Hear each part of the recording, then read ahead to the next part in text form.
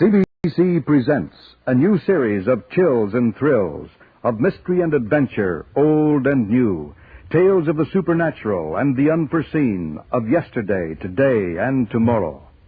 To the master among storytellers, we bow as we bring you The Telltale Heart by Edgar Allan Poe, in radio version by Len Peterson.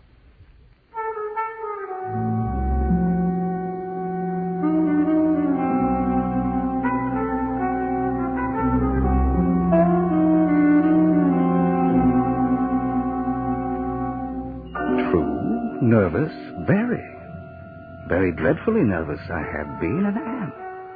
But why will you say that I am mad? The disease has sharpened my senses, not destroyed, not dulled them. Above all, my sense of hearing. I heard all things in the heaven and in the earth. I heard many things in hell. Now then, am I mad? Listen how calmly I can tell you the whole story. I was wandering on my way to nowhere, away from... that's my secret. We all have secrets. And I came to the old man's place on the edge of this town and asked for a dipper of water.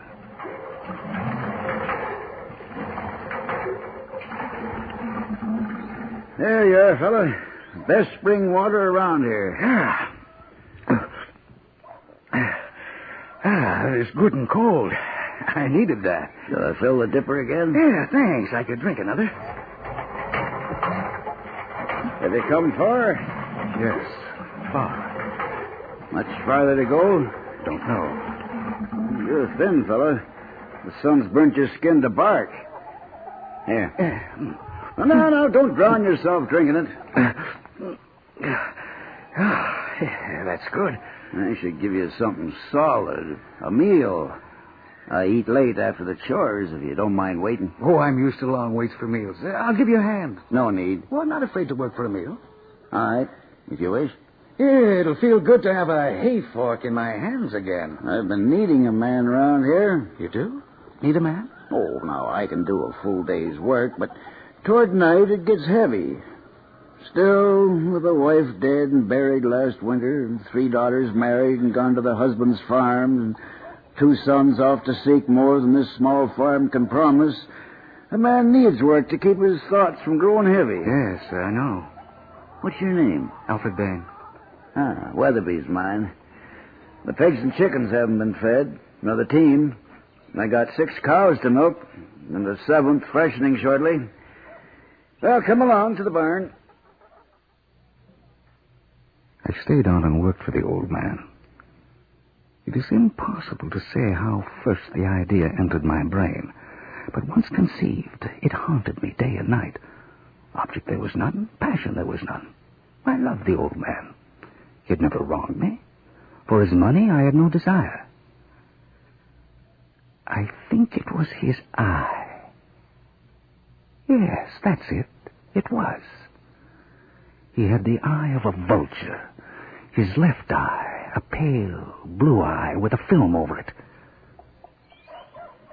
Now, shall we cut hay tomorrow, Alfred? Hay? Yes, we can cut hay. But doesn't the sky say rain? No, that's not a rain sky for around here. Oh, it is where I come from. It'll clear by morning. I can feel rain when it's on the way. I have a way of feeling what's ahead. Do you? Yeah. What's ahead? What is? No, I don't want to know. You can't know everything. Far from it. The weather's enough. Go sharpen the size. Whenever his pale blue eye fell on me, my blood ran cold. And so by degrees, very gradually, I made up my mind to take the life of the old man and thus rid myself of the eye forever. It was an evil eye. But Mother B was very kind to me. No one had been this kind. It was too much to bear. You fancy me mad. Madmen know nothing. But you should have seen how wisely I proceeded, with what caution, with what foresight, with what dissimulation I went to work. I was never kinder to the old man than during the week before I killed him. Here, let me carry those collars and harnesses, Mr. Weatherby. I'll hook up the team for you. No, why should you? Yes, let me. Here, let go of the traces. You've more than earned your keep today, and your wages. But not your kindness. How else should one treat a hired man? My son thought I was a tyrant. You a tyrant? Perhaps I do treat you better than I treated the boys. Now, that's strange. Why do you? I don't know. Because you're not afraid of work. My sons thought they were too clever to work. But I didn't treat them so badly. Some people should be treated badly. Scoundrels? I've never met a real scoundrel. Some innocent people should be treated badly, too. Oh, what an idea. They should be treated the worst of all. Now, why do you say that, Alfred? Isn't that the way life is? Toss that line over. I'll snap the buckle on here. I'm not an invalid, Alfred. I'm not that old yet. Well, I'd hate to see you an invalid. I wouldn't want that for you. Nor I. I'd like to do something for you that you would like, Mr. Weatherby. Oh, what for? You've admired this knife. Could I give you this knife? No. Keep it. No reason you should give it to me. Well, I've been insulted by people I respected. You haven't insulted me yet. Why should I? I must get on to the elders' meeting. Horses all hooked up. Up you go. How did I manage without you, Alfred? Get up. I hope I persuaded you to stay on.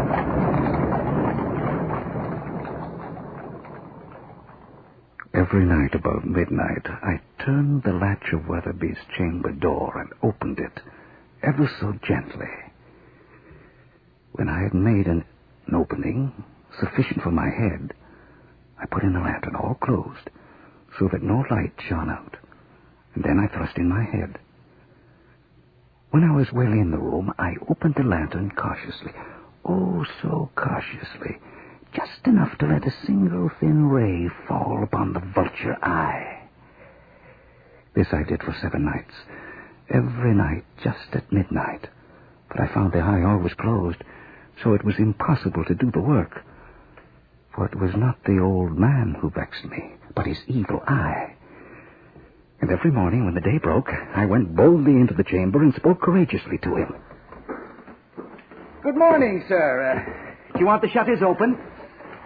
What manner of day is it? Oh, it's a fine day. Warm sun, a little breeze from the east. Yes, open the shutter. You slept well? Yes, I slept well. Oh, I'm happy to hear that. Do we start repairing the stone wall to the west field this morning? Yeah, I suppose so. Yeah. Well, the porridge is ready and the coffee. Hand me my boots. Oh, sure. Here you are, sir. Alfred, I don't understand you. Understand me? A hard-working, reliable man like you drifting about. My back. I am an old man, I fear. I haven't long, I feel. You're not feeling up to yourself today? Oh, I don't know. More than likely it was only a bad dream that left me liverish. What did you dream? Oh, it's gone now. You know, it's good to have you around, Alfred. When Amelia went to her rest last winter, I was willing to go to mine, but lately her face has grown vague to me. We had a long life together, she and I, and it was good. Till these last few years when some mold crept in. What am I waiting for? I wish I knew. Breakfast! Get up and everything will look different. Oh, it's easy to make the days look different, but the nights are always the same. Always the same. On the 8th day, I was more than usually cautious in opening the door. Never before that night had I felt the extent of my own powers, of my sagacity. I could scarcely contain my feeling of triumph to think that there I was, opening the door, little by little, and he not even to dream of my secret deeds or thoughts. I fairly chuckled at the idea, and perhaps he heard me, for he moved on the bed suddenly as if startled. And now you may think that I drew back, but no. His room was as black as pitch. I knew he could not see the opening of the door. I kept pushing it on steadily. I had my head in and was about to open the lantern. Who's there? Who's there? I kept still and said nothing. For a whole hour I did not move a muscle. I did not hear him lie down. No, he sat up in bed, listening.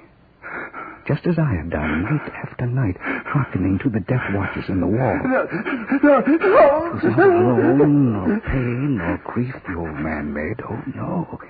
It was the low, stifled sound that arises from the bottom of the soul, a groan of mortal terror. I knew the sound well. Many a night when all the world slept, it had welled up from my own bosom, deepening with its dreadful echo the terrors that distracted me. I knew what the old man felt and pitied him, although I chuckled at heart. Is it the wind? No. There's no one. What is it? Who's there? There's nothing to see or to hear. But I feel a presence. I've known you were coming for me. Death. The dark shadow. It's the wrong time. Before the crops are in. While I've still some business to arrange with people in the town. My house is not in order. Do not surround me this way. I opened a very, very little crevice in the lantern. You cannot imagine how stealthily, until a single dim ray, like the thread of a spider, shot from the crevice and fell full upon the vulture eye. It was open, wide open, and I grew furious as I gazed upon it. All dull blue, with a hideous veil over it that chilled the very marrow of my bones. But I could see nothing else of the old man's face or person, for I had directed the ray, as if by instinct, precisely upon the damned spot. Have I not told you that what you mistake for madness is but over-acuteness of the senses? Now there came to my ears a low, dull, quick sound, such as a watch makes when enveloped in cotton. I knew that sound well. It was the beat of the old man's heart. It increased my fury as the beating of a drum stimulates the soldier into courage. Why do you wait, Death? Why do you wait? You didn't hesitate with Amelia. She had a shawl half knitted. I have much half done, and less than half. I scarcely breathed. I held the lantern motionless. I tried how steadily I could maintain the ray upon the eye. Meanwhile, the hellish tattoo of the heart increased. It grew quicker and quicker and louder every instant. The old man's terror must have been extreme. I have told you that I am nervous. So I am. And now, at the dead hour of the night, amid the dreadful silence of that old house, so strange a noise as this excited me to uncontrollable terror. Yet, for some minutes longer, I refrained and stood still. The beating grew louder. I thought the heart must burst, and a new anxiety seized me. The sound would be heard by a neighbor. Stop it! What? Go away! Go! No! I threw open the lantern and dragged him to the floor. And pulled the heavy bed over him.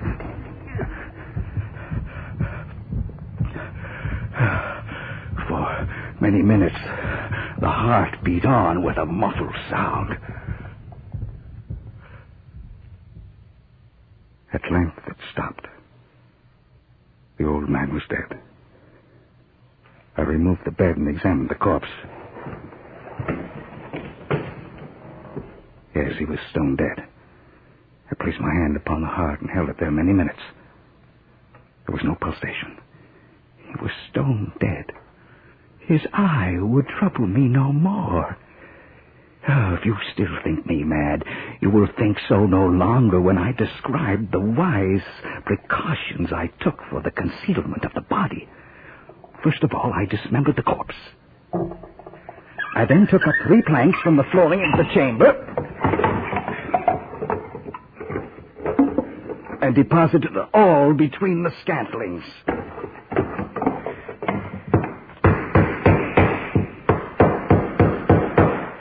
I replaced the board so cleverly, so cunningly, that no human eye, not even his, could have detected anything wrong. There was nothing to wash out, no stain of any kind, no blood spot whatever. I had been too wary for that. A tub had caught Hall. Old man under the planks, you were a good man. If I could have plucked out the evil eye without killing you, that is what I would have done. Don't think badly of me, Mr. Weatherby. I did you a good turn, too, ridding you of that evil eye. If I've done any wrong, it's because of that evil eye looking at me, giving me thoughts no man should have. But I haven't done wrong. I've done good, a great deal of good, and everything is just... Who?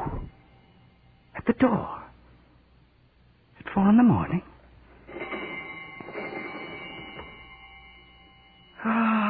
But what have I now to fear? Nothing. The eye is closed and the heart is still. Sorry to bother you at this hour. Yes? We're officers of the town's night watch. Oh, is something the matter? We would like to speak to Mr. Weatherby. Mr. Weatherby, you would like to speak to him? But he's not here. Where is he? The old gentleman has gone visiting in the country. Oh? Where? Well, that he didn't say when he left. Perhaps to one of his daughters. But he didn't say. His buggy is in the yard, and his horse is in the barn. Oh, yes. Well, he took a ride with some friends of his who were traveling the same way. What friends? Well, that I don't know. I don't know all his friends. Mr. Weatherby has so many. Uh-huh. You're his hired man? Yes. Yes, I've seen him around the town. What brought you here? A rainbow. What's that? Well, isn't everybody looking for a rainbow? One of the neighbors heard a shriek that sounded like trouble and came to the police office to tell us about it. We've been ordered to investigate. And search the house. The shriek. Oh, yes. Oh, the shriek was from a dream, a nightmare I was having. I dreamt the light from a lantern was shining in my eyes. Oh, but do come in. Mr. Weatherby will be pleased to learn the police give him such good protection. He has some valuable plate and coins in his cupboards. Come in. All right. How come you're dressed already? Dressed? Oh, I start my chore soon. Your name is Alfred? Alfred what? Bain, Alfred Bain. Go ahead, search anywhere. Go ahead. Well, I don't know what you're looking for or what you expect. Robbers? Oh, then you must make a careful search. Let me show you Mr. Weatherby's treasures. Perhaps you would like to see his chamber, too? Come with me, I'll show you. I'd hate to have trouble here while Mr. Weatherby's away. There's nothing wrong here. Oh, everything seems in order. Well, I am very glad you came and looked around. Is there anywhere else you wish to look? No, I think not. Well, sit down. Oh, don't go yet. Rest yourselves. Hey, look, sit here. And here. I'll fetch a chair for myself. How well you've done your duty. I must commend you. Oh, no, the light of that lamp will be in my eyes there. I'll put my chair here. Well, how fine it must be working as police officers, protecting the townspeople from theft and robbery and violence. Oh, it's a living. I've often wanted to be a police officer. Have you? Well, my senses are very acute. I hear the most minute sounds around me. I am very sensitive to everything. Perhaps I shall still end up a police officer. That will suit me admirably. When will Mr. Weatherby be returning? Oh, well, I don't know. Shortly, I hope. There's the oats to cut if this hot sun stays with us. Yes, the crops are good this year hereabouts. Excellent. Mr. Weatherby is very pleased with his. He says I brought him luck. A hired man does that sometimes. Oh, but I cannot take credit for that. Mr. Weatherby speaks well of you, I hear. Does he? Does he? And Weatherby in the past has been hard to please. Here, have a pipeful of tobacco from my pouch. Oh, no. Please do. Well, thank you. We're not supposed to smoke on duty. But the full watch without a pipe is a long time. We'll have to trust you not to inform the captain, huh? The officers were satisfied. My manner had convinced them. I was at ease, with my chair upon the very spot beneath which reposed the corpse of the victim. The officers sat and chatted of familiar things, but ere long I felt myself getting pale and wished them gone. My head ached, and I fancied a ringing in my ears, but still they sat and chatted. The ringing became more distinct. It continued and became more distant. Yes, the new street lamps in the town have made our job a little easier, more pleasant, especially on the very dark nights. But I'm sure, but out here at the edge of town there are not many lamps, and there should be more, several more at least. Oh, someday. People are always stumbling into holes and hurting themselves. One day someone will break a leg. But these things take time. Town has come a long way. Indeed. Yes, I like this town. I hope I can settle here. Well, why not? Yes, well, why not? Mr. Weatherby certainly needs a good man. He's growing too old to do much of the work around here himself. That's exactly what I feel, exactly. Mr. Weatherby needs someone, and why not me? Yeah. He and his sons couldn't get along, you know. Oh, the fighting that went on. A difficult man. I don't understand that. He and I never had an argument. We've gotten along very well, scarcely a cross word. Well, you must be a rare fellow. No, it is Mr. Weatherby who is the exceptional man. Well, he's had his troubles. His whole family leaving him, his wife dying, and the aches and pains of old age, and losing the sight of his left eye. His left eye? He is blind in that left eye? You didn't know? No, I did not. That's why it stares that way, and sometimes wanders on its own. He can't see out of it? His left eye? Not a speck. No doubt I grew very pale. I realized the noise was not within my ears. It increased. It was a low, dull, quick sound. Such a sound as a watch makes when enveloped in cotton. I gasped for breath. I talked more quickly, more vehemently, but the noise steadily increased. I arose and argued about trifles in a high key and with violent gestures. Why would they not be gone, those officers? I paced the floor to and fro with heavy strides, as if excited to fury by the observations of the men, but the noise steadily increased. Sit down, Mr. Bain. Sit down. I'm not going to argue with you over which line of thoroughbred has produced the better horse. No. Don't give in. Argue with me. Argue? What? Whatever you made a statement, and now you won't stand by it. You won't back it up. For my life, I can't remember what the statement was I made that started this whole thing. Nor can I. The two of you. Then I'm being made a fool of. No. We're simply talking. Can't we talk? Talk, yes, talk. Say anything you like. And I won't disagree with you. I can be as sociable as anyone and agree, no matter what is said. You do not need to convince me either. What do you wish to say? Oh, come now. One doesn't go to talk as baldly as that. One slips into it. I like to talk and slide into it of its own accord, don't you? Do I? I don't like talk that's too careful either, or touchy. Easy talk is what I like. Yeah, easy talk. And a fire and smoke. Oh, stop it, this chatter. And the smiles, those smiles, yours and yours. Is it possible you don't hear that? Hear what? Listen to it. Louder. What? You hear, both of you. You suspect.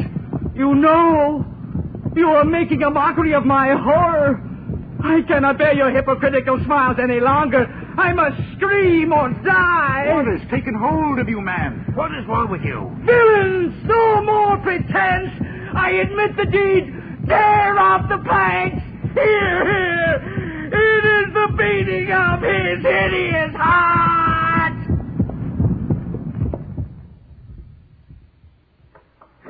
It has stopped. Here, let's see what's under those planks. It has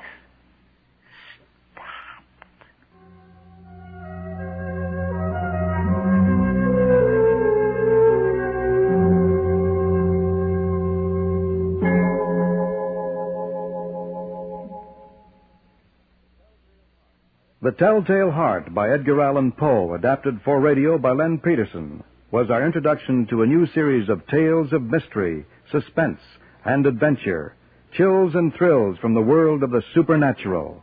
In the cast, Claude Ray as Alfred Bain, Douglas Master as Mr. Weatherby, with Murray Westgate and Cease Montgomery as the two police officers. Sound effects were by John Sliz. Technical operation, John Skillen. The Telltale Heart was a CBC Toronto production. Don Sims speaking.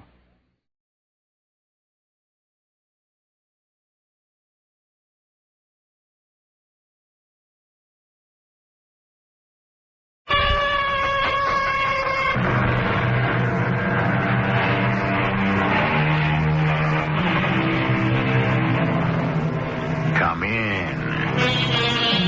Welcome. I'm E.G. Marshall. For 25 years, we ate from the same dish, slept in the same bed, shared the same room. She never had a single thought that didn't echo in my own head. And then one morning, we awoke from a dreamless sleep and discovered that we were strangers. This from an English novel. It is called The Lover I Never Knew. How well do you know your lover? I'm sorry, Mrs. Granby.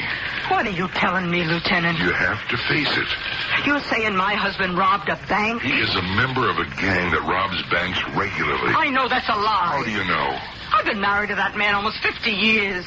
He can't keep a secret from me. I don't know, ma'am. Looks like you kept a pretty big one.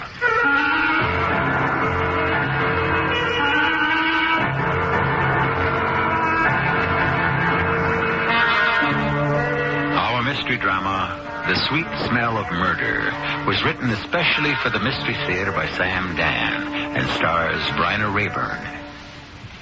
I'll be back shortly with Act One.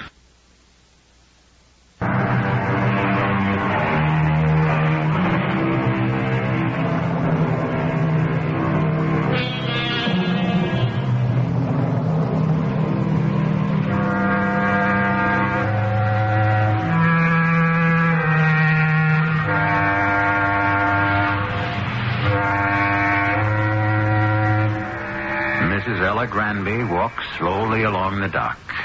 It isn't because she's 70. Oh, no. Ella, or Mom, as she's called by everybody, is still as spry as she ever was. It's just that she's thinking about something. What? Well, she doesn't really know. It's just that things have been different somehow between her and her husband, Tom, who everyone calls Pop. Different in what way? Well, she doesn't know that either. But it doesn't matter right now. She's going out in the boat with Pop, the old reliable Becky Ann, a 28-foot cabin cruiser that may be showing its age, but is still the soundest little vessel in the harbor. Hey, Skipper. There's crew coming aboard. Oh, what'd you bring for lunch? Why don't you wait and be surprised? Well, it smells good. Hop down, or do you need a helping hand? Still as spry as you was when you were 18. All right, cast off. Aye, Skipper. And we're away. What's running, Skipper? Blues. Well, that'll be supper. Hey, come forward. I want to show you something. Oh, what is it? Take a look. Why, it's a brand new ship-to-shore telephone. Give that lady a cigar. I'm not surprised I'd smoke it, too. Where'd you get it? What kind of question is that? I bought it, naturally. I seen that model in the store, in Braxy's. It cost $2,400. Well, I've done a little better than that. I hope you're feeling chilly. You know that cashmere coat you always wanted? Look at here. All right, Thomas Taylor Granby, all right. Now, you just tell me, where'd all this money come from? Where? Now, you just give me the answer. All right. You're entitled to an answer. Now, quit stalling, Thomas. I won it. You mean you were gambling? Well, in a way, I guess that's right. I won it in the lottery. When? Last week. You never told me. That's right, I didn't. And why not? Well, I was afraid you'd want to do something foolish with the money. Something foolish? Huh. Yeah, like putting it in the bank, I suppose. Well, yeah, something like that. How much did you win? Quite a bit, you might say. How much is quite a bit? Now, there's no use pumping me, Ella. I'm not going to tell you. What are you saying? I decided if I told you, I'd destroy your peace of mind. You lay awake nights just worrying about it. But you gotta tell me. You can have everything your heart desires, but that's as far as it goes. This is going to be my secret. Now, we never had any secrets from each other. I figure it's about time we started. Now, Thomas, I'm not about to accept this from you. Oh, what you want to do? Some silly arguing or some serious fishing?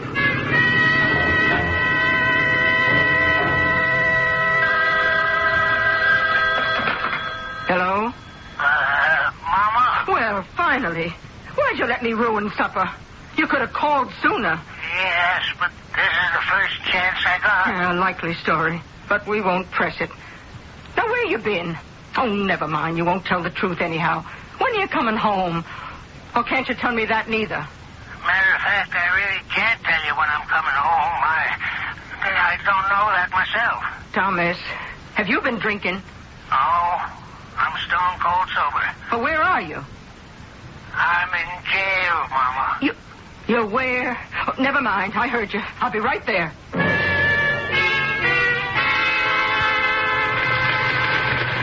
Yes, ma'am? Want some help? No, I was told to look for Lieutenant Sims. That's me. You, Mrs. Granby? Yes, sir. Well, why don't we just sit down for a minute here? Oh, where's my husband? He's being held. And what does that mean? Mrs. Granby, what do you know about all this? About all what? Well, your husband will be arraigned before a judge. He can be represented by counsel. He should be. The judge will probably set bail. But what did he do? Well, he's in it up to his neck. You still haven't told me. He's been caught with the money. What money? The stolen money. What stolen money? He won it in the lottery. Oh, is that what he told you? Yes. He said he won it in the lottery. He won $30,000 in a lottery. $30,000? Which lottery was that? Well, I don't know. He didn't tell me. Well, he didn't tell me either. So I checked around the various lotteries. Nobody paid off a winner named Thomas Granby. Well, he may have used an assumed name. Good thinking. But all the $30,000 winners are already accounted for. I say all. I can assure you there weren't that many. Well, he's never lied to me in all these years we've been married. Really? How do you know? Well, I never lied to him. I just know, that's all. Well, you must admit there's a first time for everything. Well, can I see him? Sure. And you'd better tell him to start talking. And make some sense.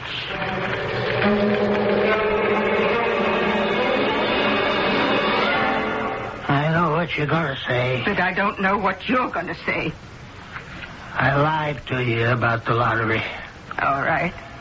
The fact is, I found the money. Well, that doesn't sound much better. What is true? $30,000. Please, Mama, I'm telling you the truth. I found it.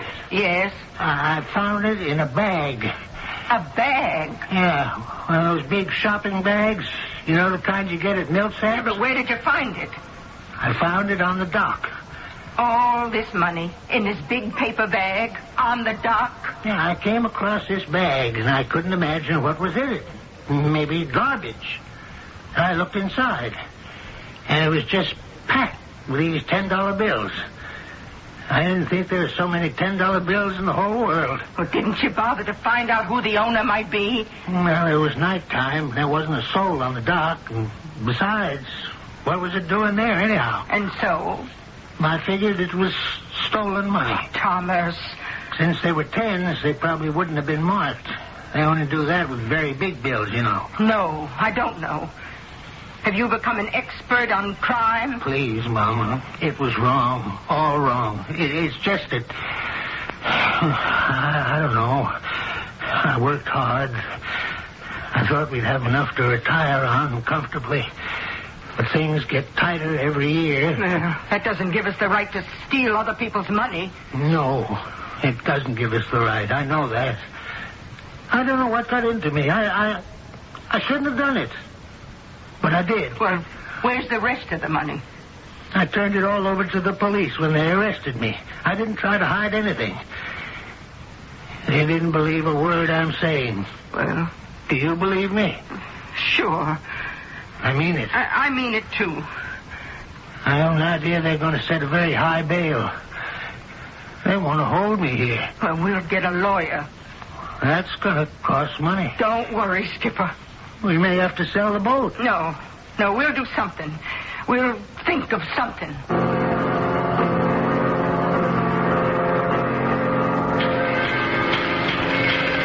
Okay, Granby. You want to talk about it? I told you the truth, Lieutenant. Sure. Why don't you believe me? Let me tell you a little story. Last month, the Third Merchants Bank of Westfield was held up. There was a $250,000 payroll ready to go to the steel mill. The bandits got away with it. Are you accusing me? There were 4 men who did the actual stick-up. The 5th man was in the car. That one was you. It was not. The 30,000. That was your piece. You're quite a guy with a wheel, aren't you? Yeah, but Lieutenant, I never What did you do before you retired, then? You were a chauffeur, weren't you? You've been driving cars professionally all your life. Well, that's true, but And all the money had been registered. Your pals knew about it. So far, yours is the only dough that's come to the surface. Lieutenant, I know it looks bad, but I'm innocent. Mm-hmm. Then how do you account for the money? I told you. I found it. Yeah. Well, at least get yourself a better story.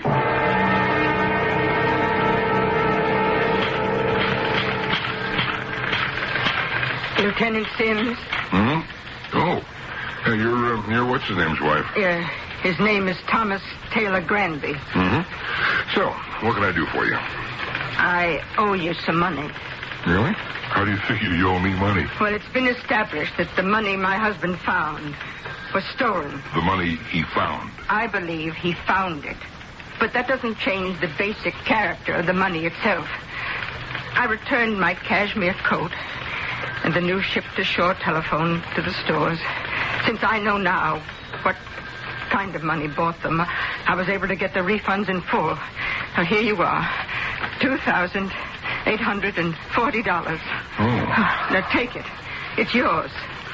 Mrs. Granby, you're quite a lady. Now, tell me, Lieutenant, the truth. Do you believe my husband is guilty? Mrs. Granby, I don't want to hurt your feelings, but the answer is yes. I see. Mrs. Granby? Mrs. Granby, you all right? Are you feeling all right? Well, do you mind if I just sit down Oh, sure. for a Here, minute? you're right here. Just right in this chair. That's it. Now, there you are. Take it easy now. Yeah. Here, let me get you a drink from the water cooler. No, I don't want to put you to any trouble. And the trouble is just right over here. There you are now. You take some of this. Oh, yes. Yes. Maybe Thank like you. a cup of coffee instead, huh? We always have some going around here. No, thank you. All right. You okay now? Yes, I think so. Hey, look, I'm sorry. It's my fault. Your fault? Well, I shouldn't have come out with it, bang, just like that. When you asked me if I thought he was guilty. Oh, you were only telling the truth, weren't you? Well, after all, I had no right to say it. A person is innocent until he's proven guilty by a court of law. I guess sometimes we sort of forget that. Yes, but you believe he's guilty. Now, look, I've got opinions. Yes. And they're based on experience, but it doesn't mean I have to be right all the time. But are you usually right? It's a hot day out there. See, maybe I could fix it up to give you a ride home. Home? No, I don't want to go home. Oh? Okay, whatever you say. I'm afraid to go home. Afraid? Of what? Of myself. Why would you be afraid of yourself? Well, I'm afraid of what I'm starting to think. Very much afraid. Oh, why? Well, suddenly he has $30,000. 30,000 stolen dollars. And he lied to me when I asked him the first time. And now he says he found it. Well, maybe he did. You don't believe that, Lieutenant. Well, looking at it straight, Facing up to the facts, Mrs. Granby, do you believe it? Now, I told you. I'm afraid of what I'm starting to think. Maybe I don't know him as well as I thought. Maybe no human being can ever really know another one, no matter how close you are. Is there always a part of you that is held back, that's closed off? Is he lying to me?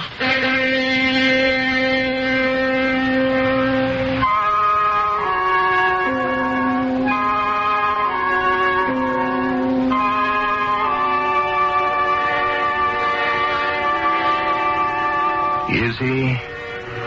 Who knows at this point? Certainly it's a far-fetched story, Pop tells us.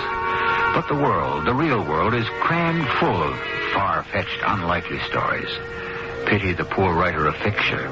How he labors to create a fairy tale in a world of fantasy, when all the time, in the real world, all around him, happening every day, are true stories that are absolutely beyond belief. I'll be back shortly with Act.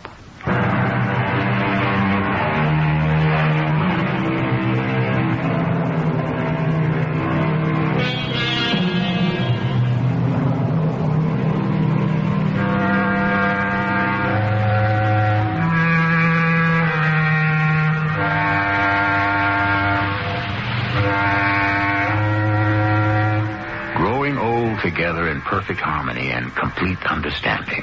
This has always been the dream of couples who are in love. It's been the devout belief of the poets and the dreamers that the longer lovers live together, the more they understand each other. And yet, experience has taught us that many times to grow closer together is also to grow further apart. I was talking to the lieutenant, Pop. Yeah? Well, he says... I know what he says. He wants me to confess. Confess to what? Confess to driving the getaway car in the bank robbery.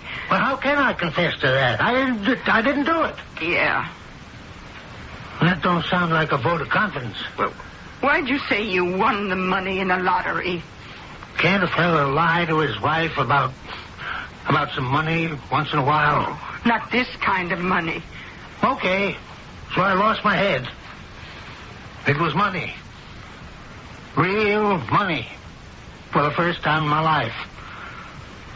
I was tempted, and I gave in. Tell me, did you drive the getaway car? How can you ask that? You miss being active. You drove for Mr. Sloan. Was always up and around and on the go. And now you're retired. Oh, sure, there's the boat. But I can tell. You've been restless. I wasn't restless. I was just worried about money. You don't believe me? I'll stand by you. That's not the same thing. All right. I believe you. I wish you could say that a little more enthusiastically. I wish I could, too.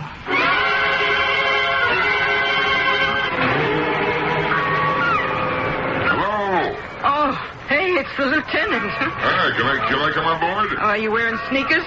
No. Take your shoes off. Okay. Hey, nice little boat. After me, it's his pride and joy. Or maybe I come after it. I wonder if he'll ever see her again. Well, it depends. On what? On whether or not someone can convince him to see reason. That someone I can bet is me. Mm-hmm. Yeah, it has to be you. I couldn't. Oh, what do you want him to do? Confess? That's the least of it. See, it doesn't really matter if he confesses or not. We've got him with the money and no way to explain it. So he can sit in jail for the rest of his life. But what do you want him to do? Talk. Tell us who his buddies were. Oh. That's how most crimes are solved.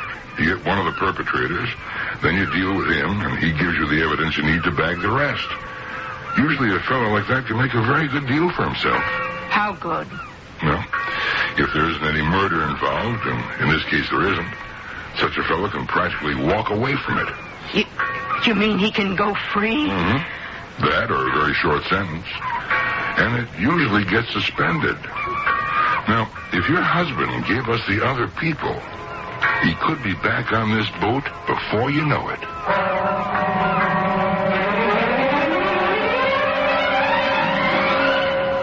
What Confederates? We've been married for 48 years. It's been smooth sailing, hasn't it? You always felt you could trust me, didn't you? Well? Yes. You know why? Because it was easy. Nothing ever came up. Now, for the first time, I find myself in trouble, and... Where are you? Where are you when I need you? I said I'd stand by you. And I said it isn't enough. What do you want me to say? I want you to say you believe I'm innocent. And if you can't say that, I don't want you to say anything at all to me ever again. Thomas! I don't care how bad it looks, how open and shut the cops may think it is. I'm innocent. And you either believe me or you don't. Oh, Thomas. Thomas. Oh, come on now. Don't get weepy on me. I'm so sorry. It's just I was so scared. Have we got it straightened out finally? Oh, yes, Thomas. Me help rob a bank? How could you believe... Thomas, please. We shouldn't talk about it anymore. We have more important things to do. We have to get you out of here. Yeah. Next time you come to visit, bring me a pie and hide a saw blade in it. Oh, Thomas. Make it a blueberry pie. Now, how did the money in that bag ever get on the dock? How do I know? Oh, we have to find out. How can we find out? I'm going to find out. How? Oh, I wish you wouldn't ask me that. Not just yet.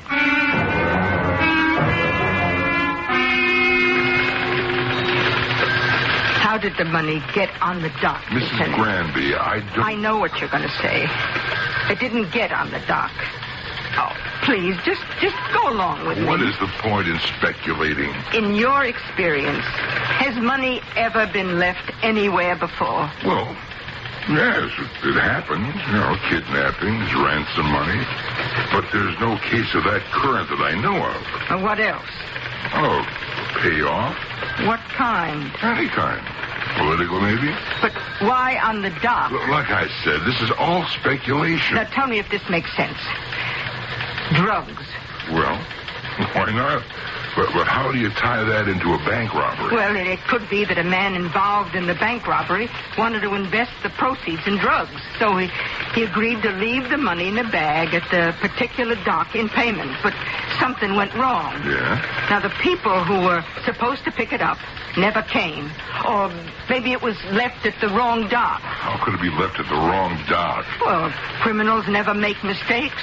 They're all such intellectual giants.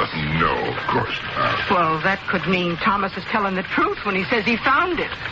Yeah, if you want to draw a very long bow. Well, why is it long? Now, I've been thinking. You say you got him signed, sealed, and delivered for a trial. Yes, I'm afraid the evidence is against him. Now, all you've got is the bag of money. It isn't beyond belief that he could have found it. Well, it would have been better for him if he turned it in. Remember, he was caught when he spent something. Yeah, sure, but you can't throw the book at him for that. And the jury would understand. Besides, he has a clean record. He's never been in trouble. Well, for your sake, I hope you're right. Well, are there any clues? Clues? What kind of clues could there possibly be? Well, there's the shopping bag Thomas says he found the money in. Did he turn it over to you? Yeah. Yeah, I think it was a shopping bag. Well, did you examine the bag? We had no reason to examine the bag. Well, if you believe Thomas, would you have a reason to examine the bag? Could I see that bag? What for? Oh, please, Lieutenant.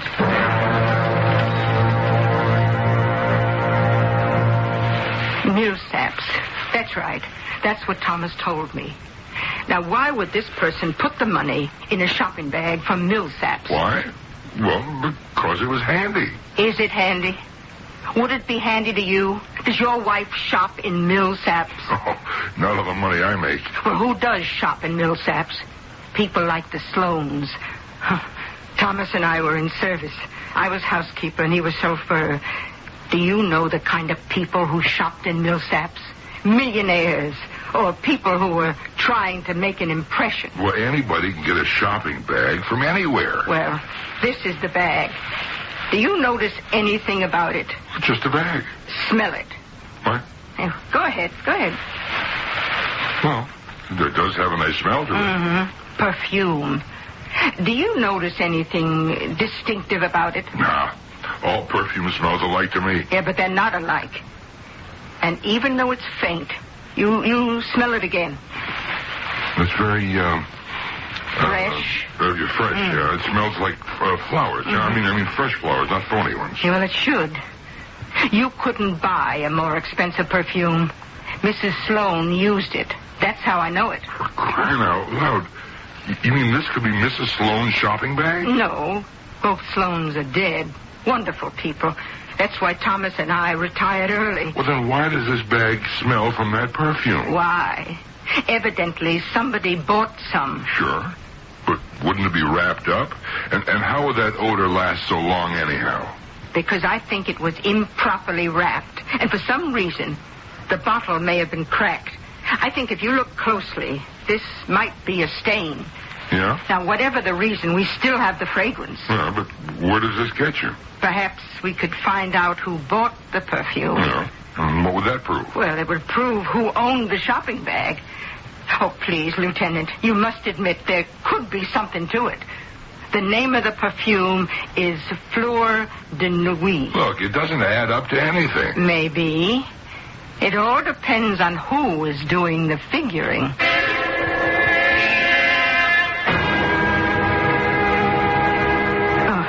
Mrs. Timmons, I am Madame Lafarge. Oh, yes. I have just come from France. I am associated with the company that manufactures Fleur de Nuit. Oh, of course. Well, I am traveling to visit all of the places that have been making such good sales for our perfume. And your store, Millsaps, it leads the rest. Well, thank you. We do a very good job with it. We are the most exclusive perfume. Oh, no question about it. And I should like, personally, to write a letter of appreciation to each and every one of our customers. I think that's a marvelous idea. Do you have for me a listing of those who have purchased Fleur de Nuit from this establishment? Oh, yes, of course. Oh, good. I can have it sent to your hotel, madam. Where are you staying? Oh, it is not a large list, no?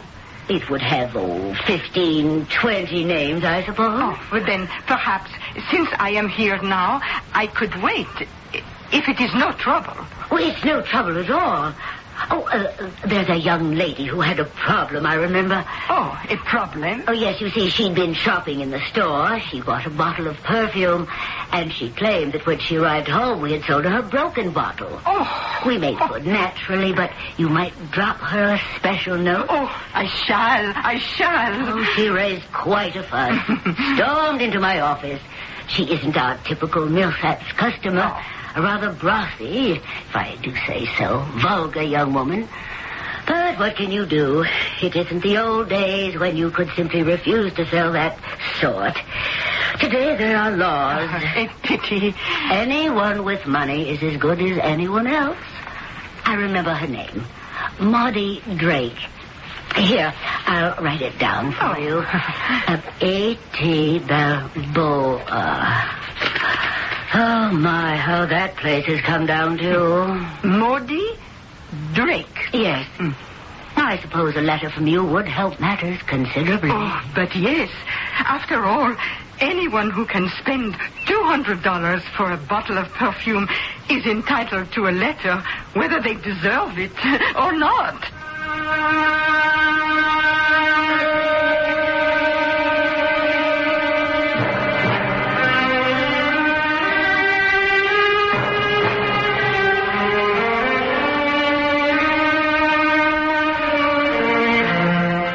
And so, here we see Mom in action as, of all things, a detective. Of course, she doesn't have a license, which could get her into trouble with the law. And she doesn't have experience, which could get her into trouble with the underworld. It is this type of double jeopardy that we shall follow in Act 3 shortly.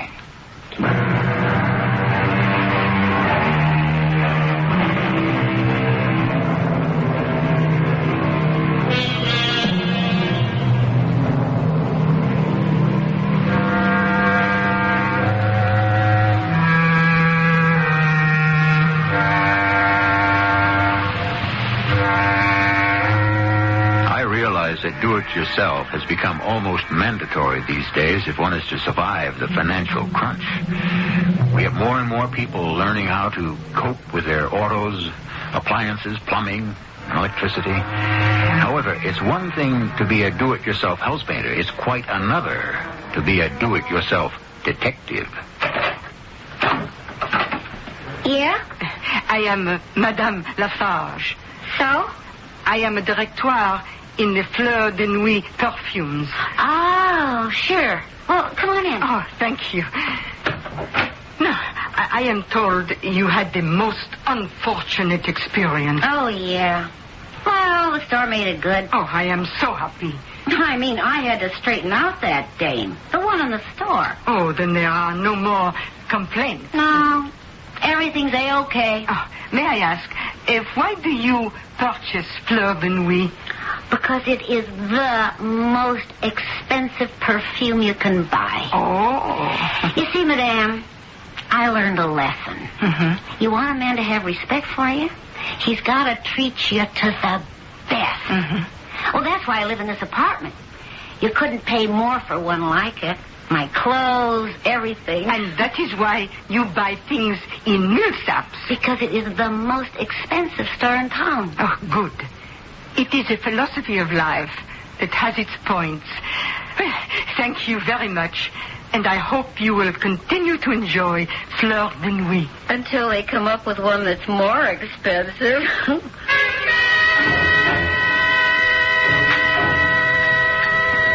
It's about time you got here, Harry. What's the matter? Well, I don't know.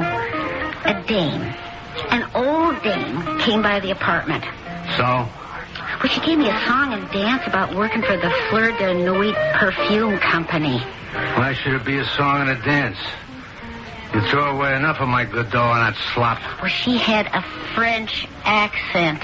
Why not? She works for a French perfume company, doesn't she? It was a phony French accent. What do you know about her? I used to be in show business. You call what you did show business? I guess so. You sure showed plenty. Now, look, one thing I got is an ear. This was an old dame from the Midwest that was putting on a French accent. So, I followed her when she left. What do you mean? Well, she got into a bus, I got into a cab. Where'd she go? Down to the fisherman's dock. Yeah? Then she got on a boat. It was called the Becky Ann. And then what'd she do? Nothing. She just sat there. I don't know what you're trying to make of it. We better find out who she is.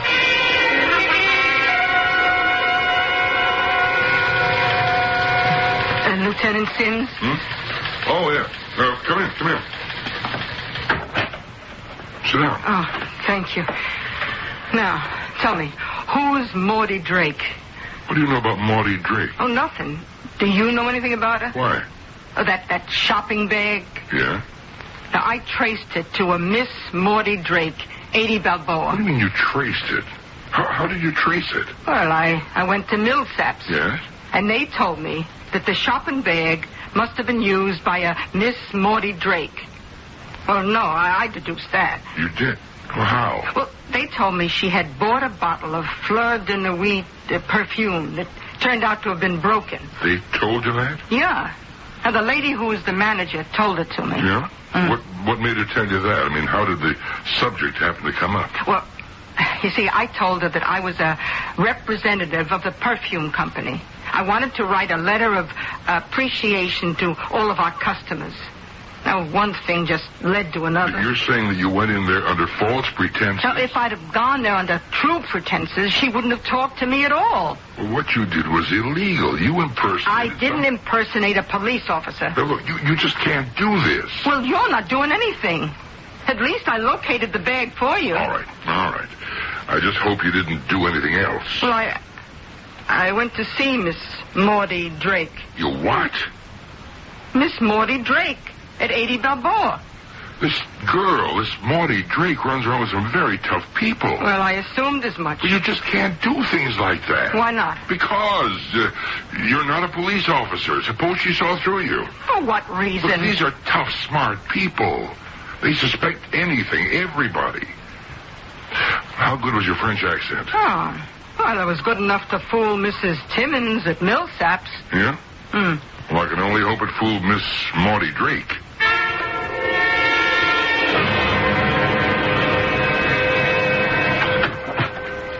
Where you been, Maudie? Checking out the old dame. She's not French. Okay, she doesn't have to be. It's part of her act for a job. Look at all these guys that work in French restaurants. See how they put it on. Her name is Mrs. Ella Granby. Yeah? You never heard her before? Granby. Why is it familiar? Her husband picked up your dough that night on the dock. Wait a minute. Yeah, wait a minute. You left it there for Leo to pay for all that grass. But stupid Leo goes to the wrong pier. So that's who she is, huh? What's she poking around for? She's telling the cops her husband found the dough. She's trying to prove he's telling the truth. How'd she ever find you? The bag. The one you left the dough in. It's just a shopping bag. How could she trace it? It's not just a shopping bag. It's from Millsaps. Why did you have to use that? It was the only one in the house. And why did you have to insist we should buy that marijuana with the dough? Because the dough is hot. What else could we do with it? Whose idea was to stick up at that bank in the first place? You should have known they'd have the money registered. Who said not to worry about it? There were ways to wash it clean, huh? What's the use of all this talk? The old lady's got us over a barrel. Oh, let's get out of town. No, not yet. Ask yourself, why is the dame poking around? I don't know. Think. It's because the cops are cold on this. It's her idea. Why should the cops bother? They got this chump, her husband. He can take the fall for the stick-up. They're happy. No, she's freelancing on her own. Harry, what do we do if the cops begin to believe her? What can happen?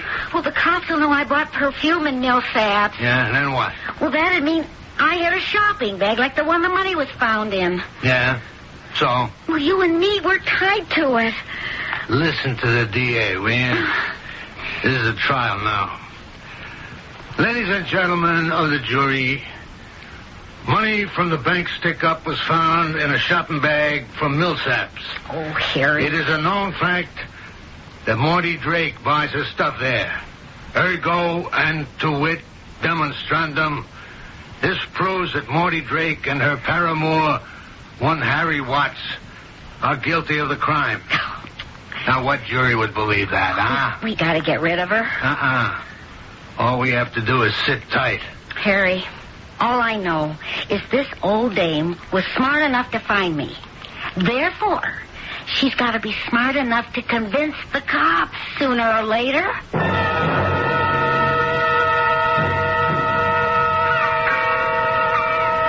Isn't it a gorgeous day, Maudie? Yeah. Day like this, seems wrong to kill somebody. Harry, this is something that's got to be done. All right. Well, she don't know you, so you go ahead in. Yeah. Hey, lady.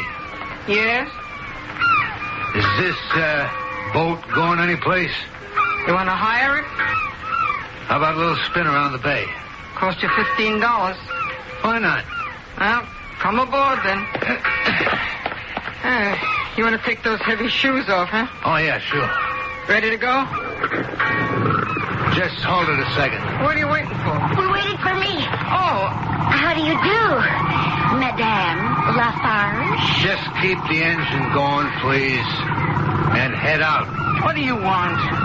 The way it is, your husband's got to be guilty of the bank holdup, and we can't have you freelancing around till the cops finally get wise. Well, what makes you think they're not wise now? You wouldn't be running around playing amateur Sherlock. Oh, no. You're in it all by yourself. So, you folks robbed that bank, huh? With a little bit of help from a few friends. I guess you wanted to use some of the money to buy drugs. And, you got your signals mixed. Am I right? You're really a very intelligent lady. I'm sorry we have to make this trip. Oh, what's going to happen to me? Looks a little rough. You could fall overboard. Everyone knows I can swim. Well, we could arrange something to take care of that. I'm sorry, but that's the way it is. Now, let's see. You confessed to robbing the bank, huh? You threatened to kill me and throw me overboard. Like I say, I'm sorry. I don't go around looking for this kind of thing. So, now, everything you said is part of the record. What record? Well, all boats keep records of everything that happens. Or they should. It's called a ship's log. Now, mine is being kept by a crew member who's just below. He's moonlighting. His real job is with the city police. His name is Lieutenant Sims. Well, hello there. Is everybody having a nice trip?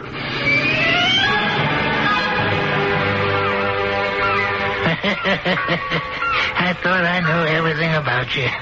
But look, all this time you were an actress. You're also a detective.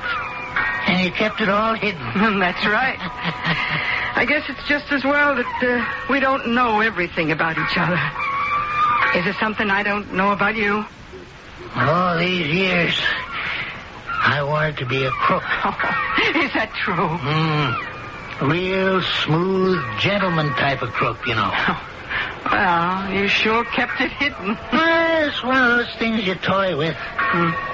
But that night when I saw the money, and I thought it could be all mine, well, there was my life's ambition. Now, aren't you ashamed of yourself? I'm lucky. What kind of crook could be successful if he's married to a detective like you?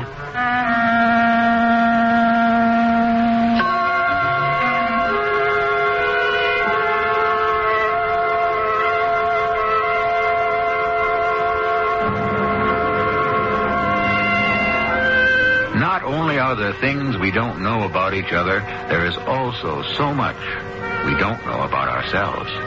What is it that we really want to accomplish? Who is it that we really want to be? Not publicly, but somewhere deep in the recesses of our very private psyche. I shall return to develop this further shortly. Hello, this is James.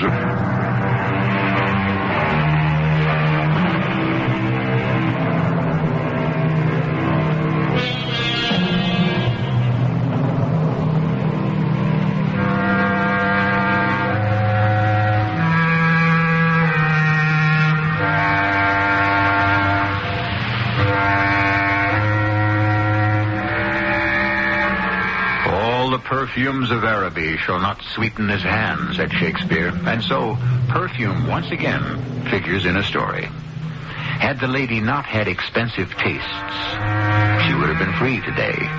And there is a justice in this, because perfume, which is meant to hide and disguise, was used this time to expose and reveal. Our cast included Bryna Rayburn, Robert Dryden, Joe Silver, and Evie Juster. The entire production was under the direction of Hyman Brown.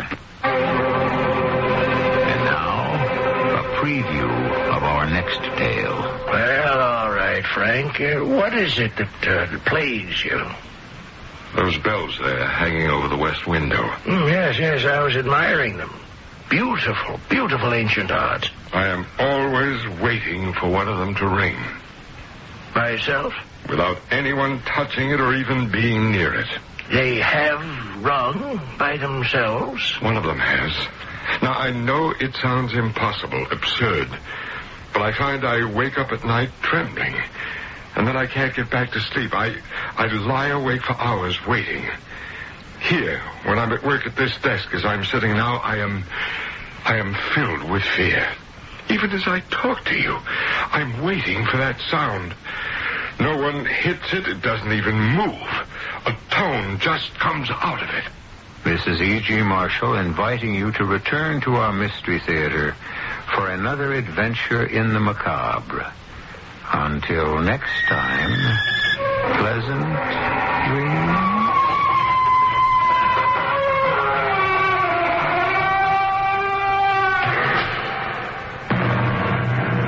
Thanks for joining us for the WAKR Radio Mystery Theater.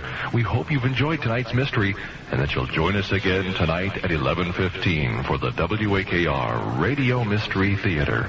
Tell your friends about the best in radio drama, exclusively in Akron, Canton, on 1590 WAKR. Until Midweek Theater. We present Murray Ney and Barbara Cooper in The Weather for Murder by Philip Levine. Oh, Miss Pierce. Just coming, Mr. Rayton. Won't be a moment. Yes, Mr. Rayton. Something else you'd like? Just my bill, please. Time I was back in the shop. Busy, are you? I've a pile of prescriptions that high. In July?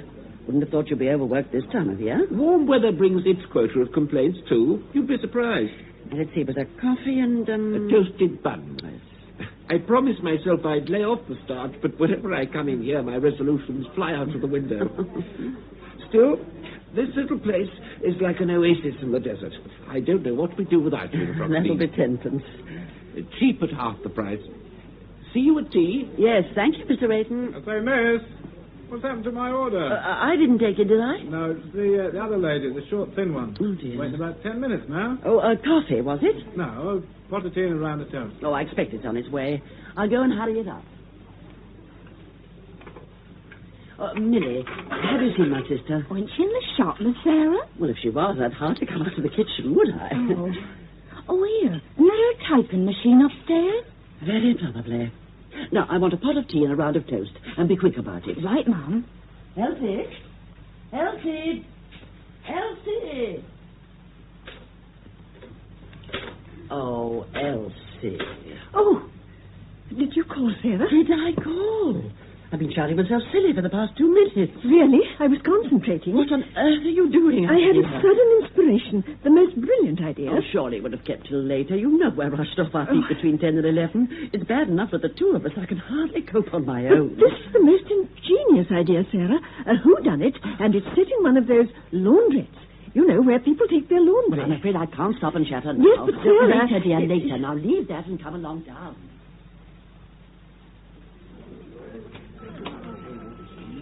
Oh, good morning, Sergeant Foster. Oh, hello, Miss Elsie. Very pleasant out this morning, isn't it? Not that it make much difference to me. Stuck away in a miserable office. Wish I was back on the beat sometime. Oh, but it's much more fun investigating, isn't it? The only investigating I done this week is to check on one dented mudguard and 2 lost cats. Oh, you know, I was hoping you'd drop in this morning. There was you? Something I wanted to ask you. Picking my brains again, eh? What are you scribbling this time? Scribbling? I'm busily writing, if that's what you mean. Another thriller? I suppose you'd call it that. I'd have thought romantic novels would have been more in your line. Oh, I don't know. Some of our most successful thriller writers are women. Agatha Christie, Dorothy Sayers. Is that how you see yourself, eh? Another Agatha Christie? Oh, it's a trifle ambitious, I agree. But even she had to start somewhere. All right. What is it this time? Well, I've set my story in a laundrette, and I wondered, would heat destroy a fingerprint? Direct heat, certainly. Oh. Now, mild heat might preserve it. Yes. But if there's any moisture about, or steam or anything like that, they disappear. Oh, would they? Afraid so. Oh, what a pity. That's ruined everything. I shan't be able to use that after all. Oh, sorry about that. But you know what I could use right now? A nice, strong cup of tea. Think you might oblige? Oh, certainly, Sergeant. I'll bring it directly. Oh, Millie, is the roast in the oven? Yes, ma'am. It's cream of celery today. You haven't forgotten? Oh, no, Miss Sarah. Cream of celery, roast or curry, date pudding and cheese to follow. That's right. Oh, how are we off for curry powder? Well, enough for today, but you'll need to order some more. Are you off shopping, Sarah? Just going. But I'll be back for the first of the lunches. Oh, have you typed up the menu? Yes, I've got them here. Fine. Put them round the tables. It reminds me, I must see if Mallards have got that sample in yet. What sample is that? The plastic tablecloth. Oh, surely not, Sarah. And what's the objection? I simply loathe plastic. Well, that's no argument. They're highly practical. I dare say, but must everything be practical? Oh, Sarah, customers prefer good old-fashioned cloth, linen. They're more homely. That may be, but very impractical. Do you know what our laundry bill is each week? It runs into pounds. Well, then, let's put up our prices. They're quite high enough already. Elsie, you may not realize it, but we barely make ends meet. Well, why don't we put in a few more tables? Oh, my dear, if we put in another table or chair, there wouldn't be room to move. But didn't you say something about enlarging the place? Yes, I intend to, if I can acquire that small plot next door. Oh, yes. The one that belongs to Mr. Everett. Mm-hmm. Have you spoken to him yet? No, but I shall at the first opportunity. He usually comes in about 11, though he hasn't been in this morning. Well, if he does, for heaven's sake, don't you say anything. It needs a tactful approach. Yeah. And let's face it, you've no head for business. So I think you'll agree it's best left to me. Oh, yes, indeed, Sarah. I'd be quite hopeless. Good. Well, you set out those menus. You've put on the correct date, haven't you? Yes, the 16th of July. Fine. Then when you've done that, I shall have your coffee. Oh, don't leave the shop, will you? Oh, no, sir. I'll see you shortly. Oh, I'm sorry, Miss Sarah. Good morning, Mrs. Clark. Good morning, Miss Elsie. Oh, I forgot the donuts when I was in earlier. They haven't all gone, have they? Oh, no, there's half a dozen left. Well, I take them then. Oh, my, it's been such a morning in the post office. I ran out of 7 8 insurance stamps. Good morning, Elsie. Oh, hello, Mr. Everett. If you'll find yourself a table, I shan't keep you long. Thank you. There's no hurry. That'll be 1 and 6. Oh, yes. That's it, then. Well, thank you so much. Morning, Miss Everett. Good morning, Mrs. Clark. The usual, Mr. Everett. Please. Oh, I seem to have missed the rush. Yes, we were frightfully busy earlier on. I was just about to have my coffee, too. Oh, well, join me if you like. Oh, may I? Anything with your coffee? Just a plain bun, I think. Right. I shan't be a jiffy. Yours is half and half, if I remember rightly. Yes. No milk for you? No, I prefer mine black. They say black coffee keeps the mind alert and clear. And that's very essential if one's doing creative work, don't you think? Oh, very. How's the writing coming along? Oh, not too badly. But it's so difficult finding new ideas. Oh, excuse me, just a moment. There's the postman. It's for you, Miss Pierce. Oh, is it? One parcel, but no need to sign. Thank you. Pleasure. Oh, dear. Another rejection? Well, never mind. There are a great many other publishers. No, I'm afraid there aren't. I've exhausted them all. Oh, well, into the wastepaper basket, I suppose. Tell me, what was it about? Oh, I'd hate to bore you. you. You'll never bore me, Elsie. On the contrary. Now then, come along. Oh, well, it was about a private detective in Soho. Do you know any private detectives? No, I don't. Have you ever been to Soho? No, but I've seen pictures and read books. Ah, but that's the trouble, you see. Surely it's best to write from your own experience. Possibly. But I could hardly write about Frockstein, could I? Oh, why not? You know Frockstein. Oh, it's so dull and boring, and this tea shop wouldn't make a very exciting background for a thriller. Oh, I wouldn't say that. At least you'd know the people. A murder isn't limited to any particular background or class. I bet there isn't a person anywhere who hasn't thought of murdering someone at some time. Oh, not you, surely, Mr. Everett. Oh, you'd be surprised. And whilst I remember, I wish you'd call me Victor. Oh, well, as long as Mrs. Everett won't object. Oh, why should she? Now, if you would take my advice, Elsie, you'll start your next novel nearer home. I'll try. I must say I'm getting a little tired of rejection slips. I meant to ask you before, what happened to your dog? My dog? Yes, Dandy, wasn't that his name? Such a lovely Labrador with the best coat I've ever seen. I'm afraid I had to get rid of him.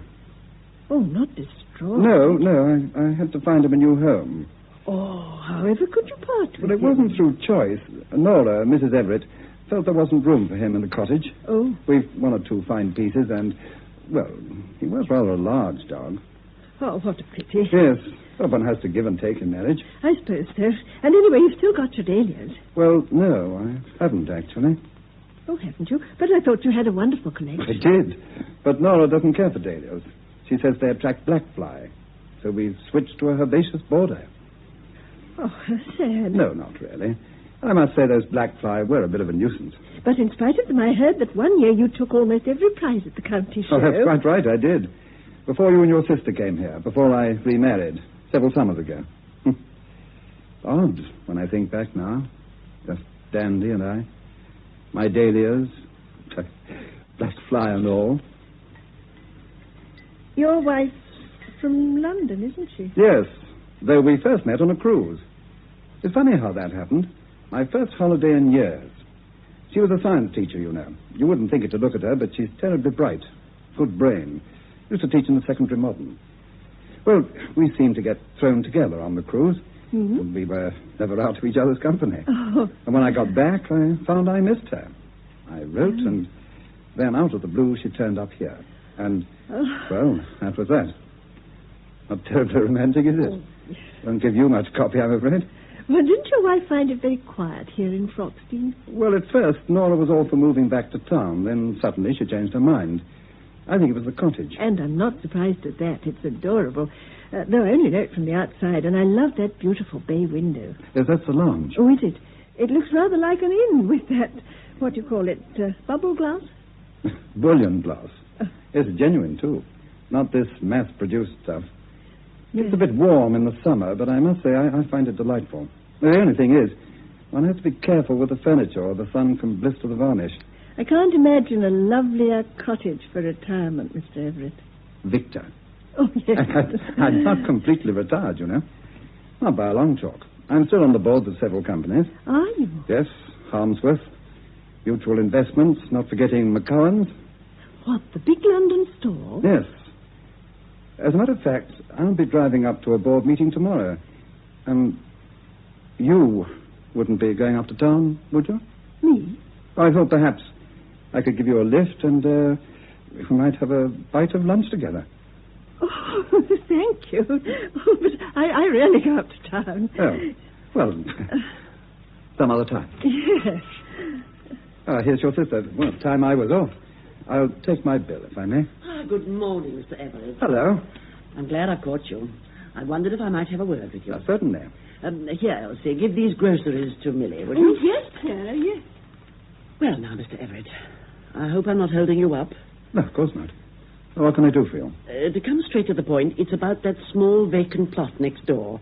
I understand from my solicitors that it belongs to you. Yes, I bought it some years ago. It was part of the old Lingfield estate. Well, my sister and I were thinking of enlarging the shop. We're rather cramped here, as you can see. Well, if you're thinking of making an offer, don't make it to me. I'm sorry. I made over a few properties to my wife at the time of our marriage, and I have a feeling that's among them. Oh, I see. Well, there's no harm in your having a word with her. I'll tell you what. I'll mention it to her when I get back and ask her to telephone you. Would you? I'd be most grateful. But knowing my wife, I better warn you. She'll drive a hard bargain.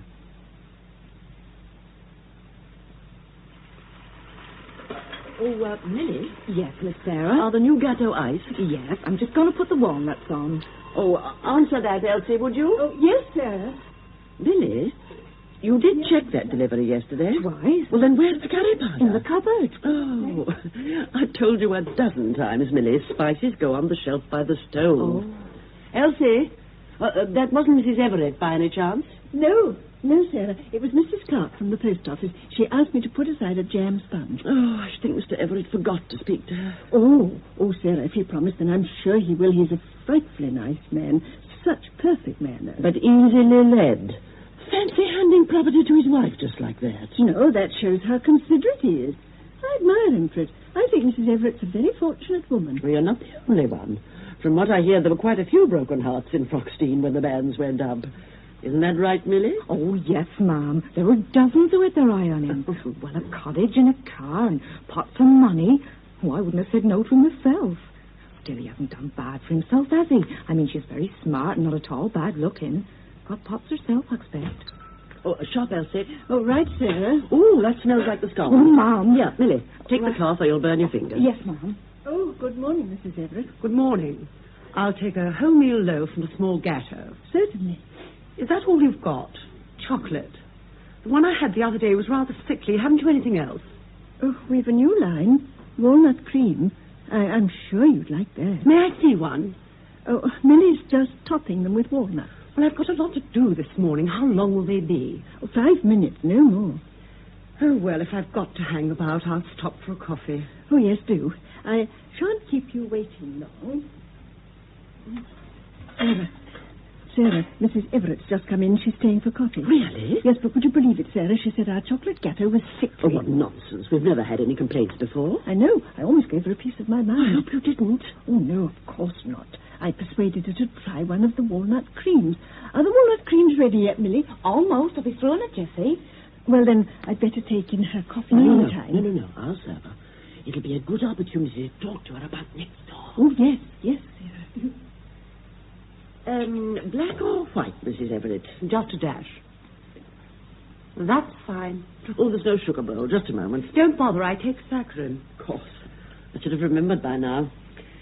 Anything else for you? No, not just now. Though I'm glad you brought the coffee in, Miss Pierce. It saves me telephoning. My husband mentioned you'd been inquiring about the plot next door. Oh, yes.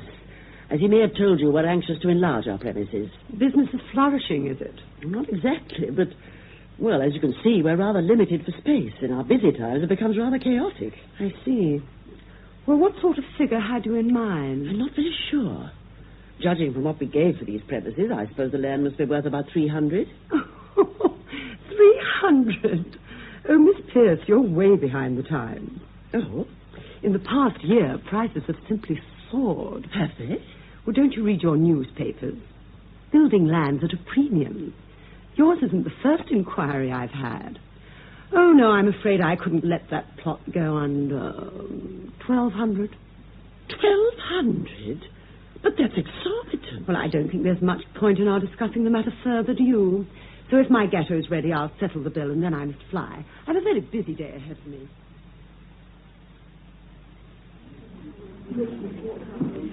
Oh, the heat. Elsie, if you're on your way to the kitchen, put on the other fan, will you? It's terribly close. I intended to, Sarah.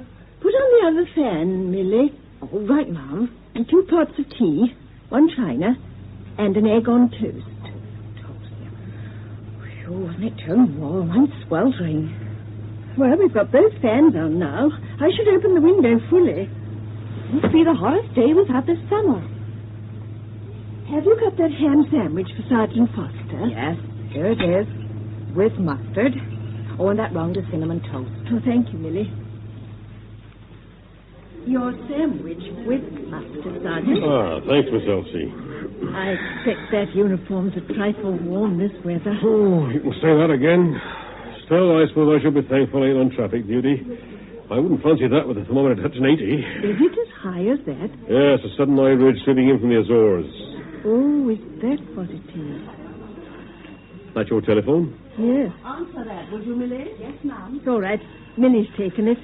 Oh, you know what I could do with an issue of Tropical Kit. Oh, I'm sure you'll feel refreshed once you've had your tea. Sergeant, I meant to tell you, I've given up writing stories about private detectives. Oh? I'm going to concentrate on something nearer home, from my own experience. Well, that should be interesting. Yes. Sergeant Foster. Yes, what is it, Millie? There's a phone just now. No, just take it easy and catch your breath. But that was your constable. He's had an urgent call. The Everett's cottage is on fire. What? Oh, no. He said for the brigade, but there's a terrible blaze. Quick, let's have me helmet.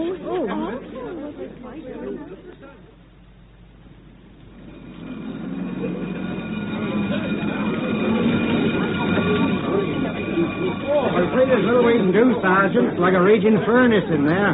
Just burn itself out. Are you sure there's no one inside? Well, my men couldn't get within 10 yards of the place. We can only pray and hope. How do you think it started? Your guess is as good as mine. That old timber construction's a menace. Once it's alight, there's no holding it. Yes, some blaze. We're lucky it's isolated. At least there's no damage to surrounding property. You'll have to watch that garden shed. Oh, not to worry. My men have got their eye on that. Oh, I see we got ourselves an audience. Yeah, half the village turned overlooking it. I wish they'd keep their distance. They're getting a bit close to that fence. You leave them to me, I'll handle them. All right now, folks. Now, keep well back to that fence. Come along back now, please. Come along back. Sergeant, what a pity about that lovely costume. Why, Miss Elsie, what are you doing down here? I never could resist the fire. Well, I must say, you won't see an oven like this in a hurry. That roof will be in any minute. Is Mrs. Everett safe? We're keeping our fingers crossed. She was in the shop this morning. Was she? What about her husband? He's gone up to London for a board meeting. He mentioned something yesterday. Now, where was this meeting, did he say? Yes, he's the director of McCowan. Oh, that's helpful. I'll try and get him on the blower right away. Now, do keep away from that fence, please!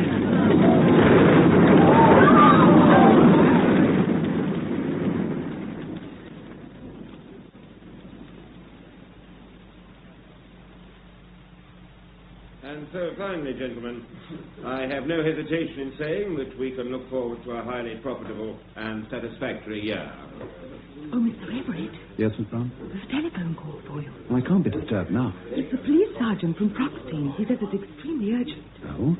All right. I'll take it. Where is it? Next door in the outer office. Would you excuse me a moment, Mr. Chairman? Yes, of course, Everett. Hello? Oh, I shan't give you a moment, Sergeant. He's just coming. Oh, here you are, sir. Thank you.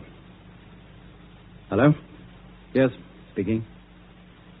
Please come to the point. I'm in the middle of a board meeting. What? When did this happen? I see. But is my wife all right? Well, if she returns before I get there, tell her I'm on my way back. Yes. Yes, I should be there by 6. It was good of you to call, Sergeant. Thank you. Miss Brown. Yes, sir? Get me a brandy, would you? Certainly, sir. The usual with soda. No. Make it a double. At least. Honestly, Elsie, I don't understand people at all. They only have to hear the word fire and they start behaving like a bunch of schoolchildren. It's just natural curiosity. Well, I can't see anything natural about it. It's morbid, if you ask me. I've never seen such a stampede. You, Millie? But the place emptied itself so quickly, you'd have thought the tea shop was on fire. Well, you should have come too, Sarah. It was still burning when I left. Oh, poor Mr. Everett. He will be upset. Well, I hope he had the good sense to be insured. But that'll hardly compensate for the loss of such a charming cottage. And all the inconvenience, Sarah. I mean, where will the Everetts live? Well, they'll have to find a hotel. And to think of all their beautiful antique furniture. It'll be replaced if it's insured. Oh, but it's not the same. Be practical. One chair's the same as another. But they've lost everything. Except the garden shed. It's about time Millie was back. I'll have something to say to her, gallivanting off without so much as a by your leave. Oh, if she is now. And about time. Sorry, Mom, but the most terrible things happened. Oh? The fireman found a body in the cottage. Oh, no. It's Mrs. Everett, there's no doubt. Oh, to think she was only in here this morning. Now, use your handkerchief, Millie, for goodness sake. Are they certain it was Mrs. Everett? Yes, I heard the fireman say. Oh, how dreadful. Oh, it was terrible, Mom. They had a police car there, and she was all covered in a sheet. Oh, dear. All right, Millie. Now, just pull yourself together. Get the tea things washed up, and then you can go off. Right, Mom. Oh, poor Mr. Everett. Oh, yes. Poor man. But people get over these things like everything else. Still, we could offer to help. Help? In what way? Well, Sarah, it's an awful thought that the poor man will have to stay alone in some ghastly hotel room. Couldn't we offer to put him up for a day or two? Well, I suppose we could. Oh, we've a spare room, Sarah, and it wouldn't be much bother. He could eat down here. Oh, surely it's the least we could do. I'm sorry to have brought you down here, sir, but it wasn't necessary for identification purposes.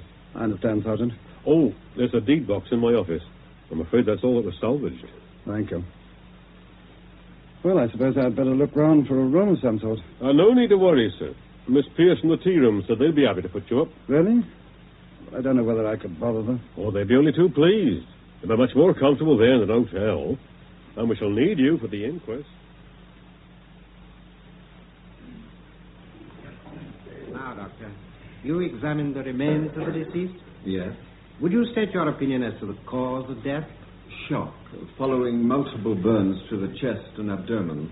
I should perhaps add it was not possible to conduct a normal postmortem Beyond a routine examination of the throat and lungs. Due to the extensive burns? Yes, though after reading the fire officer's report and noting the position in which the deceased was found, I'm of the opinion that Mrs. Everett was asleep in a chair when the flames enveloped her. Thank you, Doctor. Call Victor Everett. Victor Everett. I swear by Almighty God to tell the truth, the whole truth, and nothing but the truth. So help me God. Do take a seat, Mr. Everett. Thank you. You are Victor Everett, formerly of Hillside Cottage, Meadows Lane, Froxdean. Yes. On what occasion did you last see your wife? On the morning of the 17th of July, at about 10:30. I was due at a board meeting in London that afternoon, but I thought I'd go up a little earlier. My wife had some shopping to do, and we left the house together, as I say, around 10:30. And later that day at approximately 6:15 p.m., you identified the body of a woman at the Froxdean police station as that of your wife. Yes. Now, Mr. Everett, although we shall be calling an expert witness in a few moments, have you any comments to make at this stage as to the cause of the fire? No, I'm afraid I haven't. We didn't have gas in the house. My wife preferred electricity. And the entire cottage was rewired by the board about 18 months ago, shortly after my wife and I were married. Was your wife in the habit of smoking? No. Were there any inflammable materials stored in the house? None at all, as far as I know. I've a bottle of Sinners and some methylated spirits, but they're kept in the garden shed, well away from the house. So you can offer no explanation as to the cause of the fire? I'm afraid I can't. Well, thank you, Mr. Everett. You may step down. Call Mr. R.A. Jenkins, County Fire Officer. Mr. R.A. Jenkins, County Fire Officer. I swear by Almighty God to tell the truth, the whole truth, and nothing but the truth, so help me God. You are Ronald Arthur Jenkins, Fire Officer of this county. Yes, sir. And on the afternoon of the 17th of July, you examined the debris and what remained of the residence known as Hillside Cottage, Meadows Lane, Froxdean. I did. And did you reach any conclusion concerning the origin of this fire? I did, sir. Will you state these conclusions to the court? Certainly, sir. I have had extensive experience in locating what is known as the seat of the fire. That is its point of origin. And I am of the opinion that the fire commenced in the region of the lounge window. How exactly? Well, the afternoon of the 17th was extremely hot. Temperatures were in the 80s. The lounge window contained bullion glass. Now, due to several factors, the angle of the sun, the bubble in the glass, the sun's rays were concentrated onto the curtain, rather like a child playing with a magnifying glass. I should say the temperature reached might have been in the neighborhood of 200 to 230 degrees centigrade, sufficient to ignite a curtain made of cotton or similar fiber. Were they of cotton? I can't say. They were completely destroyed in the fire, though the residue suggested they might have been. Thank you, Mr. Jenkins. You've been most helpful. In the case of Honora Everett, aged 42, who died in the fire at Hillside Cottage, Froxdean, we've heard the evidence of her husband, also the police pathologist, and the county fire officer.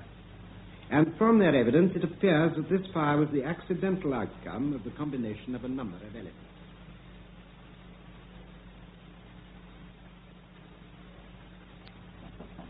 Come in. Oh, I hope I'm not disturbing you, Mr. Everett. Of course not. I brought you a few flowers from the garden. Help cheer up the room. I saw you cutting them, but I didn't realize they were for me. Dahlias, too. Oh, thank you. Are you quite comfortable? Oh, very. I really can't thank you and your sister enough. You've been so very kind. Oh, not at all. Though I don't think I should stay here much longer. I've been here over a week. Oh, you're not any trouble.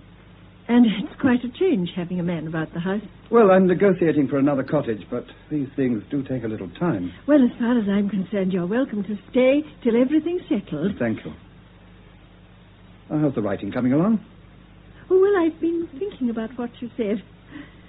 Finding a subject nearer home. Yes. And to tell you the truth, I did get an idea, but, well, on reflection, I thought it might be in bad taste. Ah, now, that immediately makes my ears prick up. Tell me more. Must I? Come now. It surely can't be as bad as all that. You might change your mind if I tell you. Well, do try me. Well, if you must know, it came to me during the inquest. The inquest? On your wife. Please, do go on. Well, I don't know how to say it, but I thought it might be an idea to start my story with a fire in the village. Well, it's been done rather often. Yes, I suppose it has. I haven't really worked it out in detail. I thought I'd talk it over with Sergeant Foster when he drops in for tea. And unless, of course, you object. But why on earth should I? No, do go ahead. Though, personally, I should have looked for something a little more original.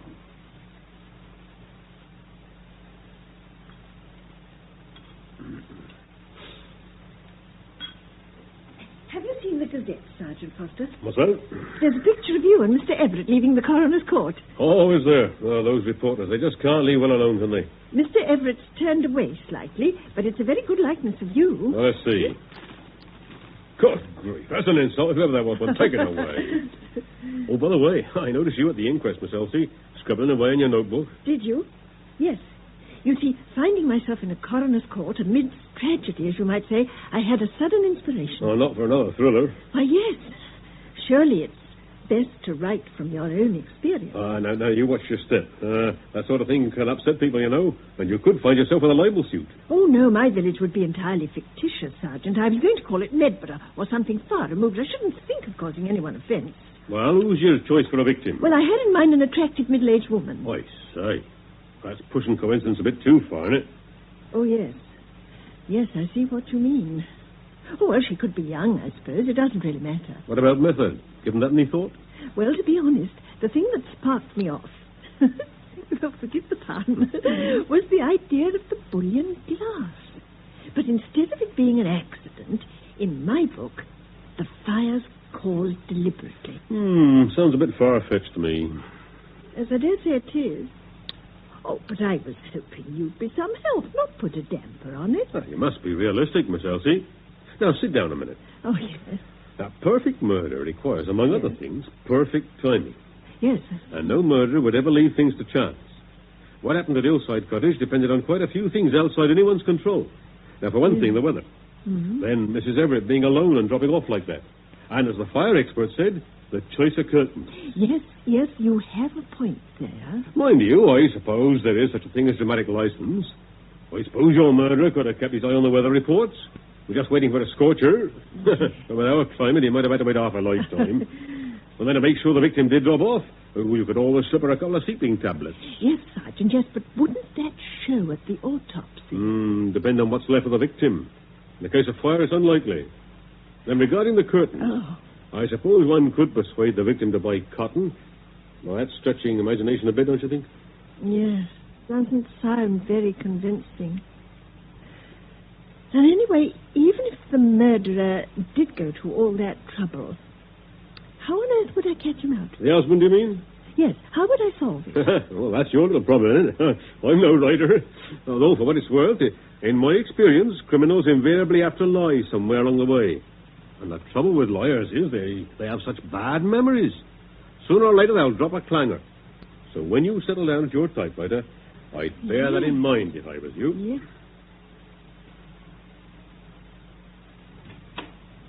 Oh, forgive me, Elsie. I didn't realize you were in here. Oh, do come in. Oh, thank you. The pot's still warm. Would you like a cup? Oh, thanks. No, don't you get up. I'll see to it. Would you like a second one? Oh, it'd give me pleasure to serve you for a change. Thank you.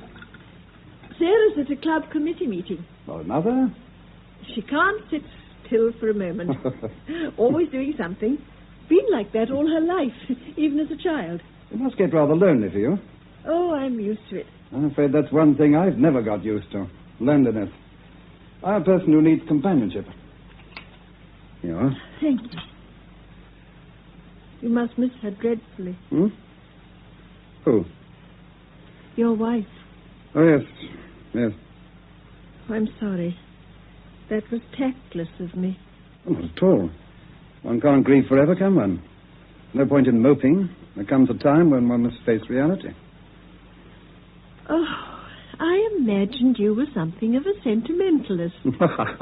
Oh, now, Elsie. I know you will hate the cliché, but Never judge a book by its cover. Throughout my professional life, I've learned to adapt myself to the situation. It's the only way. I'm different. I've never been willing to accept second best. That's probably why I've remained an old spinster. Not old. Oh, come now. As you said, one must face reality. Perhaps. But it still puzzles me why somebody hasn't snapped you up long ago. Oh, forgive me. Would you like a piece of cake? It's chocolate. Yes, I think I will. Oh, hey, no, not too large a slice. It's our own, you know. Yes, I've had your gâteau on several occasions. They're excellent. But the one I'm really partial to is that new one of yours. What do you call it? Walnut cream. Yes, that's one of Sarah's creations. Walnut cream, did you say? Yes. Even Nora was aghast when I asked for a second helping. Oh, don't look so surprised. I have a very sweet tooth. I'm sure you must have noticed. Yes, of course. Oh, what is it? Are you all right? I'm sorry. I hope you won't think I'm being rude, but I've a slight headache. I think I'll have an early night. Elsie? Oh, in bed already? Yes, I was feeling rather tired. Oh, well, then I won't disturb you. No, don't go, Sarah. Hmm? Did the meeting go well? Very. The bazaar's to be held on the 25th. I've promised them one or two things. Oh, I should give them a sponge or a gâteau. I probably will. That new one of yours. Walnut cream is very popular. Yes, I'm feeling rather proud of that. You know, I suddenly realized the very first one went to Mrs. Everett. Oh, did it? Oh, yes, you're right. I remember now. The day of the fire. And if Mr. Everett drove to London at 10:20, he couldn't have had any of it. Well, he's made up for it. He had several portions of tea yesterday. Oh, did he? Yes, but what I mean was... Now, you lie back and I'll straighten your pillow. There. If you're feeling tired, this is no time to chat.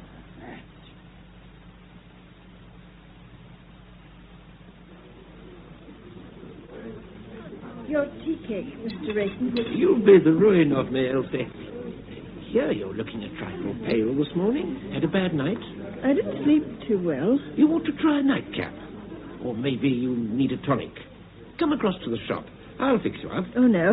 Don't think it's anything to worry about. Well, whatever else you take, don't let me see you with a prescription for sleeping tablets. Although I sell them, I don't approve of them. It's a bad habit to get into. No, I've never taken any. Well, I shouldn't start. Confidentially, if you knew the number of people who take sleeping tablets, you'd have a fit. In this village, too. Really? Mrs. Turner from the manor. No. Bert Parker at the pub. Oh, Mrs. Denton. Mr. Everett. Charlie Mr. Miller. Everett, did you say? Yes, I thought that would shake you. But I filled a prescription for him not a fortnight ago.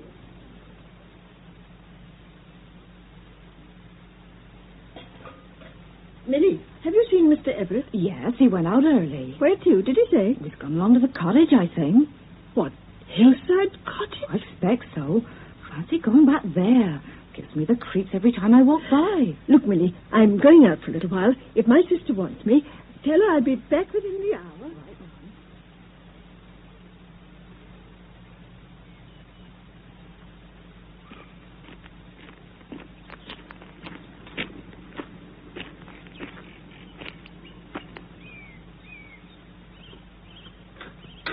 Who's that? Oh, it's you, Elsie. Oh, you did startle me for a moment. I'm sorry, Mr. Everett. Oh, what are you doing out here? Oh, just taking a stroll. I noticed the shed door was slightly ajar, and I thought someone had broken in. No, it's been under lock and key since the fire. I came by for a few tools. What have you got there? In your hand? Oh, this tin, you mean? Just some sodium chlorate. Your path could do with weeding. I thought it'd make myself useful. You don't mind my helping out in the garden? No. I'm sure Sarah will be most grateful. Yes, but what about you? I was hoping I'd save you a few back-breaking jobs. Oh, well, thank you. Elsie, I've a confession to make to you. Confession? Yes. trouble is where to begin. Is it about your wife? I can see no one can keep things hidden from you. The truth is, we didn't get on very well. During the past 6 months, it became almost unbearable. It was as much as I could do to sit in the same room with her. Oh, I escaped whenever I could. You know, your little tea room was a haven to me. Oh, the fire was a shocking, dreadful thing to have happened, but if I'm to be honest, I'm not unhappy. Far from it. Why are you telling me this? Because with everyone offering their condolences, it's been a great strain having to keep up this pretense. I needed to tell someone. Who better than you? Oh. You were up rather early this morning, weren't you? Always been an early riser. Oh, didn't you sleep well? On the contrary, never better. Sarah came in rather late. I thought she may have disturbed you. No, I'm a very heavy sleeper. Have you always been like that? Yes, since I can remember. I'm one of those people who drops off the moment their head touches the feather.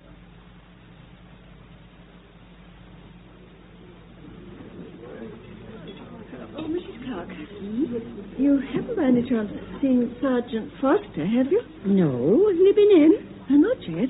Oh, he's probably over at the county court. I think he'd be in later on. I can't see him missing the roast. Oh, by the way, Miss Elsie, is Mr. Everett still with you? Yes. You know, my husband and I offered to put him up, but you got in first. Oh, I don't doubt he's comfortable here. Not much trouble, neither is he. Oh, none at all. No. Awful thing to have happened when you come to think of it. He's such a nice man, so considerate to her, although she was a bit of a so-and-so. Yes. You know, I've never known a man worry about his wife's health and comfort as much as he did. Really? Yes.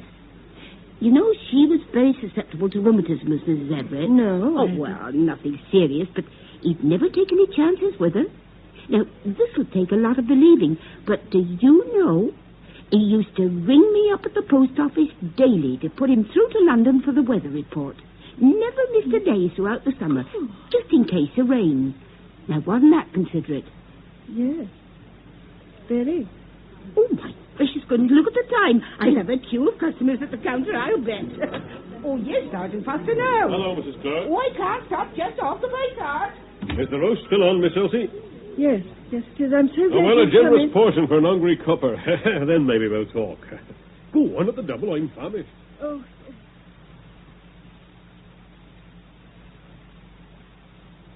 Have you finished, Sergeant? Thank you, Miss Sarah. Lovely bit of beef. Glad you enjoyed it.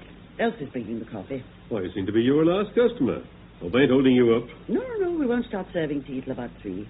Your coffee, Sergeant. Thank you, Miss Elsie. Oh, Elsie, while I remember, as it's half day tomorrow, I promised to help with the bazaar.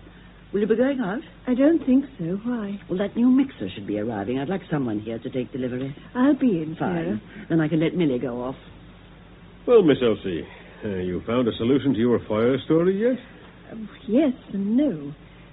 You remember that lie you spoke about? Uh-huh. Well, I had an idea about that. In my story, the wife purchases a cake on the day of the fire, after the husband was supposed to have gone up to town. It was a new kind of cake, but the husband at some later date remarks on its flavour.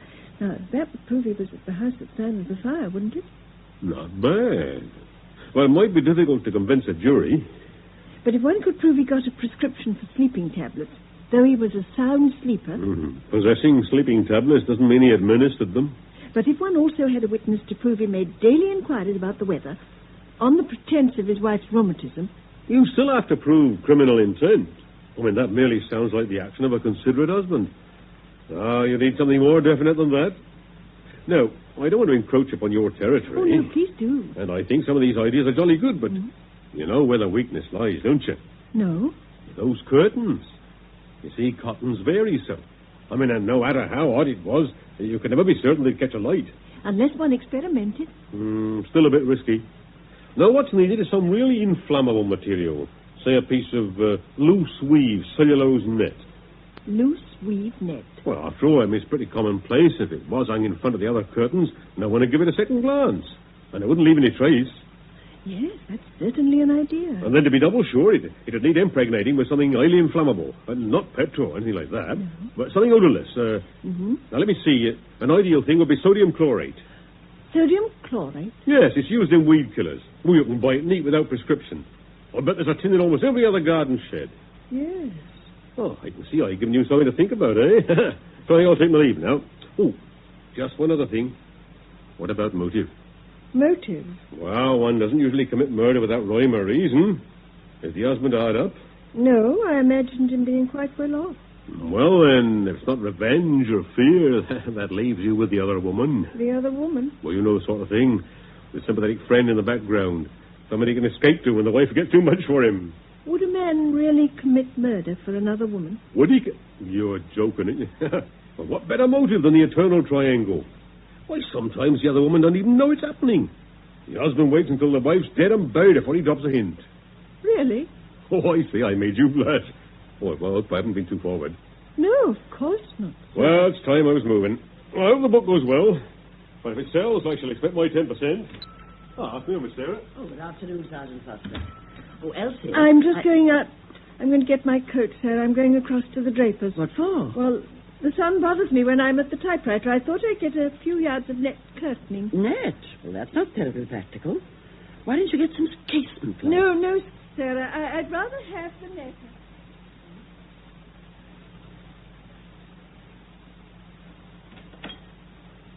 Afternoon, Miss Pierce. Something I can get you? Yes, Mr. Potter. I want a few yards of loose weave cellulose net. Nothing like knowing what you mean or what you want, is there? Have you such a thing? I'm afraid we don't carry a very large selection of net curtaining. Funnily enough, you're the second one who's asked for loose wave in the past month. Oh? Well, forgive me for being curious, but I'd hate to have the same curtains as my next-door neighbour who asked for the net. Can you remember? No, not offhand. My new girl, Connie, was serving. Connie? Did you call, Mr. Potter? Here a minute. Yes, Mr. Potter? That inquiry you had for loose weave net, who asked for it? Loose weave net? I was in the stock room at the time. How long ago? Oh, 3 or 4 weeks. It was the first week I was here. I didn't know whether I was coming or going. Well, I remember I told you to tell the customer to try a theatrical place, Harrington's of Retford. They usually stock loose weave. Yes, I remember that. But I can't remember the customer. Oh, never mind. What was the place you mentioned, Harrington? That's about the nearest, bar going up to London.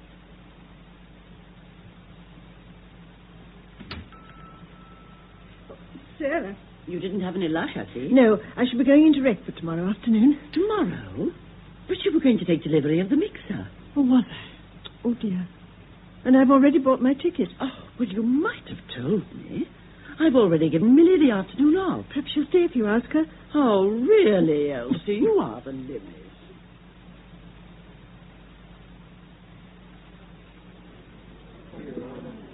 Yes. Can I help you?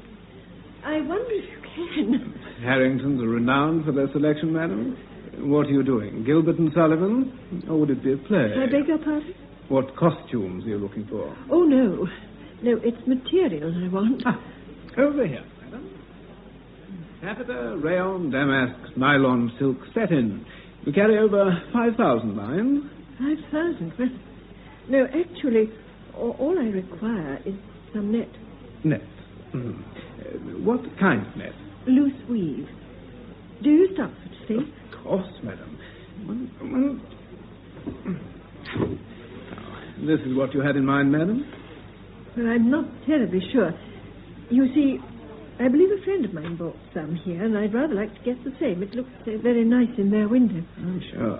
When did they purchase it? Oh, within the last month or so, I think. But I don't suppose you can remember all your customers. On the contrary, madam, we have records of every transaction. Of course, most of our customers are trade or professional. But I suppose I could look among the retail receipts. Oh, would you? That would be most kind of you. A moment, I'll just get the receipt book. Here we are. And what was the name? My name? No, madam, not your name, your friend. Oh, I see, yes. Everett. Everett. Yes. You found it? I believe so. I haven't the original letter, but as you can see, the receipt is addressed to V. Everett. V? Yes. Is that your friend? What? Oh, yes.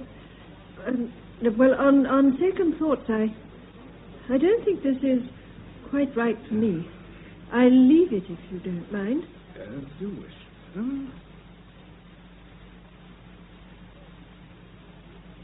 Good afternoon, Miss Pierce. Looking for Sergeant Foster? Oh, yes. Yes, Constable, I was. Is he about? Oh, you just missed him, but he could be back shortly. Can I take a message? No, but I would like a word with him as soon as possible. Perhaps you'd tell him I called. Oh, certainly. I'll put a note on his desk right away. Oh, Miss you. Yes, ma'am. Oh, dear, I do wish you wouldn't creep about like that. What are you doing up here? The laundry came. I put yours in your room. This is for Mr. Everett. Is he in? No, he went out after lunch.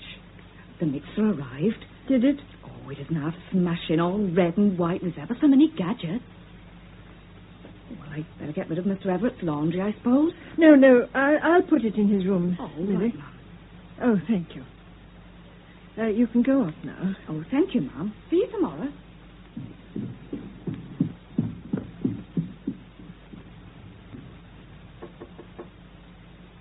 Mr. Everett?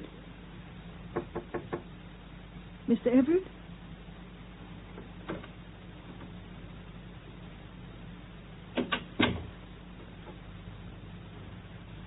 Oh. Now I wonder... A deed box. Why, it's open.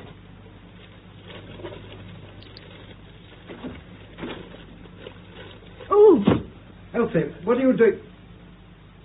That deed box was in the drawer when I left. Oh, I suppose you've destroyed the receipt. Receipt? What receipt? Don't pretend. You know very well. The receipt from Harrington's for the cellulose net. You've gone quite pale, Mr. Everett. It's always something of a shock to be found out, isn't it? Found out? Is that all you can say? Not that I want to listen. No, please. Kindly let me pass, Mr. Everett. No. I asked you to let me pass. Elsie, please, I must talk to you. I see no Look, point. I can guess what you must be thinking. You imagine that... Imagine? Really?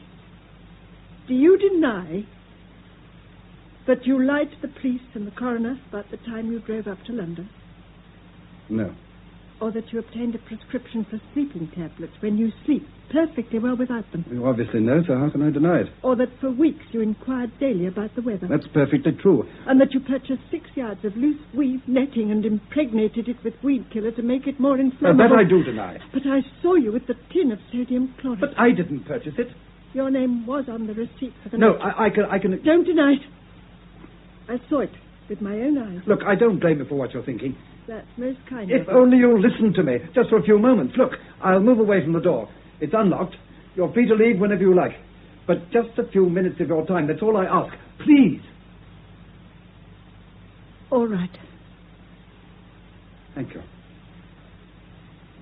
Well, you remember I told you that Nora and I didn't get on very well together? Yes. Well, that was something of an understatement. The marriage was a terrible mistake. I'd have left her, but frankly, I couldn't bear the thought of a divorce and all the scandal. And if you ask why she stayed, I can tell you in one word. Money. But I thought she was quite well off. Oh, believe me, when I married her, I wasn't concerned one way or another. But she deliberately lied to me about her income. The fact is, she hadn't a penny. There's little doubt why she married me. You were quite right. On the day of the fire, I was at the cottage for lunch. Then why did you... All in good time. After lunch, Nora went across to the hatch to pour out the coffee. There was a mirror facing the table, and as I looked up, I saw her drop some tablets into one of the cups. I imagined it was her saccharin, but as she turned, I realized that my cup was the one with the tablets. She'd handed you the wrong cup. So I thought. I suppose I could have said something, but it would only have led to an argument. Nora was never one to admit a mistake. Then what did you do? Well, there was no dessert, and she asked me if I'd like some gateau, the walnut cream. I said yes, and while she was cutting it, I swapped the coffee cups. She didn't notice? No. She suggested we take our coffee into the lounge. It was rather close in there, I remember. I wanted to get off to my board meeting, but Nora insisted I rested for a few minutes. We both sat there without a word, when suddenly she dropped off. I was very grateful and crept out and left for London. During the drive, I reached for my handkerchief and found a small tube in my pocket. What tube? Nora's sleeping tablets. Mr. Rayton said he supplied them to you? He did. Nora rowed with everyone, including the local GP. Phenobarbital's on prescription, so I had to pretend they were for me. It was the same with the weather report. She got a sudden mania about her health. If I didn't check, she wouldn't step out of the house. But what were the sleeping tablets doing in your pocket? You may well ask. I'd seen them on her dressing table earlier on. It was full. But now, 3 tablets were missing. What? I didn't know what to think. Then after the board meeting, I received the message from Sergeant Foster. He didn't mention Nora, but during the drive back, I felt uneasy. It suddenly struck me that Nora might still have been in the cottage. Understand, I was confused. Supposing those sleeping tablets were meant for me. She drugged my coffee and planted the tablets in my pocket to look as though I'd taken them myself. And the fire wasn't just an accident. I realized that if traces of phenobarbital were found in Nora's stomach, it might prove very embarrassing, to say the least. That's why I lied about the time. Everything was destroyed in the fire except that old deed box. Nora used to keep odd bits of correspondence in it. I didn't look through it until after the inquest. I knew about the sodium chloride, but it wasn't until I found this that I was certain Nora had tried to murder me. Murder you? Yes. Look at this. What is it? It's a brief note from Harrington's confirming her order for the cellulose net. But the receipt was marked out to you, V. Everett. Her name was Venora. I called her Nora for short. Venora? But then, why didn't you go to the police? Well, what purpose would it serve? Another inquest, more questions, reporters? Besides, I'd have had to admit I lied about having lunch at the cottage. And after all, if I could lie about one thing, I could lie about the tablets, the weather reports, and even that order for the net. Yes. I'll make no bones about it, Elsie. I was afraid. I don't say I would have been found guilty, but there was always that possibility. Yes. There is still, if you go to the police. But that's up to you. I shan't stop you. You're free to leave whenever you like. Come in. Oh, yes, Millie. What is it? Sergeant Foster's on the phone, ma'am. Said you left a message for him. Oh, yes. Well, look, Millie, apologize for me, would you? Tell him it wasn't frightfully important. I'll call him back later. Yes, ma'am. I believe you, Mr. Everett. Thank you. Thank you. But I still think you were very foolish to lie to the police, and if you'll take my advice, you'll dispose of that weed killer. I have. But keep that note from Harrington's. It proves you're innocent. And if my novel's published, someone may put 2 and 2 together. But surely you're not going to... Oh, don't worry. I'll change the names. Besides, everyone's bound to say it's far-fetched, but I'm sure it'll sell. I've no doubt. Well, thank you again, Elsie. And if there's anything I can do for you at any time, you won't hesitate to ask, will you? Well, just watch over my dailies, that's all. And, there is just one other little thing. Yes? Please don't think I insist by any means. I'd hate you to feel that, but my sister's terribly anxious to acquire that little plot next door. Oh, she can have it. Oh, no, we'll pay the market price, Mr. Everett. Please, Elsie. Not Mr. Everett. Oh. Victor. Now, Elsie, I need your signature. Yes. Here? Yes. Here and here. Yes. Terribly exciting, isn't it? Fine. Now, this can go straight off to the solicitors. And the builders should be able to start early next month. Oh, I'm so pleased. I can't tell you. It wasn't easy. Mr. Everett was a hard nut to crack. I had to fight every inch of the way. Did you? But finally I got him down to 200. How clever of you. It's a good job one of us has a head for business. Oh, it certainly is. I have to hand it to you, Sarah. Oh, you're the practical one. You are really dear.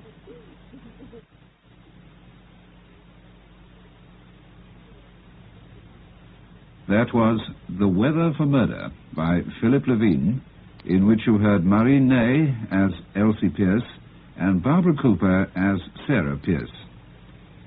Mr. Rayton was played by Derek Blomfield, Millie by Peggy Butt, Sergeant Foster Julian Summers, Mrs. Clark Vivian Chesterton, Mr. Everett Derek Birch, Mrs. Everett Stella Tanner, Miss Brown Zibber Mays, Coroner John Brining, Mr. Jenkins William Edel, Mr. Potter Louis Stringer, Connie Angela Piper, and the costumier Donald McKilly. Lux presents Hollywood.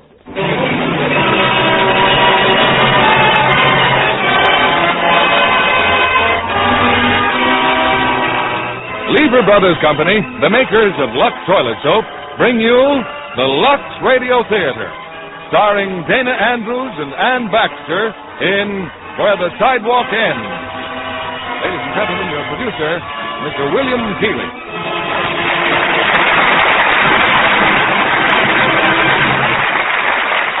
Greetings from Hollywood, ladies and gentlemen.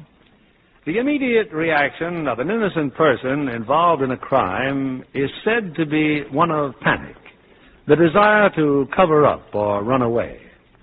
Fortunately, most people resist this very human impulse and instead turn to their police departments, which have just as many ways and means of proving a man innocent as proving him guilty. But in tonight's play, Where the Sidewalk Ends, our innocent victim is a policeman noted for his hatred of criminals, only to find himself wanted for murder. Starring in his original role, we have Dana Andrews, whose characterizations are always noted for their sincere artistry. And co-starring with him in this exciting 20th Century Fox drama is Ann Baxter, another artist of undeniable talent and beauty. Well, the excitement of the Academy Awards is over. But I'm sure that if you'd been on hand to cheer the stars as they made their glamorous entrances into the theater, you wouldn't forget such a galaxy of Lux beauties for a long time.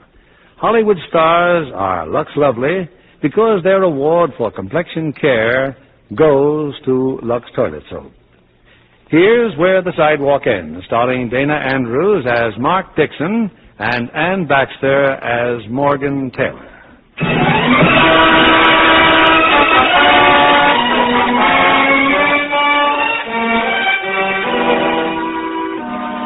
The night started off with a nice little surprise for me. Inspector Foley had stopped by. I was just going on duty when he called me aside. I want to talk to you, Dixon. We've had half a dozen more complaints against you for assault and battery. From who? Hoods, dusters, mugs, a lot of nickel rats. You're a big disappointment to me, Dixon. You've got to learn what's expected of a police detective and what isn't. Yes, sir. I'll try to learn not to hate hoods and thieves and gangsters too much. You don't hate him. You just like to beat him up. The tough cop who isn't afraid to wade in anywhere. But I'm reducing your rank. You're going back to detective second grade. Any more complaints and you'll be back in uniform. Yes, sir. It's no fun telling you this. You're a good man with a good brain. But you're no good to the department unless you learn to control yourself. That's all, Dixon. I went out to the street. Detective Klein was waiting for me. Paul Klein, my partner.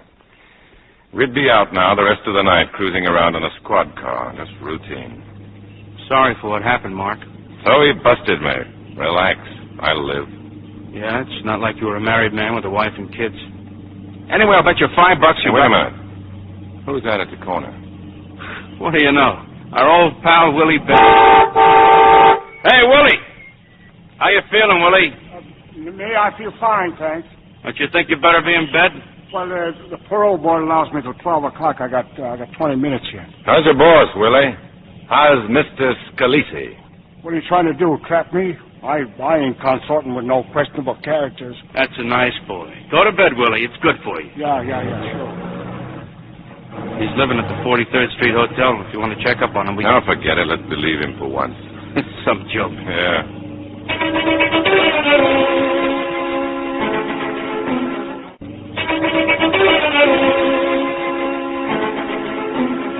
No, we didn't check Willie Bender. Too bad. Oh, he went back to his hotel, all right. But he went up to the 8th floor. A dice game was going on, and the host was a man named Tommy Scalise. I thought I'd better stop by, Tommy. I just bumped into Dixon and Klein. They give you any trouble? No trouble. Who's at the table? Somebody Payne picked up, a Mr. Morrison from Texas. He's very rich and getting richer. He's winning? And I'm not very happy about it. The girl with Morrison? No, she's with Payne. He brings them both here. Go on in and sit down. Oh, 6 is my lucky number, gentlemen.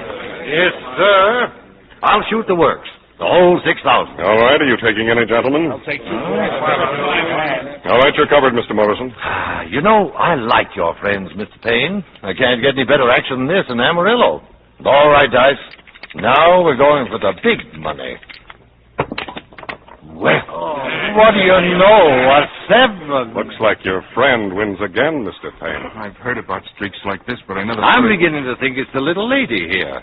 Miss Taylor, I thank you. Well, I hate to interfere with your good luck, Mr. Morrison, but if you don't mind, I'd like to go home. Nobody's going home. Ken, you know I have to be at work at 8:30. Well, that's right. You can't keep a working girl up all hours. Let's all go together. Mr. Morrison, you're 19 grand into us. Well, you'll get it back. I'm not leaving town for a week. Tell him you changed your mind. You want to stay. No, Ken. I told you I had to leave by midnight. You can't do this to me. I'm not doing anything to you. I brought him here. Oh, so that's it. Yes, that's it. And you're following me up again. That's all you ever do is follow me up. You're telling Morrison to stay. No, I'm not. I said you're telling him to stay. You asked for this, Payne. Stop it! Please! Stop it!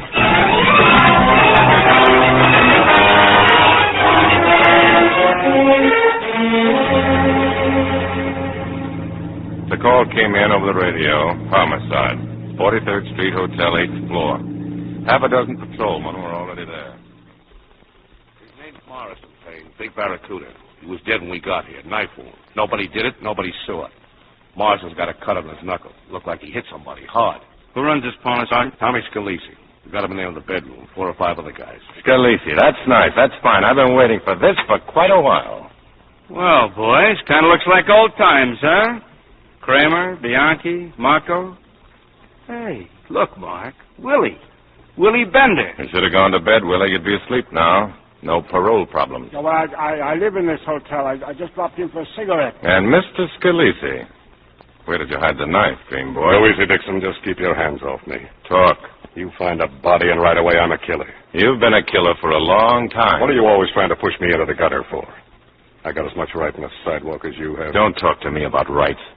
You're a pretty smart rat, Scalise, but this is your off night. Always jumping on me like I was something special. Getting you is a special job of mine. You know, I can't figure you out. Your father likes Shut up. me. You got anything, Dixon? Oh, hello, Lieutenant. Oh, nothing yet, sir. No, I've been waiting to tell it to you, Lieutenant. Okay, let's have it. Mr. Morrison was brought here by a fellow named Ken Payne, a sort of friend of mine. Payne was kind of drunk. There was a girl with him. I didn't quite get her name. Mr. Morrison wanted a little friendly play. How much did he win? He didn't win. He lost. You're lying, Scalise. Now, let's hear his story first, Dixon. Yeah, he lost a grand or so, but he didn't seem to care. He was making a play for this girl, see, and I guess Payne was jealous. Anyway, Payne hit the girl, and she ran out. Then Morrison tackled Payne here in the bedroom. Well, before I could call the cops, Payne came out. He didn't say anything, just left. Then Morrison came out and fell on the floor. He was dead when I got to him. What did you do with the knife? I never saw a knife. Payne must have taken it alone. You're lying, Scalise. Let me handle him, Lieutenant. What's Payne's address? I don't know. He said, what's Payne's address? I don't remember. I guess I got it here in the book. Hand it over. All neat and ready with a fall guy, huh? Lieutenant, give me just 10 minutes with him. Go after Payne, Dixon. You and Klein. Find Payne. Come on, Paul. Let's go.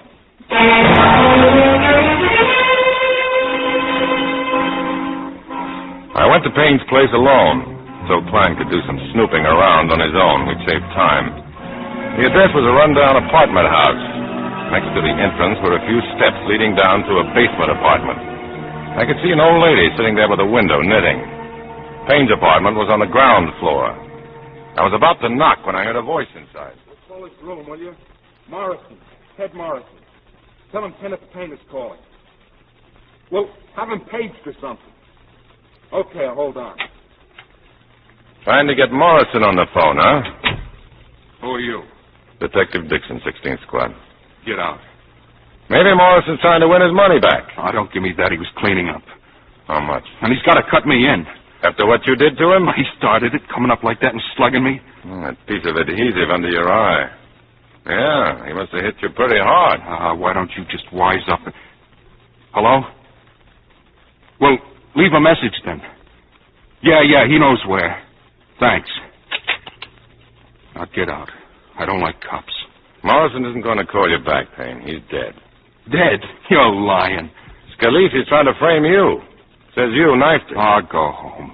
Now, look, I'm trying to help you out. Scalisi and his boys are hanging a murder on you. They knocked him off to get their money back.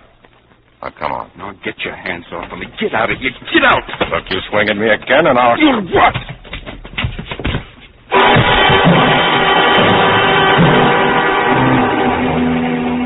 He didn't move. I thought at first he was faking, and I felt his pulse. But I knew before I touched his wrist, he was dead. Dead. And I'd killed him. And then suddenly the phone was ringing. Hello? Mark, this is Paul. You find Payne? Can you hear me? I said, did you find Payne? No, he isn't here. I picked up some stuff on him you should know. If you find him, go easy. He's a war hero. Got a hat full of medals and a lot of newspaper friends. I thought I'd better tip you off just in case he starts getting tough. You still been away from there? Yeah, I guess I'd better. I'll call you back later. Okay. This was it. End of the line. I couldn't control myself, the inspector said. And now I'd killed a man. That was an accident, a mistake, sure. But who would believe me? Who would believe me now? And then as I stood there, I saw the way out. The perfect way out. But I'd have to act fast. I dragged Payne's body into a closet. I found a suitcase, one of those heavy GI cloth bags. Payne's name was on it, stenciled in big letters. I went through his bureau, tossed his clothes in the bag. In the bathroom, I found a roll of adhesive tape, and I put a piece of it under my eye and phoned for a taxicab. Then I put on Payne's coat and his hat and walked out. The old lady was still sitting by the window. I was careful, though, that she didn't see my face.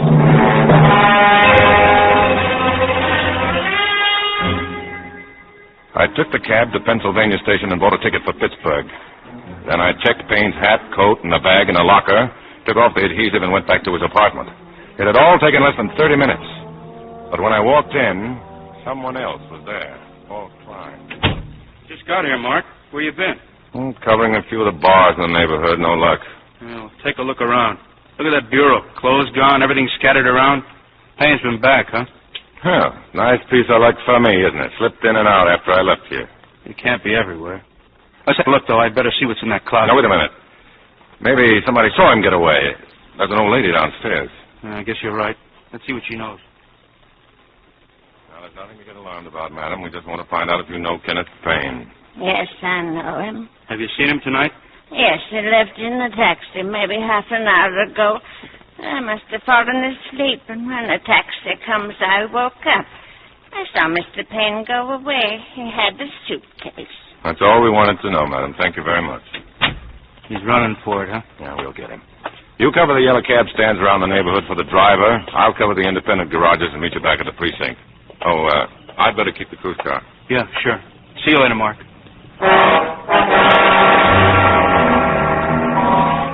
I drove around for a few minutes, and then I came back to Payne's apartment. The old lady downstairs had pulled the shade and turned out her light. All I needed was a minute, 60 seconds to get Payne's body out to the car. I got as far as the hallway when I heard a car door slam. Someone was coming in from the street. I barely had time to hide behind the stairway.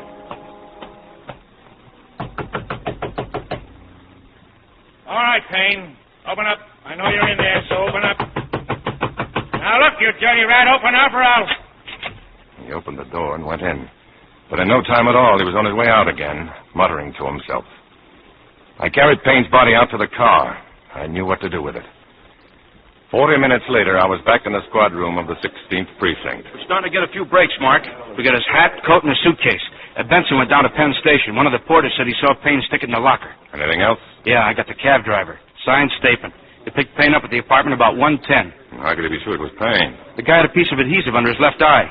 Not only that, the driver said his name was on the suitcase. Benson just got hold of something else. Oh, hello, Lieutenant. Ticket agent at Penn Station. Remember selling Payne a ticket to Pittsburgh. It's pretty clear he's trying to throw us off, sir. 10 to 1, he's holed up right here in town somewhere. Any line on her yet, Benson? Nothing yet, sir. I'm still calling. We'll see that Payne's description is teletyped to Pittsburgh just in case. I'm going home for a couple of hours. Klein, you and Dixon knock off. Report back at 8. I'll call if anything breaks. Yes, sir. You look beat, Mark. Don't you feel good? I'll see you in the morning. So the inspector busted you to second grade. Don't let it eat you, Mark. Go on, get some sleep.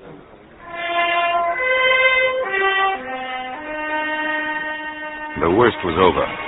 Sure, they'd find Payne's body sooner or later. Well, let them find it. That body could put Scalise where he belonged. The death house in Sing Sing.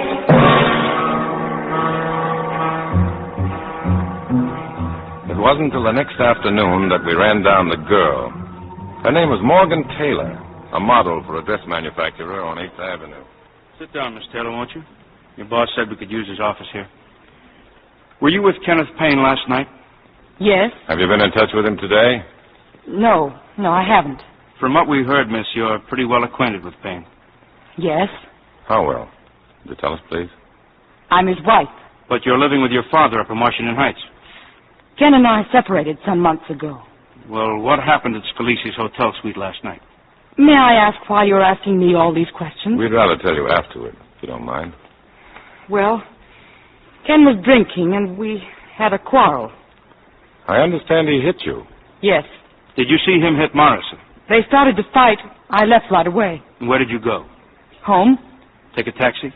No, I met my father at his stand, a block from the hotel. He's a taxi driver. He drove me to the subway. Did you hear from Payne after you got home? Yes. He telephoned, but I hung up. What time was that? About 12:30, I imagine. Did he phone from his house? No. Well, how would you know if you hung up? Because my father went over to Ken's place after he dropped me. Ken wasn't there. What did he go there for? Really, is this necessary? We think it is, Miss Taylor. Well, I wasn't going to tell my father anything, but I was crying and he noticed the bruise. What did he say? He was very angry. He told me before that Well? That if Ken ever hit me again, he'd show him what a real beating was like.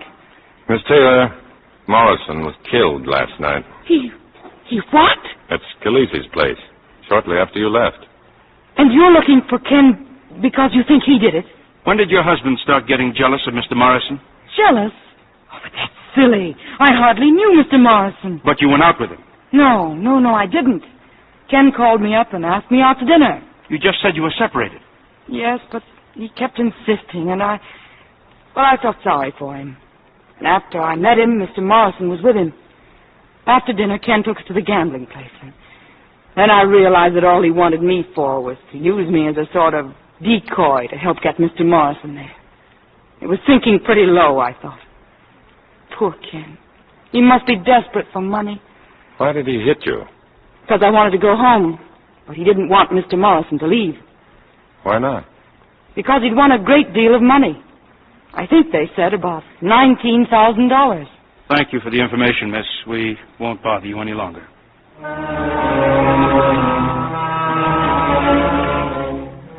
We turned our report in to Lieutenant Thomas. But I couldn't get the girl out of my mind. I'd have to see her again. There were things I had to find out. At 6 o'clock, I was back on 8th Avenue waiting for Morgan Taylor.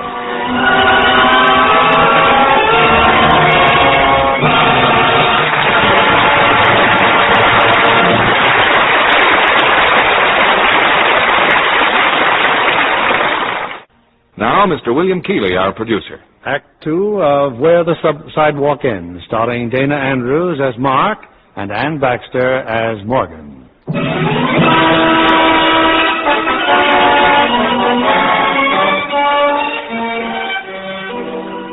I waited for Morgan Taylor in the lobby of the building with no more idea of how all this was going to end than the people milling about me.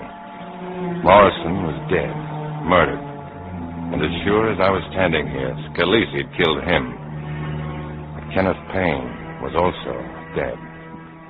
Two of a kind, Scalise and I. Well, we'll be on time. Don't worry about it. Oh, hello, Mr. Dixon. Well, did you find Ken? No, not yet, Miss Taylor. But you think I know where he's hiding, is that it? Where are you going now? I'm going home. Do you mind if I come along?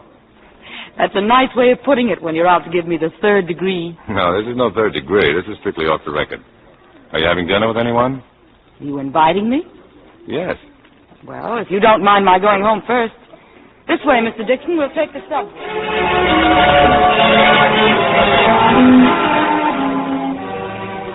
So she took me to her home. Her father was there, the man who had come to Payne's apartment the night before. He was a nice guy, but full of questions. Well, what do the police think, Mr. Dixon? I mean, any other suspects besides Ken? What about the gangster, that Scalise fellow? Well, the department thinks he's clean on that job. He's been released on bail, on a gambling charge only. But you got your own ideas, huh? Well, he lied about Morrison being a loser. Your daughter says Morrison was about 19,000 ahead. Scalise's got a record as long as your arm. Ain't the first time he's been mixed up in a murder. All the same, I wouldn't tell people about going to Payne's place to beat him up. I don't care who knows about it. Got it coming for a long time. But when he and Mort... Dad, please. Mr. Dixon isn't interested in my life story. Well, I'd like to know what Mr. Dixon would do if he had a son-in-law like that. Well, I guess I'm ready, Mark. Good night, darling. Nice meeting you, Mr. Taylor. Yeah, sure. Right, honey. Have fun. I took her to a place called Martha's Cafe. She was deserving something a little higher class, but I knew if Paul Klein wanted to find me, he'd be likely to try the cafe. Well, Mr. Detective, where you been hanging out? Hello, Martha. This is Miss Taylor. Good evening. How'd you do? You know, I like places like this that specialize in good food instead of head waiters. It's the worst food in town. Isn't it, Martha? Yeah, well, who asked you to come in? Not me. Martha's the head of a ring of burglars. My presence makes her nervous. Well, bring us 2 of your dangerous dinners, Martha. You want wine? Bring us a small bottle. Yeah, sure. The same old cheapskate. Well, I hope you come here often, young lady. For 5 years, this man sits in my restaurant frightening everybody away. Now, with a beautiful lady, he looks almost human. She's very fond of you, isn't she? She ought to be. I sent her husband up. Was he really a burglar? Wife beater. Tell me something. Have you been trying to get in touch with Payne? No. I don't know quite what to do. When did you marry him? After the war, but we knew each other before that. You said this morning you were separated. May I ask why? Oh, it's hard to say why you leave a man or why you stop loving him. I always blamed Ken, but I guess it was my fault, too. Not understanding what made him seem so mean and impossible. I guess the chief thing wrong with Ken was no job and lots of pride. Too much pride. A man can usually find work if he wants to. You're worried about me feeling badly because he's going to be arrested, aren't you? Something like that. I think I'll stick by him if he is. I owe it to him. You still love him, huh? No. No, it isn't love anymore. Mr. Detective, telephone. Excuse me. That must be my partner. He probably wants to know what I'm eating. I'll be right back. Hello? Mark, this is Paul. Been trying to get you for an hour. Big doings. We found Payne. Where? A watchman down at the docks reported that somebody slugged him about 3 o'clock this morning. Benson and Schmidt went down to talk to him, but nothing made sense. Nothing stolen, nothing missing. Till the watchman remembered the man held something like a body. Well, we started dragging the river. It's Payne, all right. Well, how could they Hang tell on, us? Mark. Lieutenant Thomas wants to talk to you.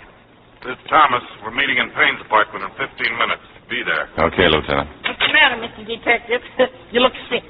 Give me the check, Martha. You gotta leave the beautiful girl just when she's beginning to like you. Serves you right for being a detective. Something happened, Mark? Yeah, I've got to leave right away. Oh, please, go ahead and finish your dinner. It's really very nice. That's the best chicken and rice in town. I'll call you just as soon as I can. I'm so sorry, Mark. Good night. You like him, huh? I think he's very nice. You know what that fella needs? A family. He's got nobody. All he thinks of day and night is his job. A fellow like him ought to be married to a beautiful girl, have a home and kids. Oh, you're wasting your propaganda, Martha. I'm married. Buzzing a married woman?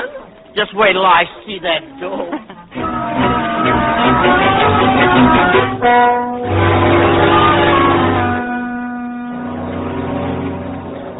When I reached Payne's apartment, they were all in the hallway. Thomas, The medical examiner, Klein, half a dozen other detectives. They discovered something in back of the stairway. A blood stain. Well, boys, that clinches it. Payne was killed there in his room. Somebody came in and slugged him. He fell to the floor. He had a silver plate in his head, the result of a shrapnel wound in the war. The fall must have killed him. Yeah, it all adds up, Lieutenant. The killer was trying to get the body out when someone opened the front door. That was probably you, Dixon. Yes, sir. So he ducked behind these stairs with the body. That accounts for the bloodstain on the wall. It also establishes the time of the killing is between 12:30, when Payne must have got here, and 3 a.m. when the killer knocked out that watchman at the dock. But there's just one thing I don't understand. Dixon, I just don't understand why you didn't see him. You were here at 12:50. Klein spoke with you on the phone. Oh, that's right. Well, Payne left here at 1:10. That's when the taxi picked him up. You must have practically passed each other. Well, he wasn't here, so I had a look in a couple of bars. A guy on the lam is going to be sitting around bars? What time did Dixon get back here, Klein? About 1:50, sir. And you left right after that? That's right. We started chasing Payne. But he lays a fake trail. He goes to Penn Station and then straight back to this apartment. The police have been here, he figures. They won't come looking again. Say, what time did Jiggs Taylor say he was here? About 2:15, sir. That pretty well puts the finger on him, Lieutenant. Yeah, he was crazy angry, according to his daughter, ready to knock Payne's block off. Hey, you're wasting your time on Taylor. Scalise did this. You're way off base, Dixon. I'm telling you, Scalise knifed Morrison, then he was afraid Payne would talk. So he sent someone after him to finish him off. That doesn't stand up at all. Whoever killed Payne killed him by accident. No Scalise Hood would have taken a chance on a fist fight. He'd have knifed Payne or shot him. Hey, excuse me, Lieutenant. We got Jiggs Taylor and his daughter outside. Bring them in. Well, boys, I think we can wrap the case up tonight with statements from both of them. I'm Lieutenant Thomas, Miss Taylor. How do you do? Evening, Lieutenant. Well, I was expecting this, as I told the boys on the way down. Daughter phoned the house just as we got there, Lieutenant. We asked her to meet us here. Well, the minute they told me Ken was murdered, I knew I was in for going over.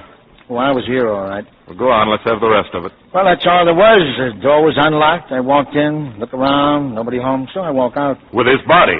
You took the body to the river, knocked out the watchman, and dropped Payne in the water. Oh, so I knocked out a watchman, too, huh? That's fine. Now, let me tell you something. I didn't see Payne. If I had seen him, I'd have taken a poke at him. I ain't denying that. But I left this place a minute after I got here.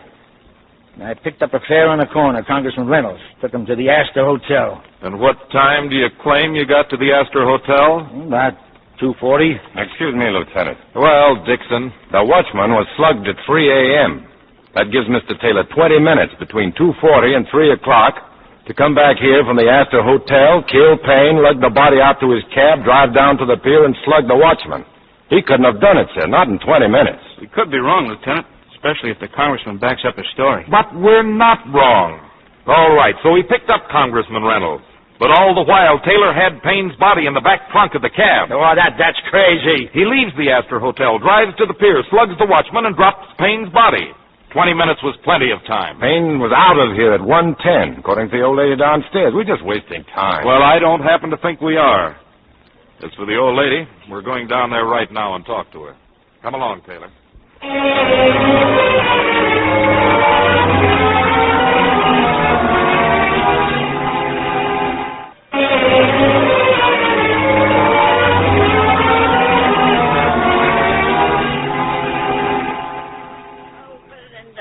So many foolish questions.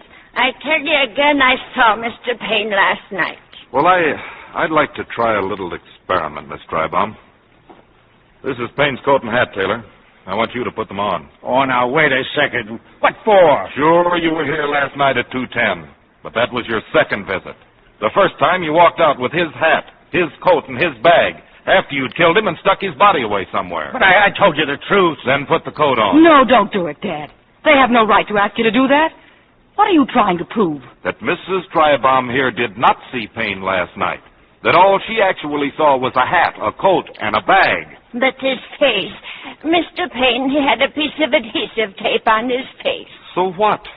Dixon, get some adhesive tape, put a strip under your left eye, and then take this hat and coat and walk out to the street. That's comic strip stuff, Lieutenant. If Mrs. Traubon says she saw Payne, how can we... Wait. Well? Last night, Mr. Payne, he did not wave at me. Did Mr. Payne always wave at you? Always. It was not Mr. Payne, no. He would have waved. Well, that's it, boys. Take Taylor and book him. Why, you're kidding. Am I? Take him along, boys. Please. I'd like to talk to my father. Alone. Sorry, miss. He's under arrest. Dad, please. Did you see Ken last night? So help me, honey, I swear by your ma. Never saw him or laid a hand on him. I believe you, darling. Don't worry. Please don't worry.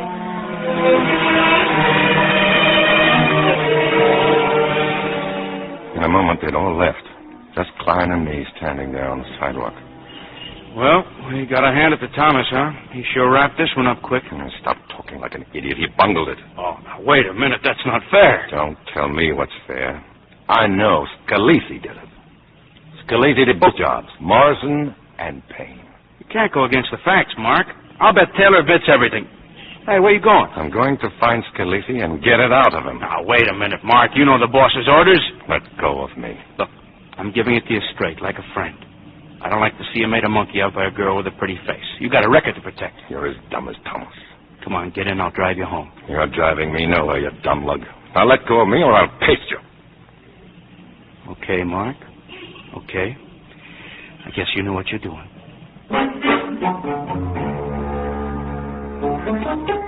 I found Scalise sooner than I expected.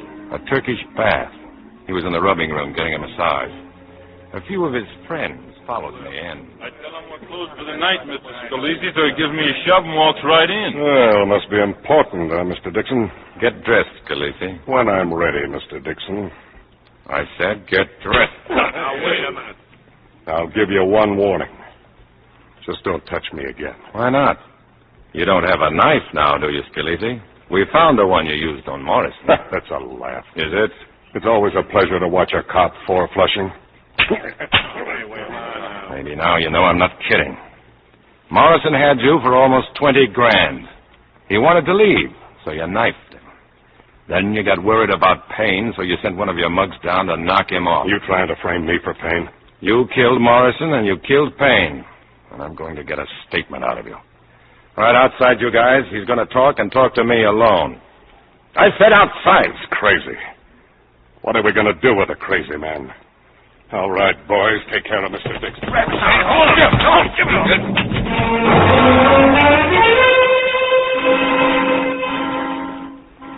I'd known what my chances were when I went looking for Scalise.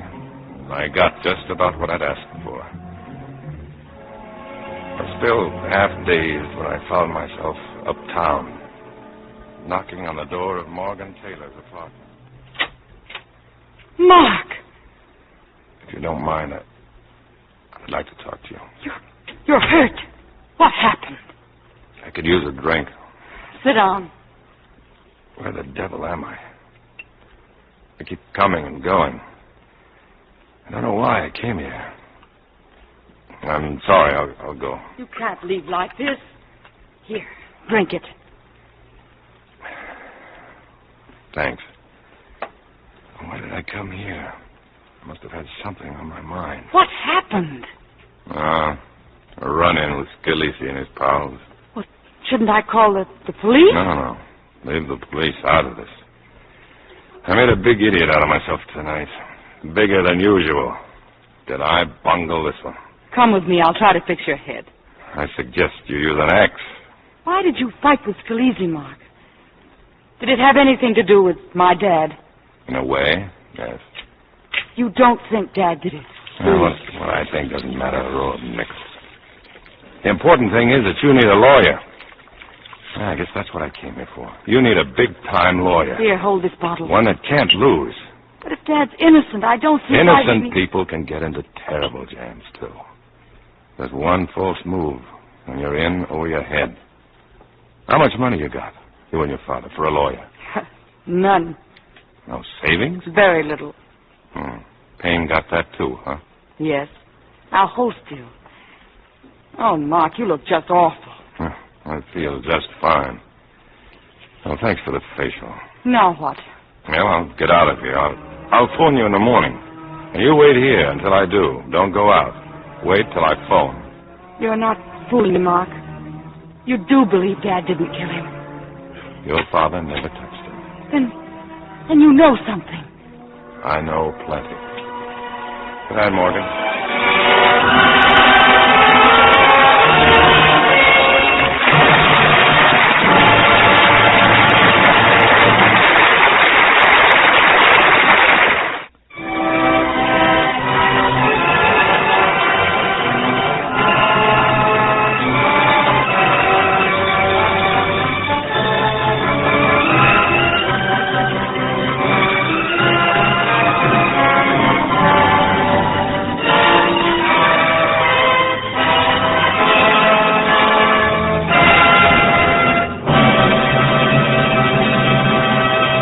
curtain rises on Act 3 of Where the Sidewalk Ends, starring Dana Andrews as Mark and Ann Baxter as Morgan.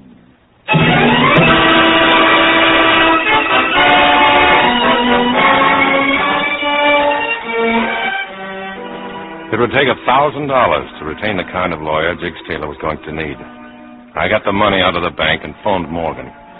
We met at Martha's Cafe for a cup of coffee. Why are you doing this for me, Mark? I never heard of anything so generous. Forget it. Oh, I've left the money with Ackerman. He's a great lawyer. He'll see you later this afternoon around 5:30. Did anyone ever tell you you're a very unusual person? I doubt if your boss would agree. Or doesn't he care if you run out like this? I didn't tell you, did I? He fired me. I'm the notorious Morgan Taylor. Bad for buyers. Might take their minds off the dresses. Sorry to bust in, Mr. Detective. There's a phone call for you. Well, you want to answer it? No, I'm busy, Mother. Oh, it's wonderful the way he looks at you, Miss Taylor. He hasn't even touched his coffee.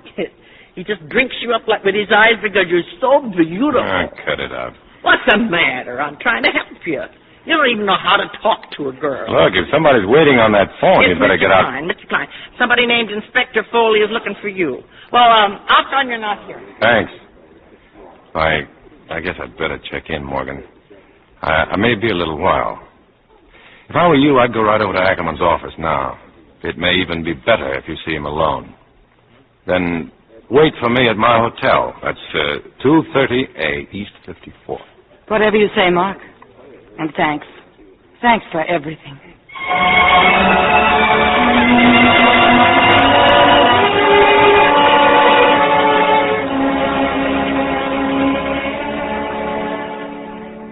You wanted to see me, Inspector? Well, you're a fine-looking sight. Who beat you up? Oh, it was just a personal affair, sir. Scalisi and his friends, huh? We know all about it, Dixon. Klein picked up one of Scalisi's men, Steve Marco. We're going to hold him for a while. Yes, sir. The lieutenant here says you had orders to let Scalisi alone. Well, I thought I could get a statement out of him. Well, you didn't, did you? And now your bullheaded tactics have driven him to cover. It'll take us days to find him. I'll find him. You'll find nobody. I'm not throwing you out of the department like I should, but I'm inviting you to take 1 week of your annual vacation beginning as of right now. I don't want to see or hear of you for a week. Yes, sir. That's all, Dixon. Get out. He's got a point, Thomas. You shouldn't have let Scalisi go, even on bail, until the Morrison job was cleaned up. Well, it looks so certain that Payne had done it. And get to work on that hoodlum Klein brought in. Steve Marco, huh? I've got a hunch he'll talk if you keep at him. And try talking to him like Dixon would. Yes, sir. I went back to my hotel and waited for Morgan. It was easy to see that something had happened. She'd been crying. This is yours, Mark. What is it? Your $1,000. Mr. Ackerman won't take the case. Oh. Well, there are other lawyers. Just as good as Ackerman, too. It won't help. Well, look, it's no different than it was. You felt all right before. Maybe I just didn't realize how serious it is. I thought because Dad's innocent, nothing can happen to him. But it will. It won't. It's already happened. He's in jail. They'll try him, and he didn't do anything. Somebody else did it, and he's got to pay for it. He won't be tried. Don't try to fool me, Mark. Ackerman didn't take the case because he was afraid of losing it. I'm not fooling you. Nothing's going to happen to your father. Why? How can you be so sure? Because he didn't kill Payne. And you can prove he didn't. Yes, You do know something you haven't told me. that's right. Oh, what is it? Oh, please. It's not fair to stand there and not tell me. Even if you have to break some police rule. If you know something, Mark, I can't stand thinking how he feels. He's never done anything wrong. You don't know him. He's sweet. He's kind. He's always felt that everybody was his friend. Now he's in prison like a criminal. You don't know what it is to have your father in trouble. My father was a thief. He's dead now. He died when I was 17, trying to shoot his way out of jail. I've worked all my life to be different from him. Oh, Mark. Darling, I didn't know. You'd better go home, Morgan. Why? Because you're a sucker for wrong guys. Like Ken and me. You're not wrong. I trust you, Mark.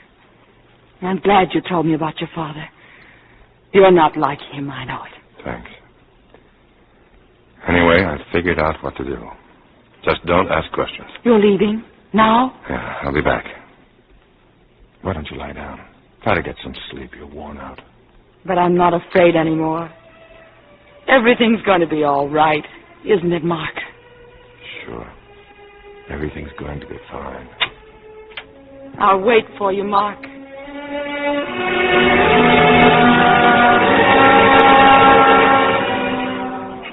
Yes, I've figured out what to do.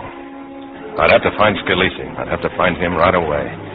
So I went looking for Willie Bender, the two-bit hood, still out on parole.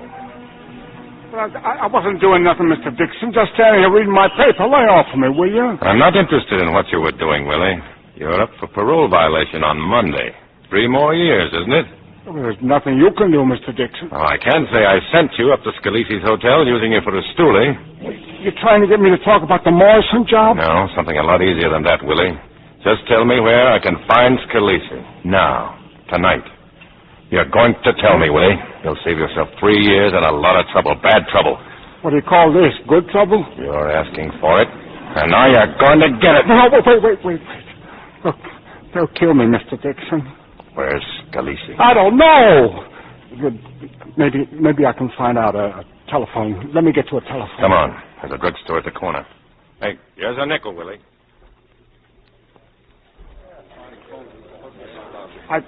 I couldn't reach Scalisi. Who were you talking to? Kramer. It was Kramer. He says he'll contact Scalisi in an hour. Yeah, that's more like it. He says you should be in the East River Drive across the street from the hospital at 10 o'clock. If everything's okay, he'll pick you up there. But you got to come along. Thanks. Hey, what about my parole? I've done everything I could. Let's see what happens first, Willie. Just in case you've been lying to me.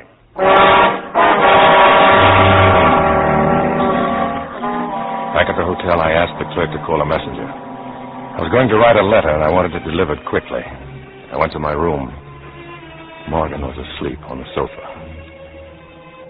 I sat down at my desk and wrote the letter. I addressed the envelope to Inspector Foley to be opened in case of my death. And I walked over to the sofa. Morgan. There was so much I wanted to say to her. But nothing I could say. At 10 o'clock, Kramer was waiting for me on the East River Drive. Come on, Dixon. Get in the car. Wait a minute. Who's with you? A couple of friends. Scalisi? No, but he's willing to see you under certain conditions. What conditions? You gotta park your gun. Okay, here. What else? I gotta frisk you. Well, do it in the car. We're wasting time. It's all right with me, Mr. Dixon. Let's go.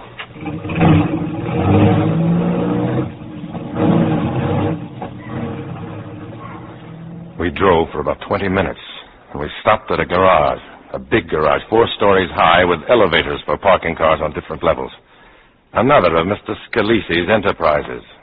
On the top floor, in an office, he was waiting. Well, boys here didn't believe me, Mr. Dixon. They said you'd never come alone. Here, sit down. You see, I was right, boys. I understand, Mr. Dixon. I said sit down. I heard you, Scalisi. I never saw a man so full of hate. I'm in the clear on the Morrison job. The police are satisfied to let me alone, but you're still on my neck, as always. It don't add up, Dixon. You're through talking? Maybe you thought you could stop me running by coming after me, eh? Now, we're not running. We're all fixed to leave tomorrow morning. Passports in order and everything. As soon as they spring Steve Marco.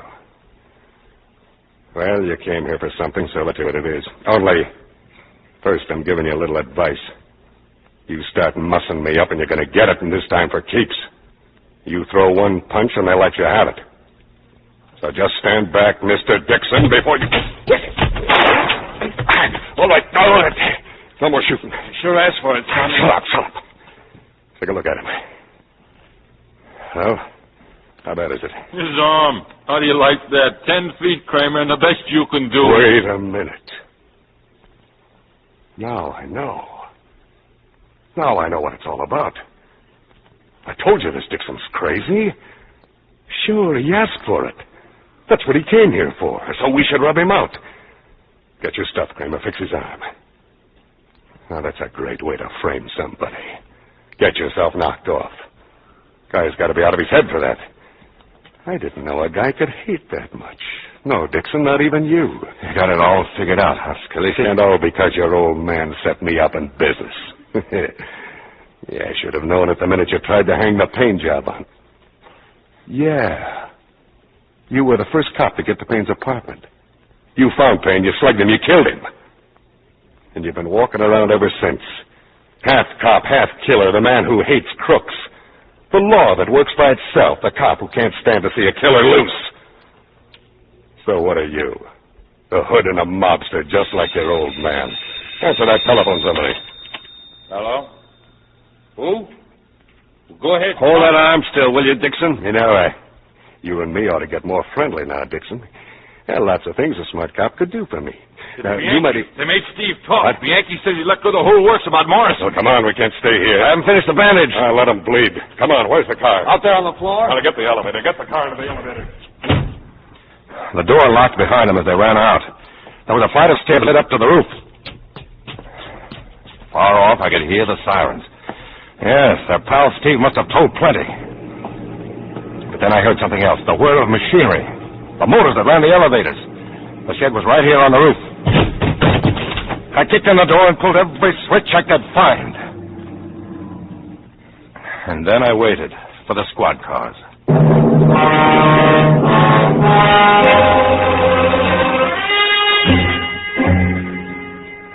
Come in, Dixon. Come on in. Well, what's the doctor say?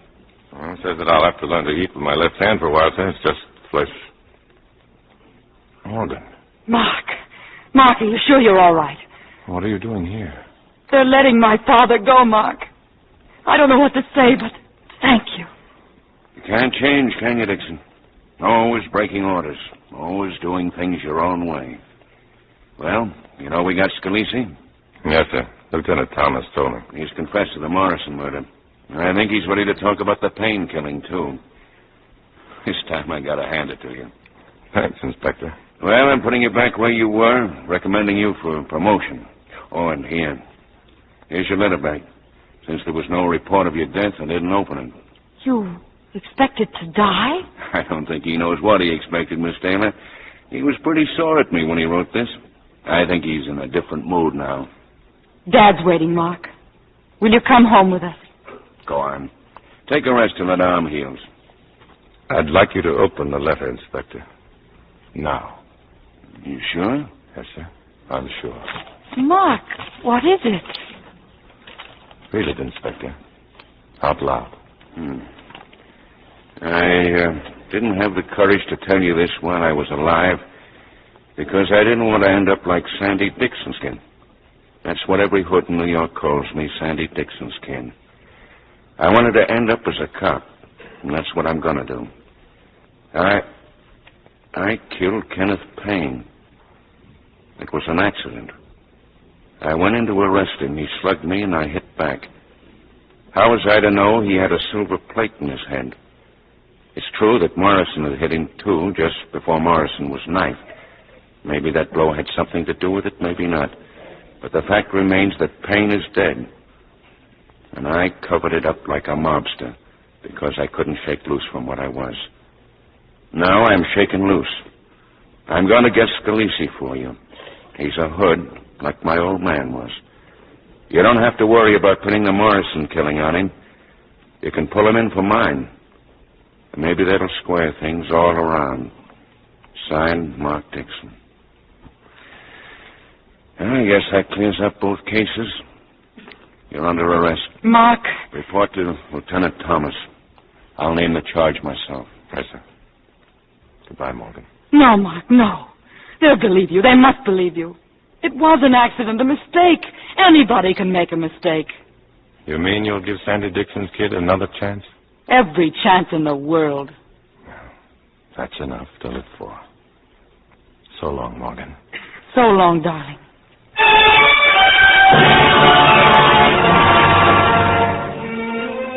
Inspector, please. It's wrong to arrest him. You don't have to. Please. I have to. Just the same as he had to. But he's got a chance, Miss Taylor. You and I are going to make a pretty good pair of witnesses for him. He's got a fine chance. Thank you, Inspector.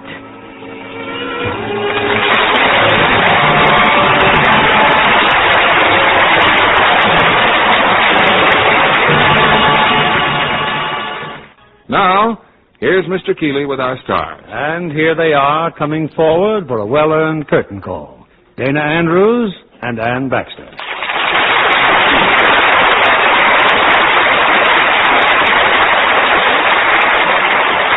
Well, Dana, have you been cruising in your catch lately? Fishing again at Ensenada, Mexico? No, Bill, I've been in the water and under it, but not on it. You mean you're learning to swim or something? No, Ann, you see, I've been on location in the Virgin Islands where Richard Whitmark and I were making the Frogmen. The Frogmen? Don't believe I know any. No, Ann, they've been kept pretty secret. It's a slang term for the underwater demolition teams which played such an heroic part preparing beaches for landings for our boys during the last war. And believe me, they certainly have all my admiration and respect. In the 8 weeks we were on location, we were in or under the water about 90% of the time. We were just one step this side of sharks and pneumonia. And this was only acting, but it was pretty rough. That's because you're always making pictures about some branch of our armed forces, Dana. You know what those fellows go through.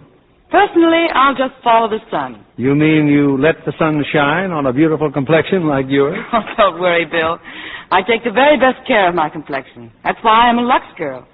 But I was talking about my new picture at 20th Century Fox, Follow the Sun. Well, that's where Glenn Ford plays the part of Ben Hogan, the famous golfer, isn't it? That's right. And I'm Mrs. Hogan.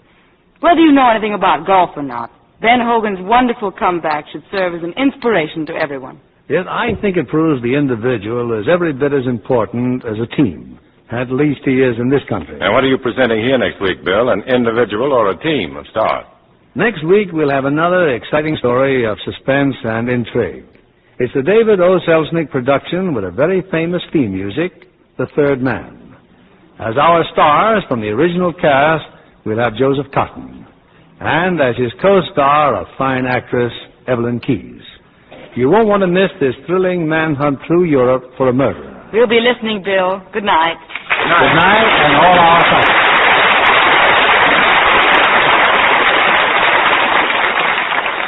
The KNX Drama Hour on KNX 1070 News Radio. Dana Andrews appeared by arrangement with Samuel Goldwyn. Heard in our cast tonight were Bill Boucher as Khaleesi, Kay LaBelle as Martha, and Leo Cleary as Jig. Our play was adapted by S.H. Barnett, and our music was directed by Rudy Schrager.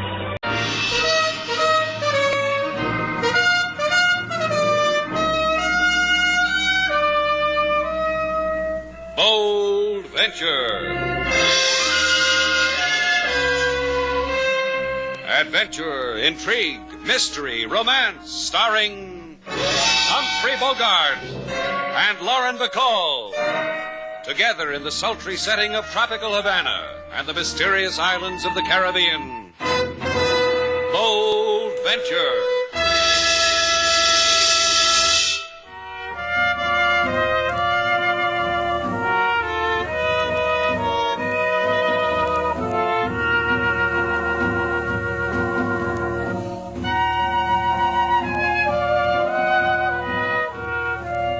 Once again, the magic names of Humphrey Bogart and Lauren Bacall bring you Bold Venture and a tale of mystery and intrigue.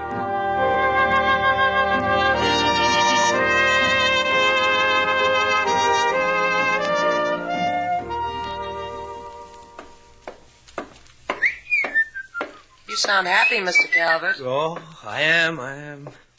Russ Calvert's got a feeling about this evening. Yeah, that happens to people in Havana almost every night. Doesn't it, though, Mr. Shannon? You know, when it came over me, right after I took my shower while I was getting into my white linen, I said to myself, Russ, out there, right out there through that window, it's waiting for you. That's what I said to Russ. You two must be very happy together. Why not? I like you, Miss Duval. I like Mr. Shannon. I like your hotel. And tonight I've got this feeling that Havana's going to like me. You hear that, sailor? We're liked. It makes me glow from the top of my head to my tippy toe. Yeah, I can do that to people. Why, I can make people... But I look for a young lady by the name of Gail Duval. You need a pardon to do that? I was merely being polite. The young man here was talking, but the urgency of the occasion demanded... I'm Gail Duval, and you've just marked me urgent. So what can I do for you, Mr... Mr. Clokey, Ralph Clokey. And it's not what you can do for me, it's what I'm going to do for you. on behalf of my client, Mr. Cheever. See, sailor, it's all for Mr. Cheever. For who? Mr. Cheever, who owns the grandest hotel in Guantanamo. Mr. Cheever, who is expanding operations to Havana. Here, in my briefcase. Slate, that's money. It's staring at me. Real live money. Scads of it. This little packet, 5,000. And another, 10. And another 15. It keeps going till we reach 25,000. That's the price for your hotel and the boat. What? Certainly. Mr. Cheever told me the whole story. Not that I wish to embarrass the young lady. Oh, go ahead, embarrass me. What did this rake Cheever say about me? He said you and Mr. Shannon were in a jam. You had to get out of Cuba lickety-split. That's why Mr. Cheever sent me here to Havana to look over the property. I have looked, Miss Duval. I agree it's a bargain. So help me, I don't know what this is all about. Look, Buster, take your money and go back to Mr. Cheever and tell him no sale. You heard me. Don't Out. you dare. No, don't you dare touch me. I'm going to give you time to reconsider, even if you don't deserve it. I'll be at my rooming house, the Reina Verde, on Vincenti Street. Turning us down after you came down to Guantanamo and arranged it all. Loki? I'm going. I'm going. People's values are all shot. That's what they are. You can't count on anything anymore. You just can't. Don't look at me like that, Slate. I tell you, he's crazy. You enjoying yourself, Mr. Calvin? Oh, this is what I love about Havana. It's so full of fun, so full of characters. Get into my office, sailor. We got things to talk about. Good night, fellas.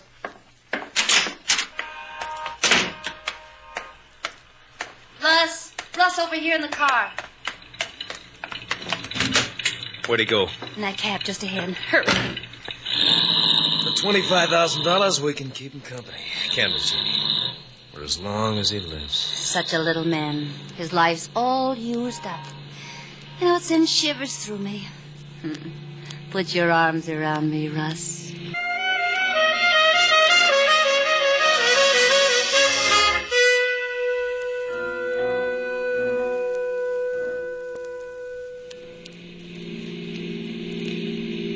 His cab pulled over, Russ. Uh-huh. We too. Hey, look where he's gone, Jean. Huh. How about that? All that money and he picks a flea bag. Come on, let's go. How do you feel? Huh? Are you scared? Oh, you mean using the name Gail Duval in Guantanamo? That, selling the hotel and the boat to that hotel guy, Cheever. Not much. I had the identification. You know, a girl can get a driver's license when she gives a big red smile to the man who issues them. 2 talents, yours and mine. Come on, let's visit the flea bag.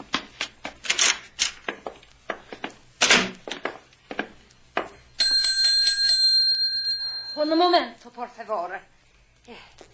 Si? A man live here named Mr. Clokey? Oh, Senor Clokey. See, it's room number 3, right down the corridor. Yeah, thanks. Here. Oh, Senor, $5. Oh, you are too kind. For what purpose? Being a nice landlady. We'll show you some more of those dollars later. Oh, I will like that. For whatever purpose. I know how to cooperate. You will see.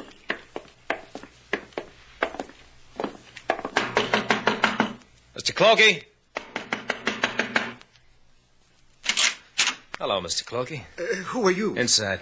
I said in. I asked you a pertinent question. Yeah, you did. And I said in. That's better. Close the door, Jean. Uh-huh. He seems like a nice little man, Russ. It's too bad about the nice little man. You people are maniacs. Put away that knife. Put it away. Don't come near me. Don't come near. Little men die gently, don't they? Get his briefcase, Jean. Mm-hmm. Now let's go talk to the landlady. She likes money. She knows how to cooperate. Let's see if she can memorize a story.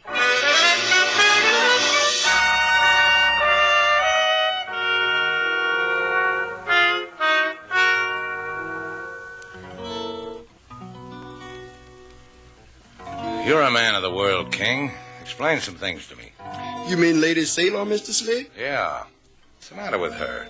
She knows she doesn't own any part of this hotel. Of course she knows. Well, then what's all this about? Why you give yourself pain, Mr. Slate? You know Lady Sailor never do anything to hurt you. She never been in Guantanamo. Yeah, that's so. That means someone else was there, palmed herself off at Sailor, told them she... You there! You! Take this bouquet, exquisite flowers to room of Senorita Gail Duval and announce to her that her beloved is below. Huh? Ricardo Malpin, desirable dealer in carnival supplies and dedicated to the proposition that when a senorita says she will marry me, I expect no dilly-dally. My card. Hey, where's it printed about the dilly-dally? Doesn't need. It's known about Ricardo Malpin. All over Guantanamo is known. Please, senor. Run to Senorita Duval. Do not drop flowers. Tell her to put on bridal veil. Her beloved simmers. I noticed. You proposed to her in Guantanamo? She proposed to me.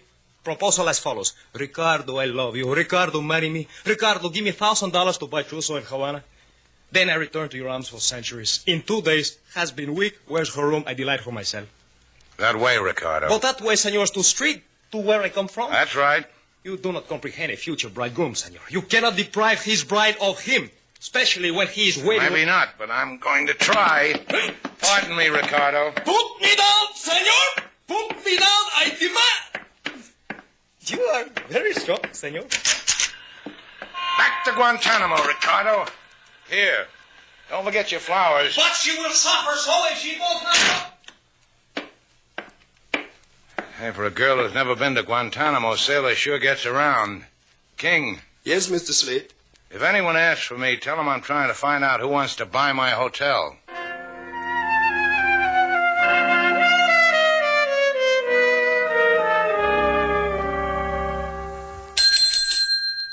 Anybody here? Hey, who takes care of this place? Si, senor. You wish accommodation, eh? I wish a Mr. Clokey. Oh, Senor Cloque has so many colors. A little ago, a young lady. Oh, muy linda, very beautiful. Vámonos, I will take you to him, to his room. What movie, Linda? Very beautiful lady? A lady who made argument with him. A lady he called Sailor Duval. What? This is his room, senor. Yeah. Clokey. Senor. Hey, the senor has a knife in his heart. ¿Qué? Oh, permit me, senor. It's not a knife. It looks the instrument to open the letters. Yeah. It's a letter opener. From my hotel with Shannon's place stamped on the handle. Madre de Dios.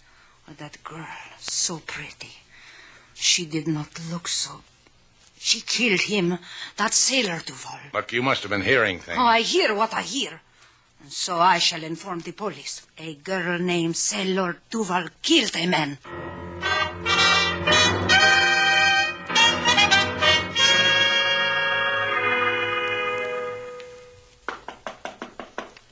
That you, Slate? Guess again, Miss Duval. Give you a hint, it's not Slate.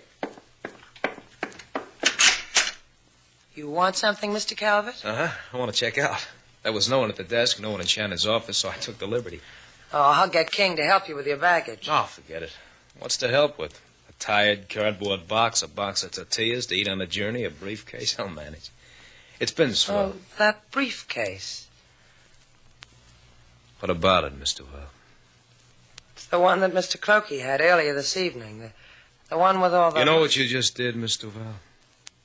You just spoiled my going-away party. Get back in your room. So you can confess to me how you got the briefcase? Just because I asked you with a gun in my hand. Who saw a briefcase? I must have been out of my mind. Don't be a heroine, Miss Duval. It can scar your pretty face. Just do what a departing guest asks. You won't like it. My room's a mess. Kid! Get your stockings, Miss Duval. All you got. Huh? You want to mend them for me? You know, you're lucky.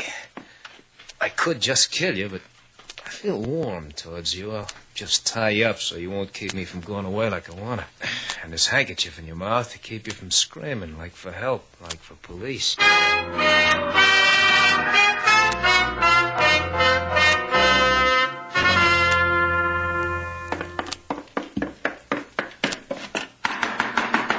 Sailor! Sailor, are you in there? Sailor, what's the matter with you? That wasn't a civil answer. I'm coming in. Hey, your door's locked. Yeah, that's what I'm going to do. Sailor, if anybody tells you look good with a gag in your mouth, slug him. Kept you so long. I was spending a little time with your victim. Well, what are you talking about? I'll make out there's still a gag in your mouth. I've got to untie you so we can get out of here. Okay. What happened to you? The guest named Russ Calvert said to himself, "Russ, tie up Sailor Duval." So he did, after I peeked at Mr. Clokey's briefcase. You're in a lot of trouble. Someone on the other side of Cuba in Guantanamo has been using your name and came around here and committed murder and left bits of you all around. Come on, out the window. That is her. That is the one. Stop her. Alto, stop before I shoot off this gun. She is the one I saw leave with a smile after she stopped the senor. What's she talking about, Slate? She's saying you murdered Mr. Clokey. But which you will stick your hands in these cuffs. I'll do it, sailor. Slate. Do it. Gracias. If you please, senorita. She was just kidding. You hit a policeman to unconscious. Is against the law. Come on, sailor. Let's go out the front. Guantanamo's closer that way.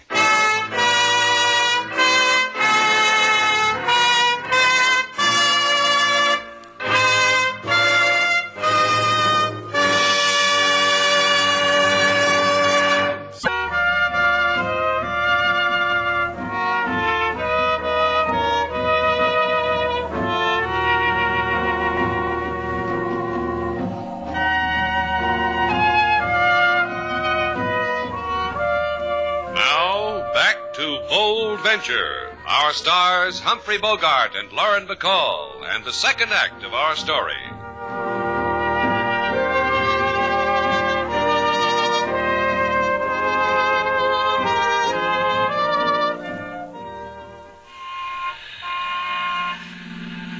Hey, taxi! Hey! The only trouble with these Guantanamo taxis, sailor, is that you can't get one. No wonder. The place is up to its yardarm with the American Navy. Taxi! Slate. What? No, I must be crazy. That man standing across the street. No, he's gone now. I couldn't see his face, but... Now, wait a minute. Taxi! Inside, sailor. Let's show you to the man who wanted to marry Sailor Duval. Maybe he can tell us a few secrets about her.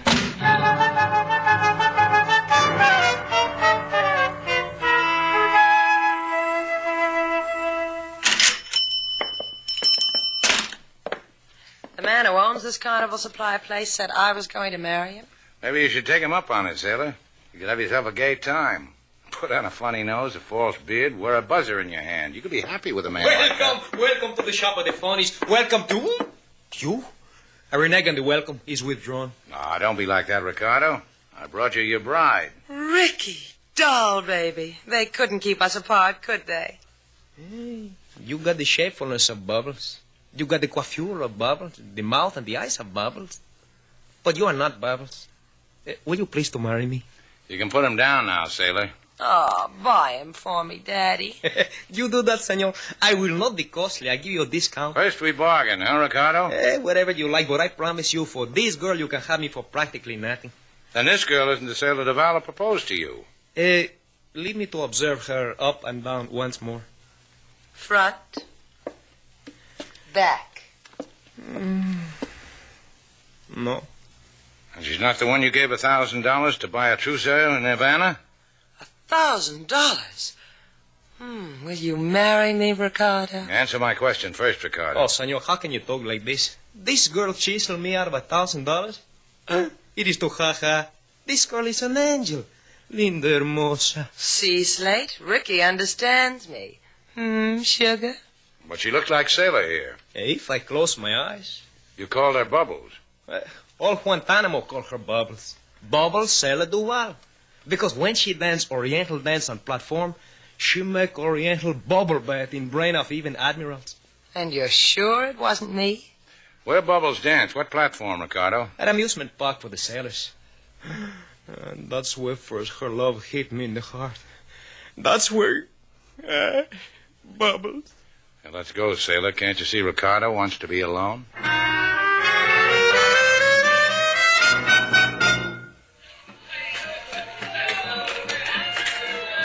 Midway's practically deserted, sailor. No wonder. Look down there on that platform. That's the main event, the ladies. And the Navy. Slade. What? Look. Look, Slade. Across the Midway. Watching us in front of the Hall of Mirrors. Hey, that's Russ Calvert, the boy who gagged you. I told you we were being followed. Let's go. I saw it, sailor. He's going into the Hall of Mirrors. The joint is dark. Come on, sailor. There he is. Russ. Where'd he go? Follow me, sailor. Which one is you? I'm the one who needs a haircut, the guy with the infectious grin. Stuck on the floor.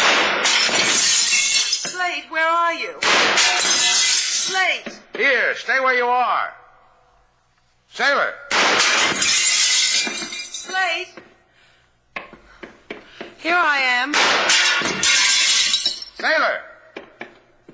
Sailor! Who? You're shot. I'm not shot. I bumped into a mirror. Help me up.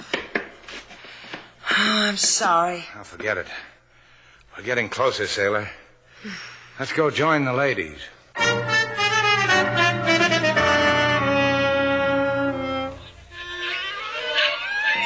at this, boys. Every little movement has a meaning just for you. Step closer, that's it. Step closer.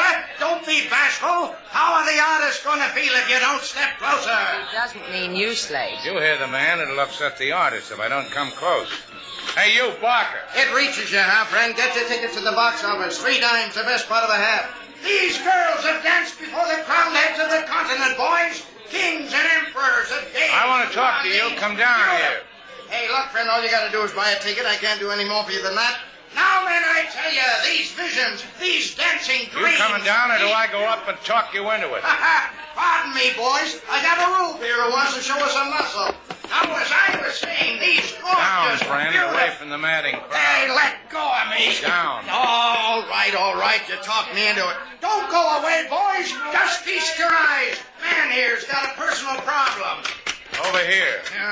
What eats your friend the 30 cents can't buy? You had a girl working for you, Bubbles. Bubbles Gail DeVal. An artist. Where is she? You a plainclothesman, friend? Because if you are, I never knew an artist named Bubbles, so cut me to pieces, friend. I'm a chum. I brought her something from Havana. I didn't see her on the platform. Oh, why didn't you say so, friend, instead of puffing up your muscles? Bubbles retired from me, living the domestic life in a little flat. Where? On Canal, 19 West Canal. Brought her something, huh? Let me look. Oh, it's between me and Bubbles. You understand, friend. Oh, Sailor. Sailor, now where is she? Oh, hey, Sailor. Get away from those sailors.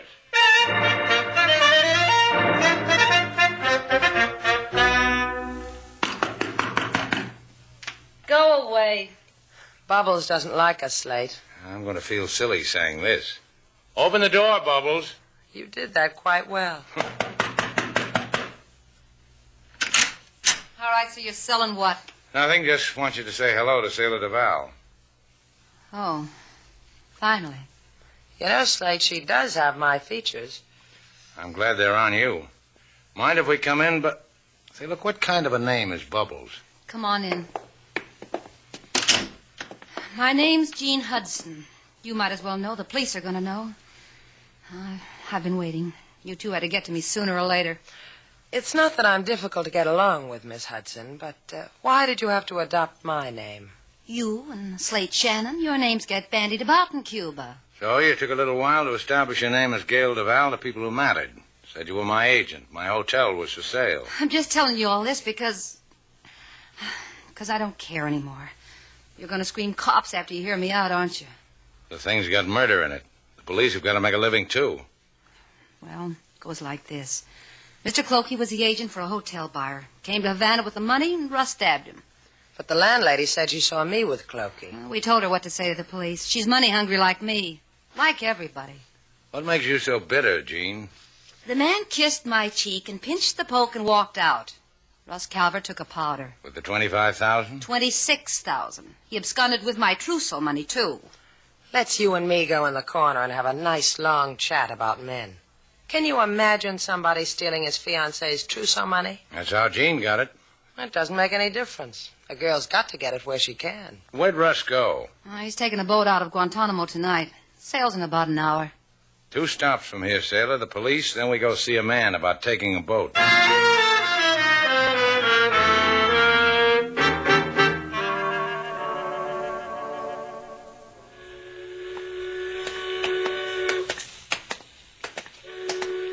The port agent says there's only one boat leaving at 9 tonight. There it is, sailor. The Scarlet Crescent, bound for Singapore. A man can have himself a time in Singapore with $25,000. A girl, too. Hey, wait a minute. Don't worry. I was just dreaming. That old car that just pulled up. The guy who just got out of it. Russ Calvert. Let's go get him, sailor. Hey, wait for me. I got you running for the altar. He's seen us, Slade. He's running. There he goes, up that alley. Oh, that Russ is quite a track man. Come on. In the alley. My daddy told me there'd be nights like this. Now what? Now what? Here's a cross alley. Which way do you go? To the right or left? Or straight ahead? Russ seemed to me the type of man who would go straight ahead. We'll take the left. He couldn't have come this way unless he oozed right through this wall. This is a blind alley. He's not in those doorways either. I told you we should have gone straight ahead. Let's go back. Let's go to the boat and wait for him. No, he won't take the boat now. He's going to get out of Cuba another way. I guess that settles that, huh? I'll find him. Slate, look. That car coming toward us with his lights on. Russ's car. He circled back and got it. He's going to try to run us down. Quick, sailor, back into the blind alley. They'll kill us in there. It's our only chance. Faster, sailor. There's the wall. There's no place we can go. Here. This doorway. Jump.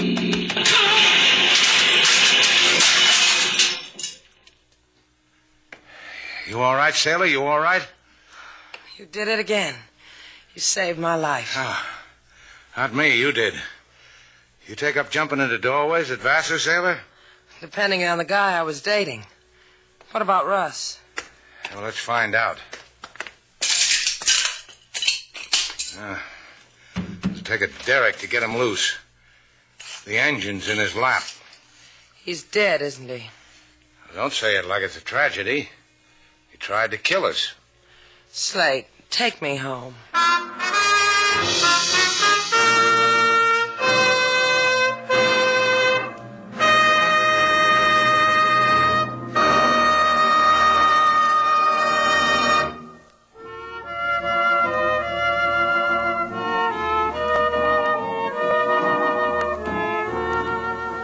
Slade. Uh-huh. I want to show you something. What? When I was leaving the Carnival Supply House, Ricardo pressed something into my hand. He didn't give me a thing. All the while, I had my eye on that squirting flower. Gee, you're lucky, sailor. Look what he gave me. A trick nose with a mustache. Put it on. I figured you'd ask me that. All right. How do I look? Come here. I'm funny, huh? That's right. Right here. I like that. I knew you would. Tell me why. The mustache tickles.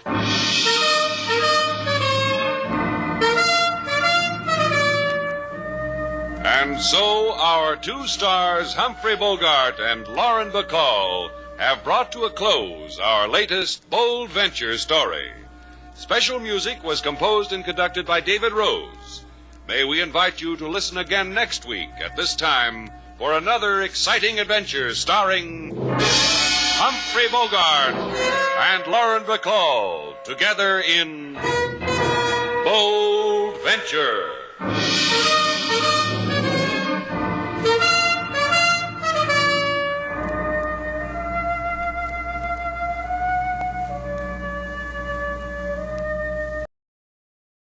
This is ChestertonRadio.com. The Chevrolet program starring Jack Benny with Frank Black and his orchestra.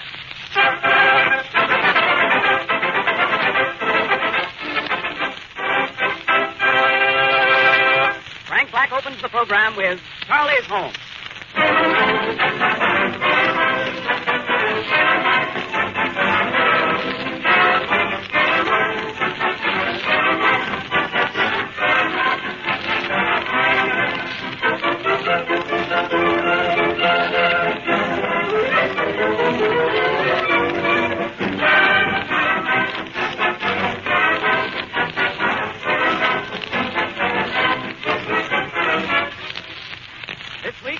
United States, a series of big, colorful posters are going up on the billboards, reading, "Every minute someone buys a new Chevrolet." Watch for these new signs, my friends, and bear in mind when you see them, they're signs of better times. They're signs of bigger business for the world's largest builder of motor cars.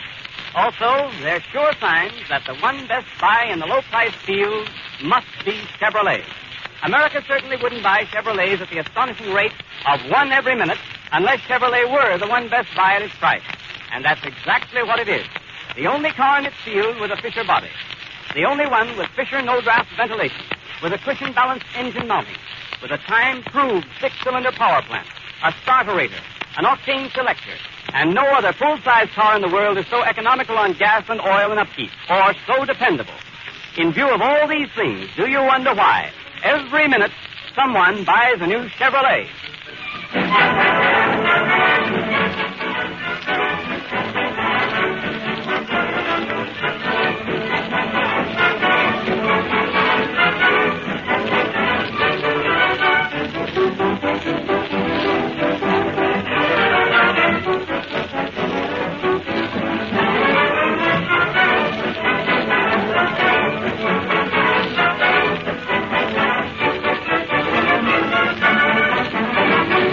And now, Jack Benny. Hello, some more. This is your New York correspondent, Jack Benny, the Earth Galloper, coming to you with all the late news reports with the courtesy of the Weekly Watch. The news that brings out all the dirt. Okay, Frank, let's go. Thank you. Chicago, Illinois. World's Fair gets off to a good start with many notables arriving daily to represent their respective countries. Sam Insull will represent Greece. Jimmy Walker will represent France. And Black's Orchestra will represent Russia. Scotland sends Harry Lauder, C.O.D. Jack, another wire just came. All right, what is it, Mary? Quick. World Fair, Chicago. Molly and Dietrich just arrived representing Pennsylvania. Mary, go away, will you, please? Bombay, India. More Gandhi news. Mahatma Gandhi finished his 21-day fast and is now wearing a cigar band. When last seen, he was mistaken for a Panatella. Babylon, Long Island. Man and wife discovered here with 16 children. Stork found dead on stoop. Overworked, you know. Special cable dispatch. Frank Buck and Jimmy Walker will sail for America shortly. Buck will bring them back alive, and Walker will bring them back a wife. Glasgow, Scotland. Glasgow, Scotland. Harry Lauder also sailing for America. Local citizens give him big blowout by putting tack in his rear tire. Pretty good for Scotland. And now, folks, we have also added a want ad column to our paper as we cannot exist on circulation alone. So take down these addresses if you are interested. Traveling salesman wanted. Must be familiar with traveling, salesmanship, farmers, and farmers' daughters. Address Box 482, this paper. Wanted 30 chorus girls. Apply Minsky Theater, New York. Wanted 3 more chorus girls. Apply to Melton, Black, and Benny. Got you in on this, Frankie. For sale, baby grand piano by lady with electric attachment. Well, girls wanted to knit sweaters for Katz, Broomberg, and Riley. The boys must be told. Woman 55 will trade a Pekingese dog and a canary for slightly used husband. Realizes mistake. Address RFD 4, Pump Handle, Ohio. Female help wanted. Good secretary. If good looking, don't have to be so good. Jack, can I read one now? Go ahead, Mary. Wanted. Good master of ceremonies for Chevrolet program. Graham. Wanted. Howard Claney to say something about Chevrolet. Oh, yes. You'll find that Chevrolet saves you on oil, gas... Play, Frank. Don't wait for this. Play. Don't wait. Play, Frank.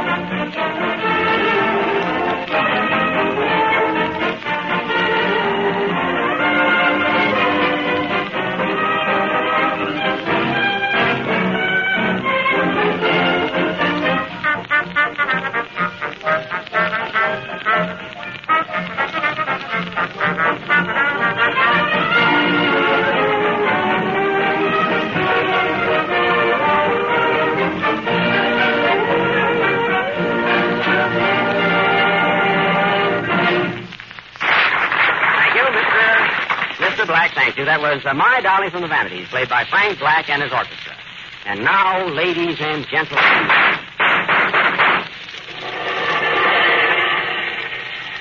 we continue with our penthouse murder that was started last Friday.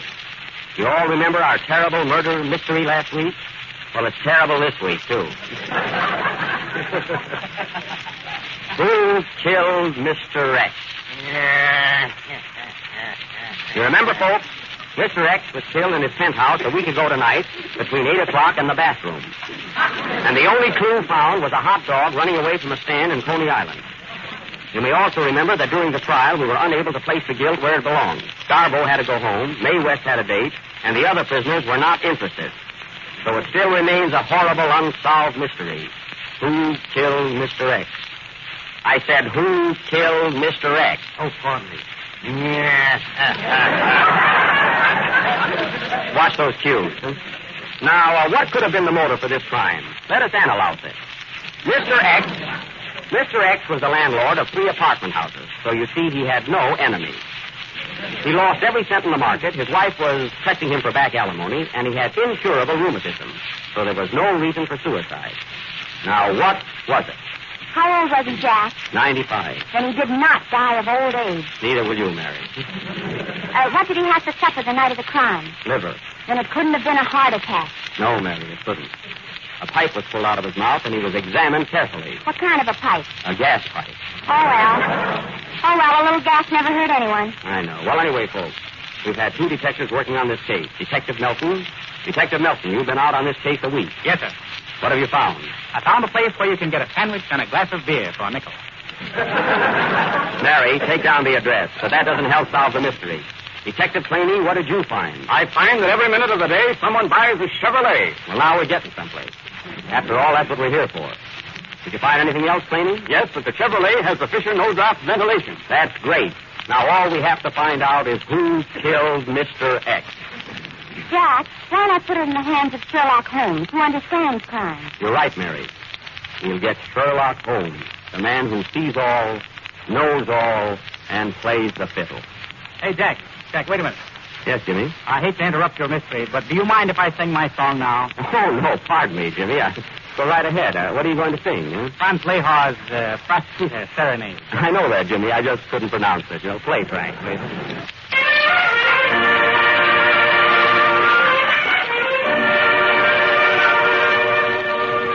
In the silence of the night, when the moon is shining bright, and the world at last is fast asleep,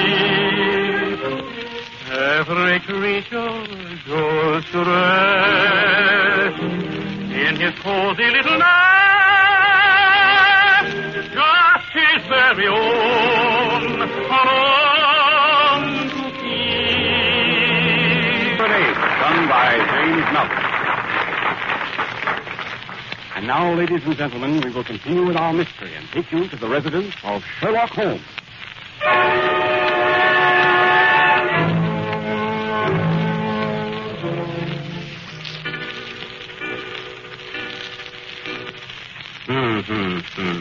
A 7:15.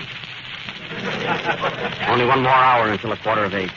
And just an hour ago, it was 6:15. What a strange world. Answer that, Mary. I'm not in. Hello? You want to speak to Sherlock Holmes? Yes, this is Sherlock Holmes, but Sherlock isn't home. He's working on a case right now. Yes, he's on his last bottle. What is it, Mary? It's about that penthouse murder of Mr. X. They want you to start working on it at once. Oh, yes. I was expecting that case. Tell him I'll take it. Hello. Mr. Holmes just came in and said he'll take the case. Tell Mr. X not to worry. Goodbye. Mary, call in Dr. Watson. We have work ahead of us. Mr. Sherlock, I hate to ask you this, but can I draw 5 shillings to payday? That's elementary, Mary. I get it, Sherlock. Sherlock to you. Call Dr. Watson. Dr. Watson, the boss wants you. Okay, I'm coming. Well, Sherlock, what's new? Watson, we have much work ahead of us. By the way, you've been eating herring. Is that right? Sure. But tell me, Sherlock, how did you know it? That's elementary, Watson. Besides, I can smell it. Sherlock, you're a genius. Watson, you're a lit boss. You know, Watson, you're really supposed to be an Englishman. Well, I say, Mr. Holmes, I'll try, you know. I like the other dialect better. All right. What do you want? Watson, we have a strange mystery to solve. Mr. X was killed in his penthouse, and we start working on the case today. All right, but before we start, why don't you eat something? You're always working. Now, I just made some nice homemade soup. What kind of soup? I made some chicken, vegetable, and noodle. Which do you want? Quick, Watson, the noodle. We leave, Watson. We leave for the Empire State Building in 10 minutes. The Empire State Building. Pack your bag and hand me my violin. I've got a lot of thinking to do. I must think.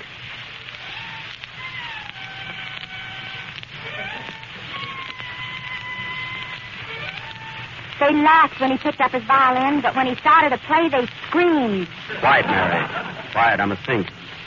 Come, Watson. A thought just struck me. We must get to the Empire State Building in a jiffy. Why in a jiffy? My Chevrolet will get us there just as sweet. And much safer.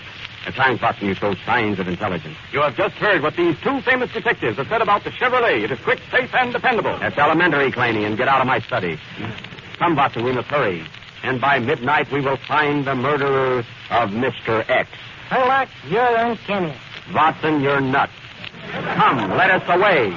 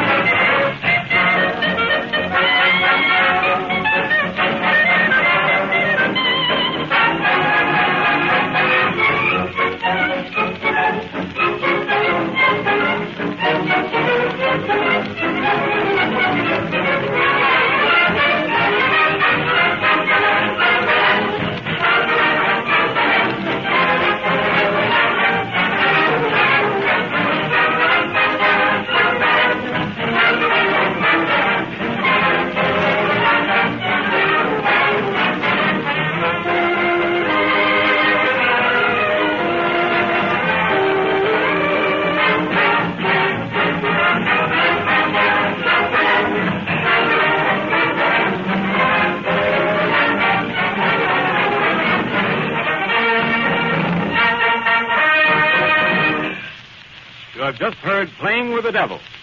And now we take you to the lobby of the Empire State Building, where we meet Sherlock Holmes and Dr. Watson.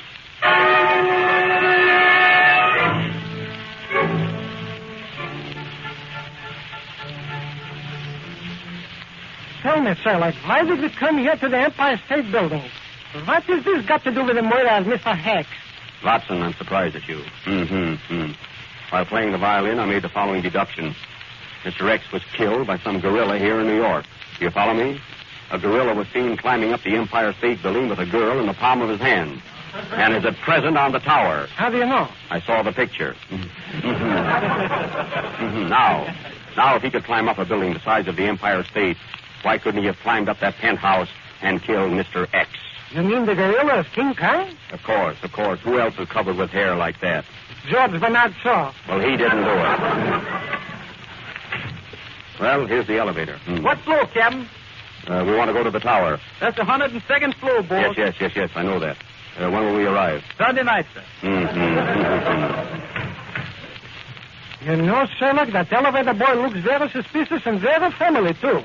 I think so. What's your name, son? My name's Jim Milton, sir. Oh, sure, Jimmy. He's our tenor, Watson. Say, Jimmy, I hate to ask you this, but did you kill Mr. X? No, sir, Captain. I didn't kill him. I was a lady killer. Quick, Watson, the needle. Ow! And cut out those jokes.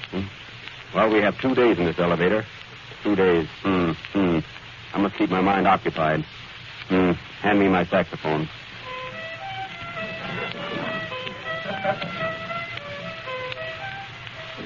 That was Stormy Weather, brought to you through the courtesy of the Chevrolet Motor Company. 102nd floor, all out. Sunday got here quick. Now be careful, Watson, and very quiet. Very quiet. Please follow me around the edge of the roof. We must use our wits and trap him. This fellow King Kong is the biggest creature you have ever seen. He eats elephants like you eat salami.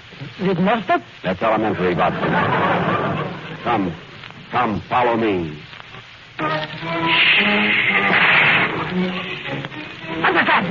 The drummer just dropped the cymbal. Frank, keep the boys quiet, will you? Just a moment. Watson, don't move. It's so dark up here. Why didn't we come up here in the daytime? Quiet. Go ahead. I'm right behind you. I'd sooner be behind you. Watson, look. Look carefully. Carefully. You see that figure standing there in the doorway? Yes. Look. Somebody is handing him some money. Oh, that's Al Smith. He runs this building and he's collecting the rent. Hello, Al! You're wrong again, Watson. Hey, what is that, Sherlock? That's King Kong. He's here, all right. Keep down, Watson. He mustn't see us. Be careful, Sherlock. I think he sees us. Grab him, Watson, and don't let him get away. Thank you. Look, he's got the girl right in the palm of his hand. It looks like Mary Livingstone. Wait.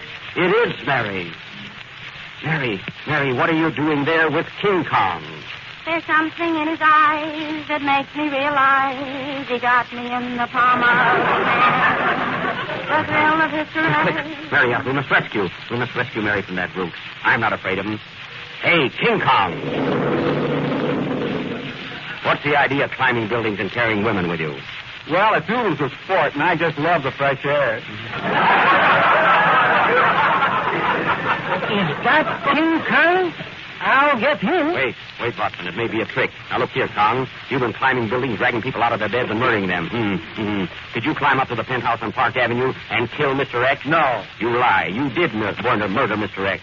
Why, you're big enough to eat him alive. Well, I did have eggs for breakfast this morning. Then you admit that you killed him. No. Take him away, Watson. Goodbye, Mary. I'm sorry. I can't play with you anymore. Goodbye, Paul and Harry. Come up again sometime. Well, it didn't take us long to get him, did it, Watson? Yeah. Who's that? It's me, the voice of the shadow. What do you want? You think you've got the murderer, eh? Well, King Kong did not kill Mr. X. Then who did? Mr. X was killed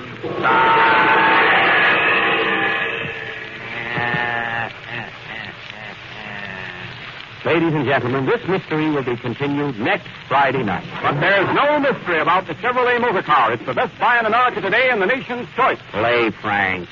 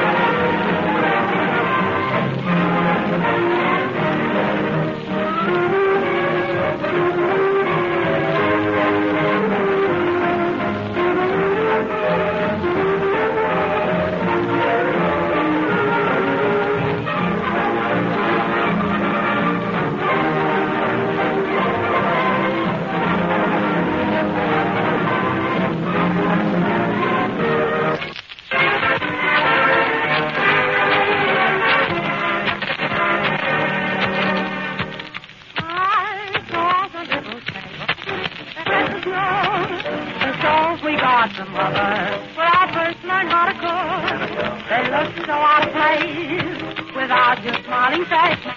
In that little second-hand store, I found a little armchair and the Oriental rug. The whole sofa where we used to kiss and hug.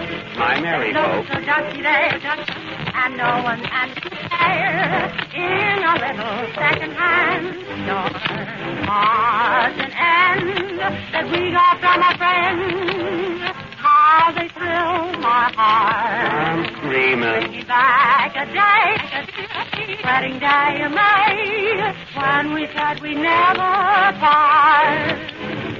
I seem to hear them whisper, you're to blame for you did wrong. Why don't you kiss and make up, take us back where we belong?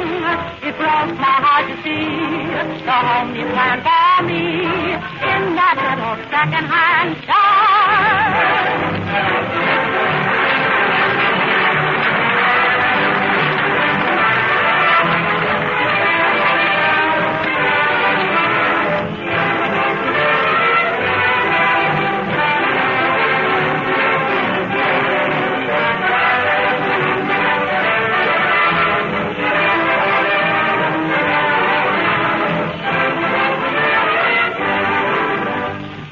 Whenever you see or hear the figures 445 FOB Factory, always think, my friends, of Chevrolet, of the new Chevrolet Standard 6, the car that made $445 famous, of the smart, fast-stepping Chevrolet that gave a new meaning to 445 by giving so many wonderful new features for that wonderful low price. A Fisher body, a big, comfortable interior, Fisher no-draft ventilation, safety plate windshield glass, an octane selector, a low-to-the-road chassis that rides smoothly and steadily, and a six-cylinder valve and head engine that's not only one of the snappiest on the road, but listen to this. Some Chevrolet Standard 6 owners report gasoline mileages as high as 26 miles to the gallon, and nearly all of them are getting between 18 and 24, depending on how they drive. So if you have a minimum of money to spend on a new car and want that money to do you the most good, to bring you the most fun and the greatest savings in return, save with a new Chevrolet Standard 6, the big General Motors value that made $445 famous.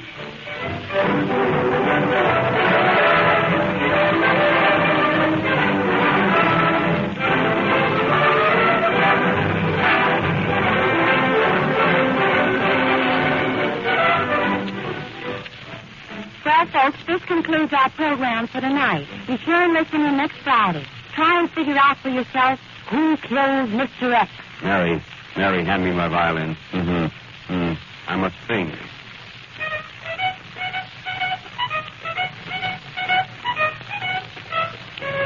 Good night, folks. Good night.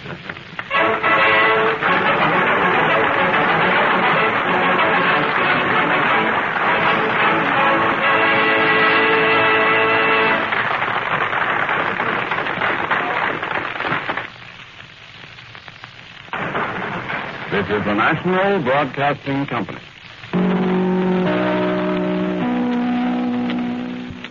WEOS, New York.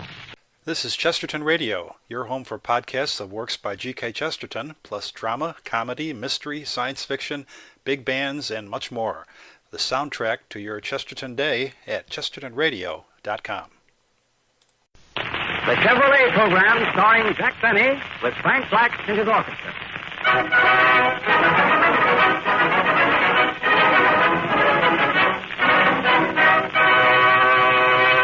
Frank Black opens the program with Roll Up the Carpet.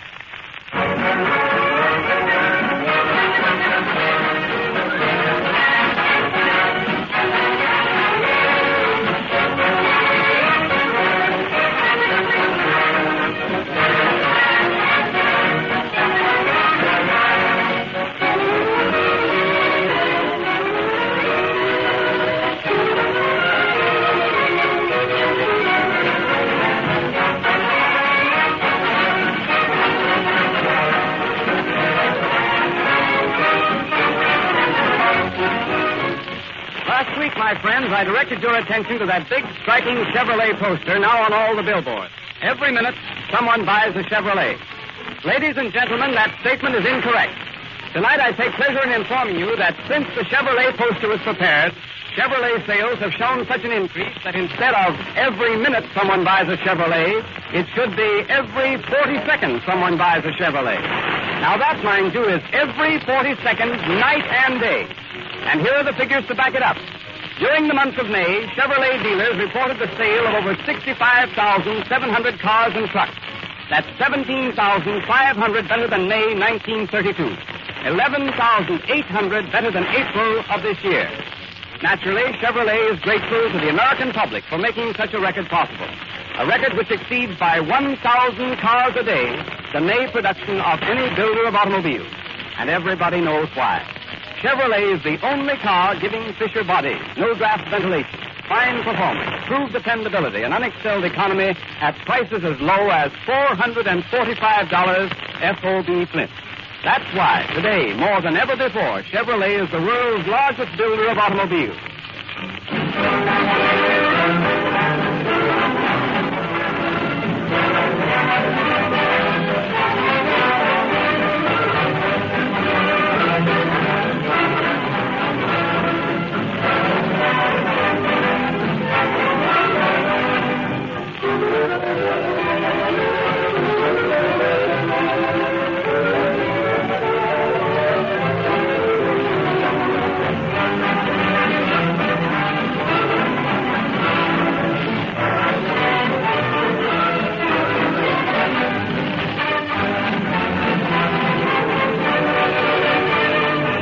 And now, Jack Benny. Hello again.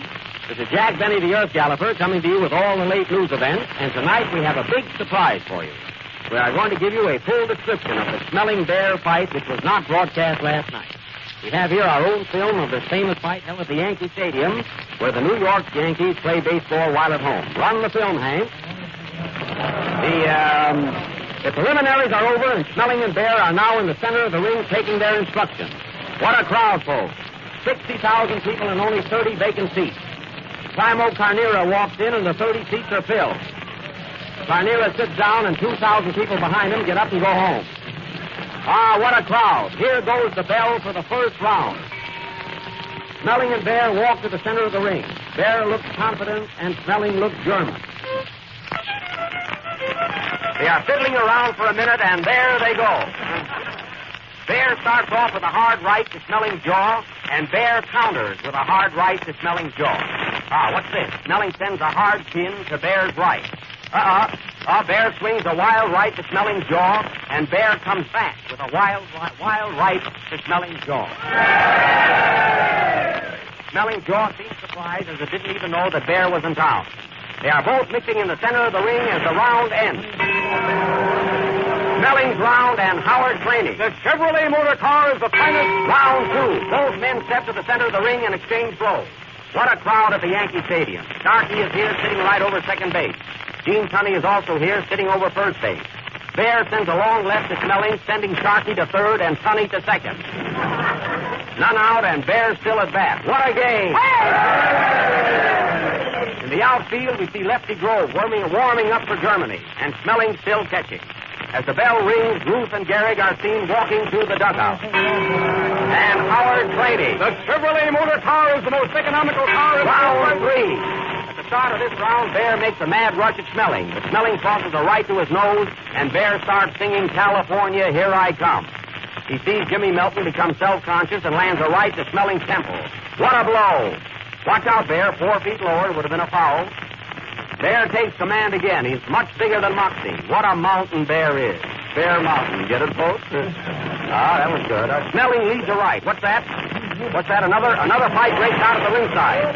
Another fight. Who is it? They tell me it's between a taxi driver and a tailor. Well, folks, now we have a doubleheader at the good old Yankee Stadium. The tailor lands a right to the taxi driver's jaw. Smelling blocks it and crosses a left to Bear's chin. Bear sends a wicked right to the tailor, and the tailor sends a wicked note to his lawyer for a triple play.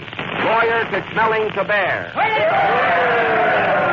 What's this? Bear sends a dozen assorted rights to Smelling's jaw while we weren't looking. He sends another right to his head, a right to the heart, and a right to the liver. As there are no more places for Bear's right, he rings the bell, ending the third round. Now, the next 6 rounds were nip and tuck. Bear nipped and Smelling tucked.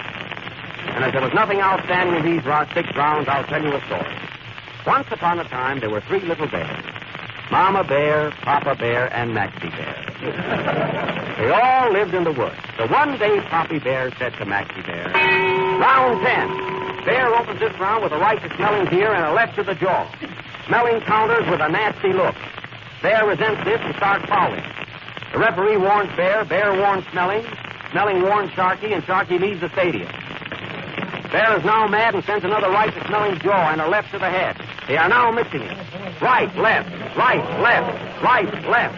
Company, halt. What a parade. Bear looks at his watch, remembers he has a date, and there he goes, forcing Smelling to the rope. Ah, what a chance for a cigar program. He sends 2 rights and a left to Smelling's head, and Smelling goes down for the count of 9. 1, 2, 3, 4. Oh, small and handsome, why don't you get up? 6, 7, 8. Are you hurt, Smelling? 9. He gets up at the count of 9. But it's too weak to carry on, and the referee steps in and announces Max Bear the winner, which is a surprise to everyone. Now Frank Black, who bet on Smelling, will try and play Somebody Stole Gabriel's Horn. Play, Frank.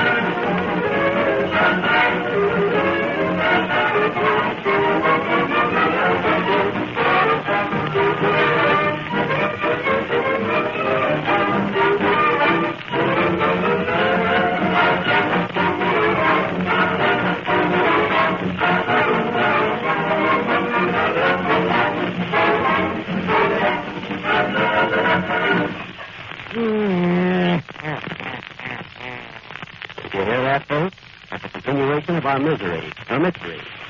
Who killed Mr. X? The great penthouse mystery. Now, for the benefit of our new listeners, let me give you a brief synopsis of what happened. Mr. X was found dead in his penthouse. He was discovered hanging in midair from a chandelier, dangling from a long rope. Mary, did you find out where the rope came from? Yes, Jack. It's on a garble with shoelaces. Get it? Oh, well, disregard that, huh? Now dim your lights, folks. Get ready for thrills, romance, adventure, and the boogeyman.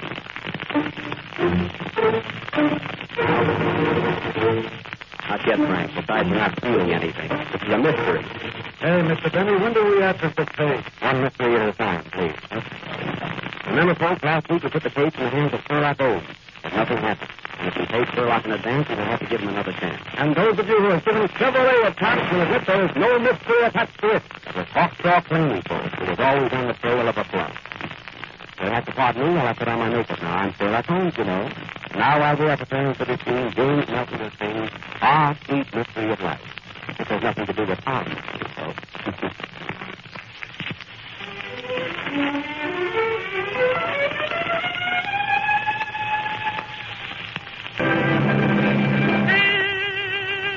Is the end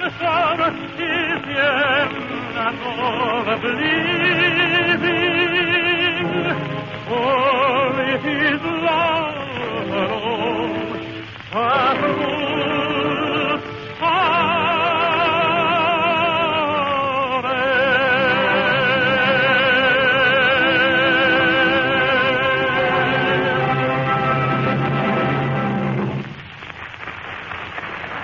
was All Sweet Mixture of Life, sung by James Melton. And now we take you again to the study of Sherlock Holmes, who is working out some new clues in hopes for a speedy arrest of the murderer of Mr. X. The Home of Sherlock Holmes.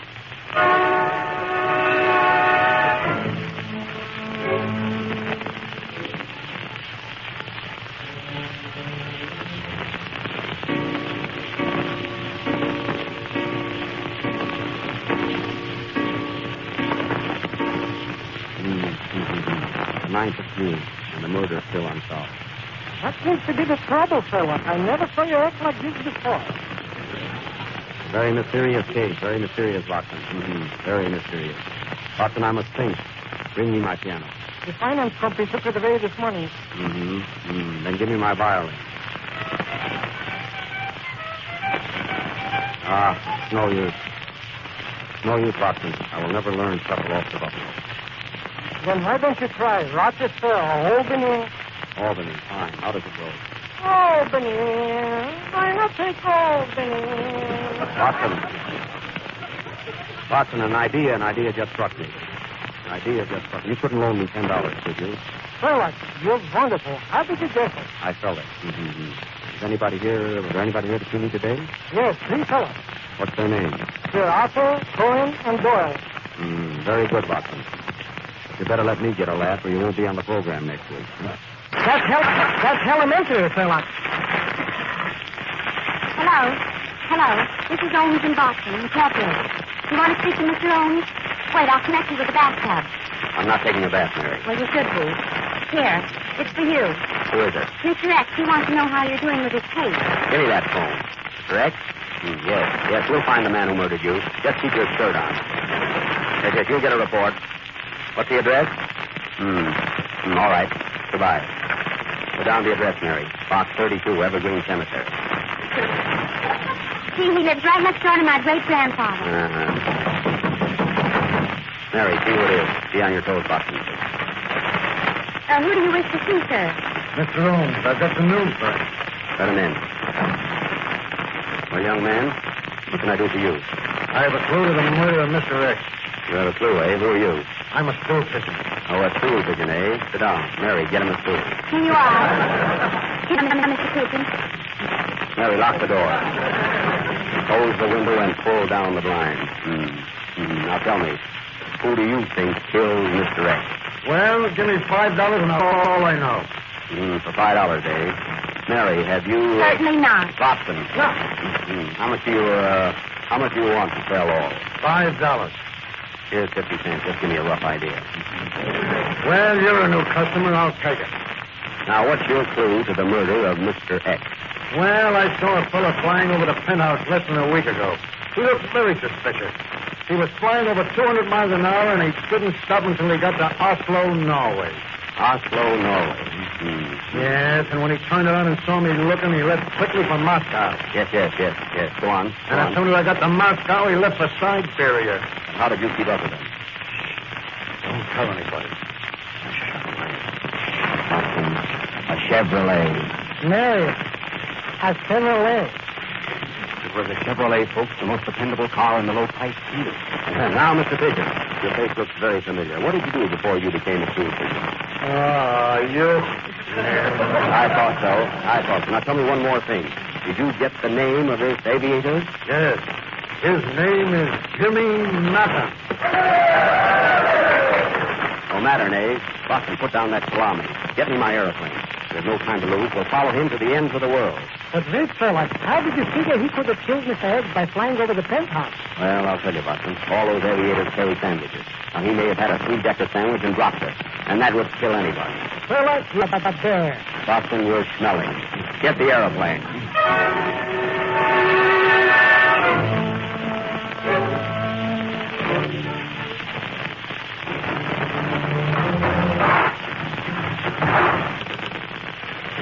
Here you are, Sherlock. All we got is a tri-motor plane. What's a tri-motor plane, Jack? Plane with 4 motors. Watson, spin the propeller.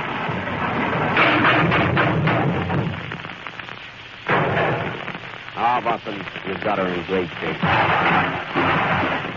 What was that? The left wing fell off. Do we need it? Yes, I'll have to fix it. I've got a safety pin. Not yet. That's in the next scene. I'm only rehearsing. Oh, come on. Come on, let's go. Get in, Watson. Are you coming along, Mary? Are we going up in the air? Yes. Well, wait till I get my air gun. Never mind, Ed. Get in. All right. All right, get ready. Be careful, Mary. Be careful while you get them.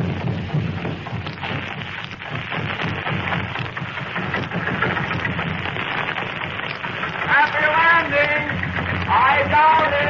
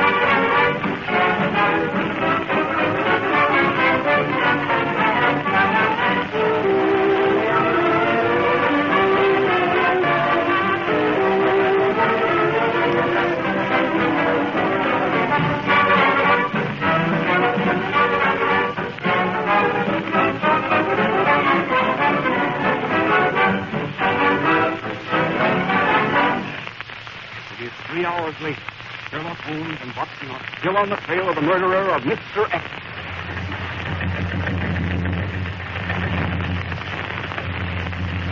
How fast are we going, Watson? 600 miles an hour. 600 miles, and I'm only in second. We're certainly going fast. What country is this we're passing? England. What country? You're too late. France. Look, Sherlock. Somebody left a sack lying on the ground. Pack nothing. It's the Eiffel Tower. Sherlock, you're colossal. Hallelujah, you're a bum.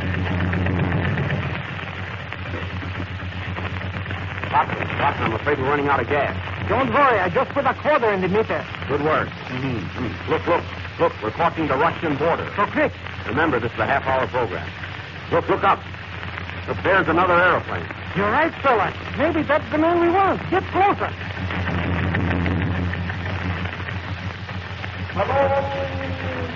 Hello there.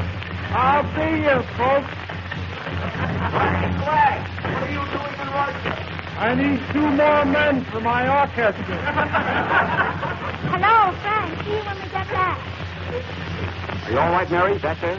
Yes, Shirley. See, this is certainly a wonderful night for flying. Look how bright the moon is. Hello, round and shiny. Why don't you come down sometime?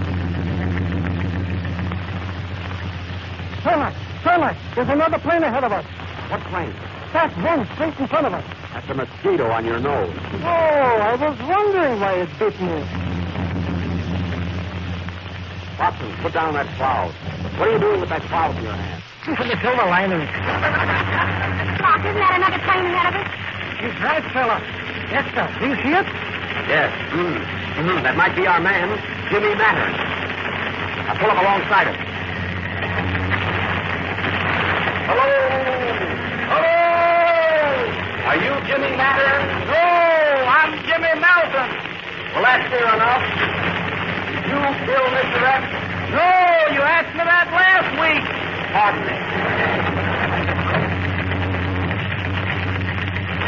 Watson's getting awfully foggy now. Yes, Sherlock. Be careful. I'm afraid to go further. I think we better turn back. Don't bother. It's foggy on this side, too.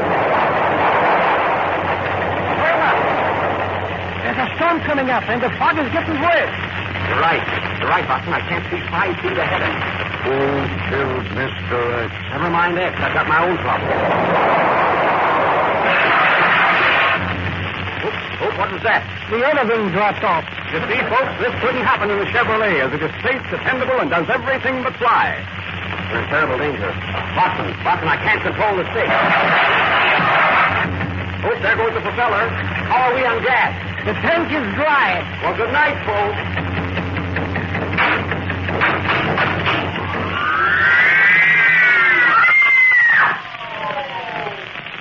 Next week, ladies and gentlemen, we will continue our mystery.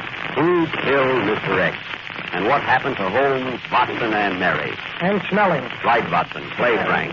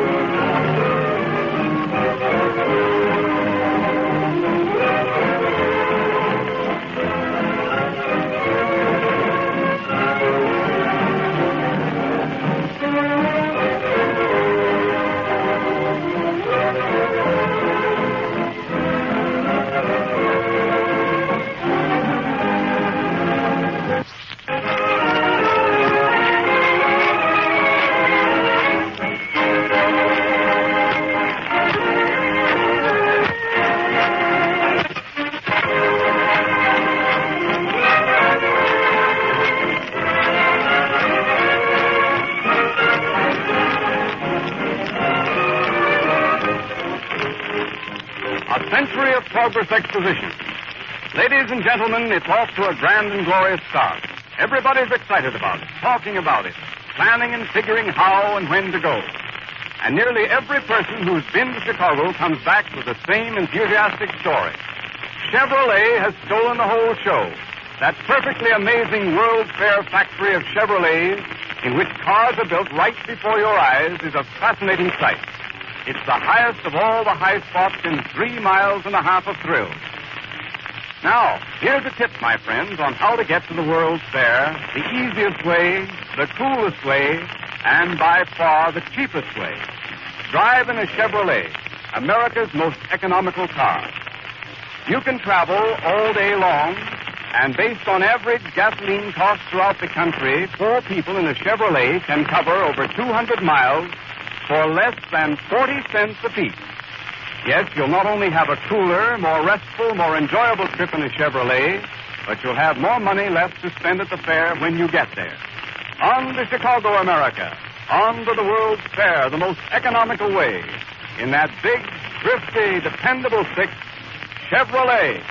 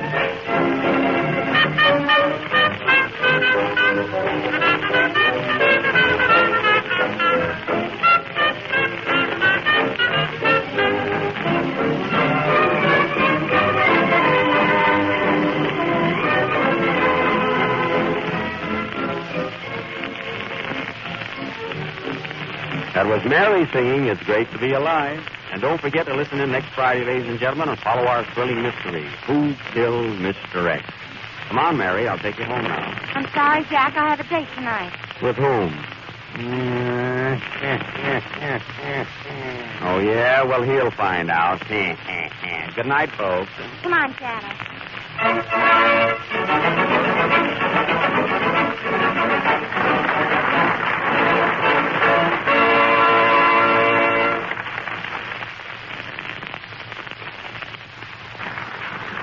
In the Park is from The Gold Diggers of 1933, and It's Great to Be Alive is from Strike Me Pink. This is the National Broadcasting Company. WEAS, New York. This is Chesterton Radio, the true, good, and beautiful at chestertonradio.com. J-E-L-L-O. The Jell-O program coming to you from the Plaza Theater in Palm Springs, California, starring Jack Benny, with Mary Livingston, Phil Harris, Dennis Day, and yours truly, Don Wilson. The orchestra opens the program with the Phil Harris Concerto No. 6 for oboe and drum.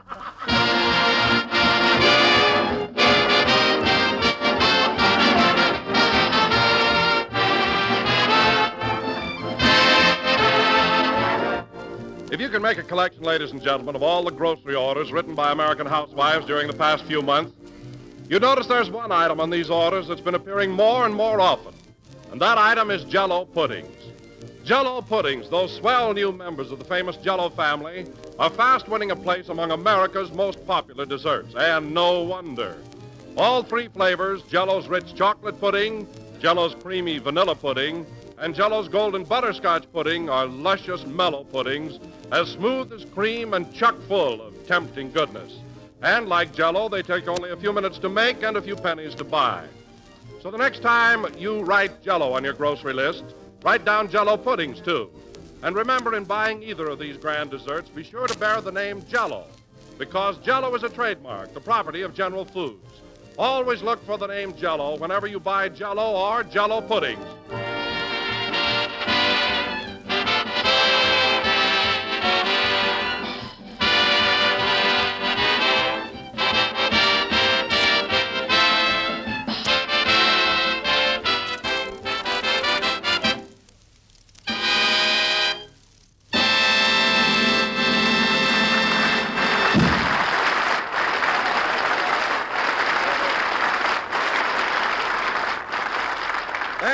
The Phil Harris Concerto No. 6 for oboe and drum, played by the orchestra.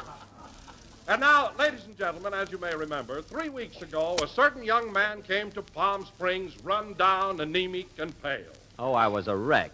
And now, after 3 weeks on the desert, I bring you that picture of health, that Greek god, that bronze Adonis, Jack Benny. Thank you. Thank you. Hello again. This is Jack Benny talking, and folks, I wish this was television. No kidding, Don. I don't want to sound vain, but isn't it marvelous the way this deep tan of mine sets off my big blue eyes? And all in 3 short weeks. Well, you do look wonderful, Jack. Your face is as brown as a berry. Isn't it, though? But I meant to ask you, what are those 3 round white spots in the middle of your forehead? Those white spots on my forehead? Yes. Well, I sent Rochester out for a cigar the other day, and I was asleep in the sun when he came back. So that's where he laid the change.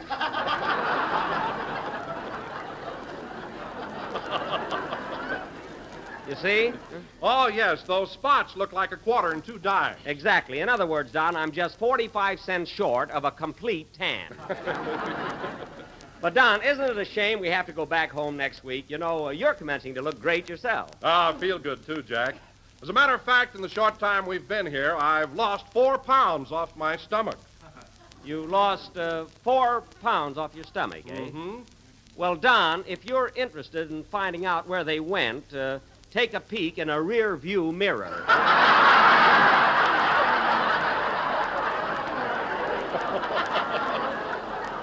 But at that, you have lost a little. How did you do it? Well, I go horseback riding every day, and it's wonderful exercise. Oh, it is. It is. There's nothing in the world like horseback riding. I do it all the time. You do what all the time? Oh, hello, Mary. We were just talking about horses. You know, Don, I've had a lot of experience with them, and the main thing to remember... Oh, stop, will you? All you know about horses is they don't wear high-heel shoes. Is that so? I know plenty.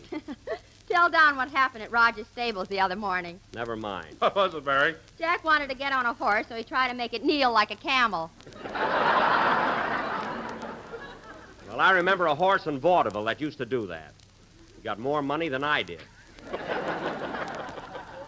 And he could count, too. Of course, he had to. He was working on percentage. Anyway, I was talking to Don. You see, Don, the main thing about riding a horse is rhythm. Is that so? Yes. Now, take, for instance, galloping. When the horse goes up, I go up. When the horse goes down, I go down. And when the horse stops, leapfrog. Now, wait a minute, Mary. The only time I fell off the horse is when I was trying that new trick, and you know it. What trick was that, Mary? Well, Jack put a handkerchief on the ground and said he'd ride by at full speed and pick it up. Oh. So what happened? He picked up his handkerchief, dropped his teeth, picked up his teeth, and fell in a gopher hole. Oh, boy, you really dream it up, sister. You didn't leave out a thing. You had to tell him everything about the horse, didn't you? I didn't tell him where you try to put the bit.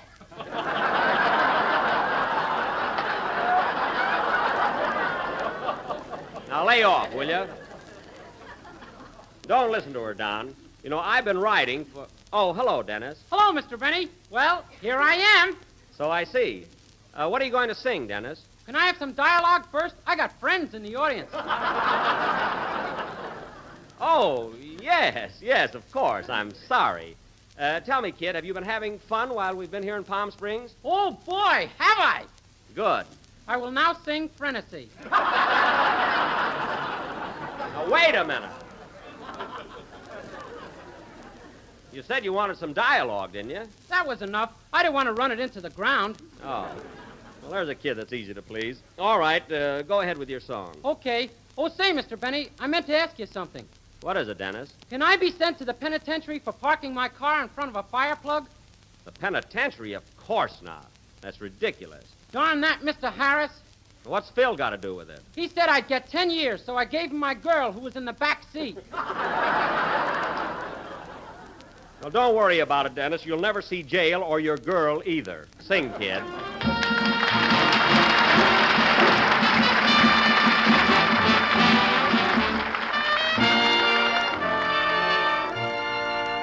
It was fiesta down in Mexico, and so I stopped a while to see the show. I knew that Frenesy meant please love me, and I could say Frenesy. A lovely senorita caught my eye. I stood enchanted as she wandered by, and never knowing that it came from me, I gently sighed Frenesy. She stopped and raised her eyes to mine. Her lips just pleaded to be kissed. Her eyes were soft as candle shine. So how was I to resist? Quiero que vivas solo para mí y que tú vayas por donde yo voy, para que mi alma sea no más de ti.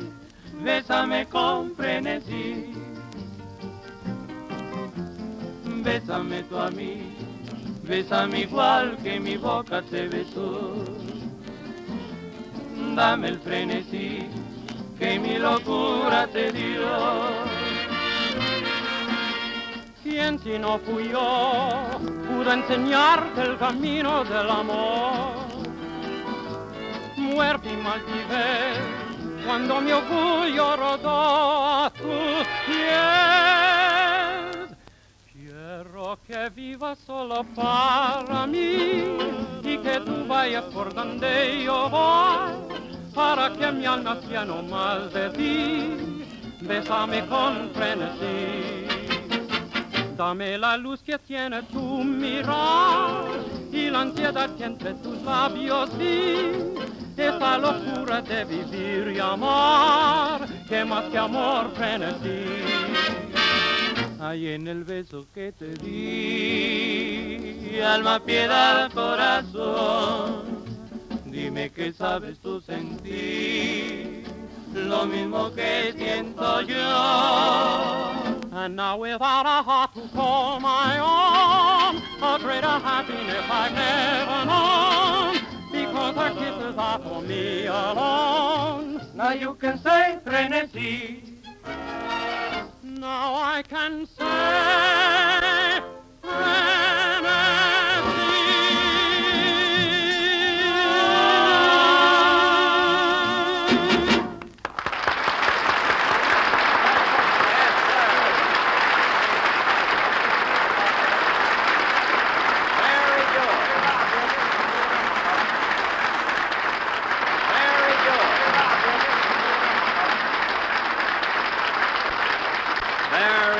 Very good. That was Frenesy, sung by Dennis C. Day and accompanied by the Guadalajara Trio through the courtesy of the Dollhouse. And very good, boys.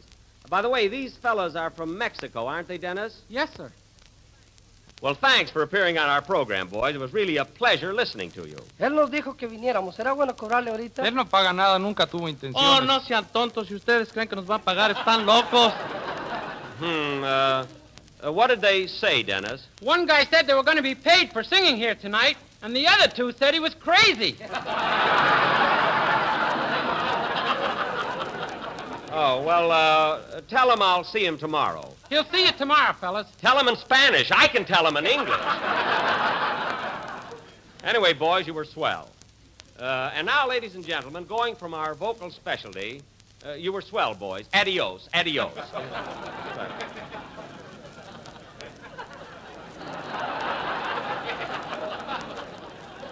I don't know what they're waiting around for. No, they sang and they're through, that's all. And now, ladies and gentlemen, going from our vocal specialty to our feature attraction of the evening, as a tribute to Palm Springs, we are going to present an original mystery melodrama entitled Murder at the Racket Club, or Ain't His White Flannels Messy? Now, I will play the part. Oh, by the way, Jack, speaking of the Racket Club, did you finally join it? No, Don, I was thinking of joining, but, after all, how often do I play tennis? You know? Well, that isn't their only attraction. They have a beautiful swimming pool, too. I know, Don, but, how often do I swim? But, Jack, the club is right out there on the desert. The air is wonderful for you. Is it? Oh, how often do you breathe? Now, wait a minute, Mary. The only reason I didn't join the Racket Club is because they don't take in actors. They don't take in actors? No. Don't tell me all that ham around there is just for sandwiches.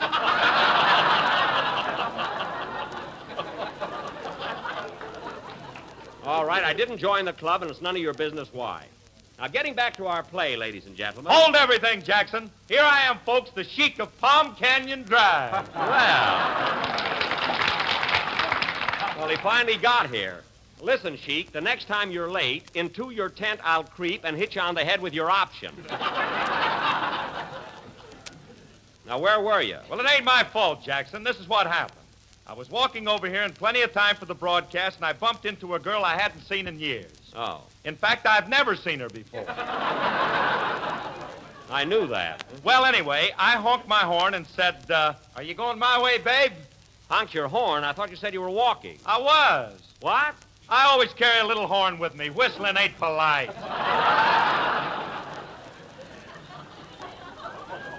Oh, you carry a horn?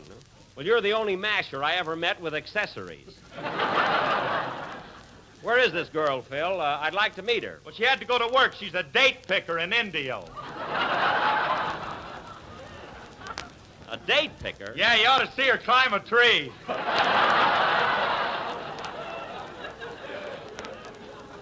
I'd love to.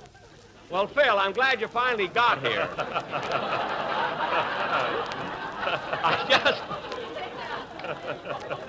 I just started casting our murder mystery. Am I going to be in it? Yes, Phil, you've got a very important part. You're going to be the doorman at the Racket Club. Well, that's life for you. Tonight, I'm the doorman there, and last night, the doorman threw me out. You'd have gotten a bigger laugh if you'd have read that a little faster. I don't know what you were stalling around there for. Well, anyway, you're the doorman. I'm going to be the chief of police of Palm Springs, Dennis, you're going to be a sergeant. And Don, you're going to be a member of the force. All right, Don, go ahead. Oh, Jack, you're so ridiculous. I like it. Don, you're going to be a member of the force. Oh, very well. Ladies and gentlemen, please remember that you don't have to use force to open a box of Jell-O. See, that's very clever. Oh, I hate to do the next line. Don, that's the whole punch. Don, that's the whole punch.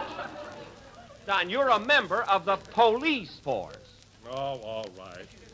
It is not only economical and easy to make, but comes in 6 delicious flavors. So the next time you're in your neighborhood grocer's, police ask for Jell-O. Now, there, that was swell. Was that your idea, Jack? Yes, at rehearsal, it was terrific. Well, that's life for you. Now the doorman can throw you out. Say, I wonder if I've had too much sun. I don't know. Anyway, Mary, in our play tonight, you're going to be a glamorous Hollywood movie star, Miss Mitzi LaRue. And you came to Palm Springs to be near your sweetheart, Oh, boy. who has just been murdered. Oh, nuts. I can't help it. That's the plot. Anyway, folks, this play will go on immediately after a number by Phil Harris and his orchestra. Are you ready, Phil? All set, Jackson. Say, Mr. Harris, What do you want, kid? can I borrow your horn? I want to get another girl. Give it on, Phil. Honk it twice, Dennis. I'm free tonight myself. Play, boys.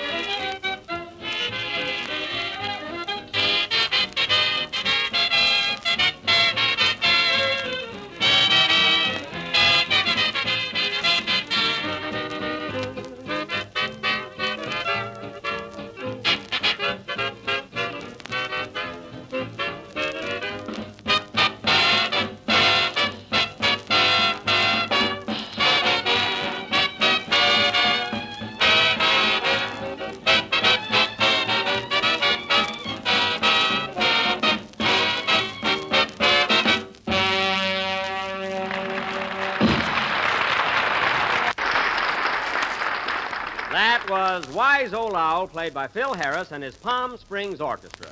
Palm meaning I've got the boys on my hands, and Springs meaning they ought to take a drink out of one sometime.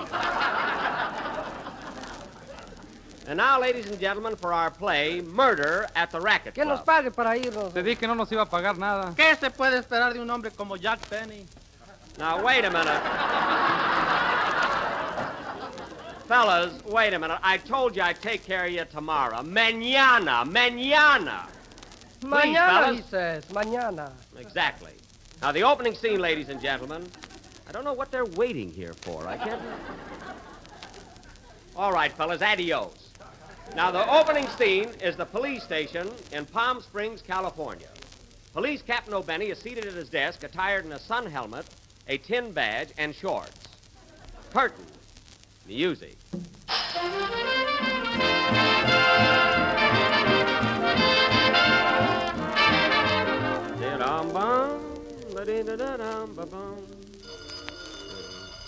There's the phone, Chief. I'll take it, O'Day. Hello? Palm Springs Police Station and Date Shop.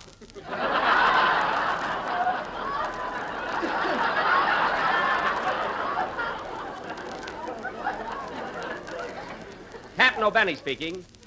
What's that, miss? You're taking a sun bath and there's a peeping Tom annoying you? Don't worry, I'll take care of it immediately. O'Day, get away from that window. Donna, I forgot to ask her if she wanted some stuffed dates. Hey, Sarge. Yes, Chief? You arrested 2 fellas last night, and I want you to stop filling this jail with crooks. Well, I gotta do something with them. I don't care. During the height of the season, this jail is for tourists. I'm getting $12 a cell, American plan. We can catch crooks during the summer. Morning, Chief. Morning, Sarge Wilson. How are things on your beat? Marvelous. I sold 40 pounds of dates. Good. Keep going like that. You'll soon be a lieutenant. Thank you, sir. But, Wilson, I wish you wouldn't push the plain dates. You know, we make our profit on the stuffed ones. O'Day, where are you going with those satin bedspreads? I thought I'd make cell 9 and 10 into a bridal suite. It's a good idea. Put a canopy over the bunk. You know, if business keeps up this way, it'll really be... I'll take it. Hello? Palm Springs Police Station and date shoppy. Oh, Benny speaking. What's that? What? Murder at the Racket Club? Well, there's life for you. That's the title of our play. Quiet, you. Yes? Yes, we'll be right over. What's up, Chief? Les Stoffen, the tennis pro at the Racket Club, just phoned that Kerry Carew, the well-known playboy, has been murdered. Get the squad car, Wilson. Yes, sir. O'Day, bring along some stuffed dates, the ones with the gold tinfoil. We ought to clean up at the Racket Club. Okay, Chief. Now, come on, fellas. I'm going to find the murder of Kerry Carew, or my name ain't... I'll take it. Hello? Yes? Look, fellas, I told you. Mañana! Adios. My goodness. Now, come on, fellas. I'm going to find the murder of Kerry Carew, or my name ain't...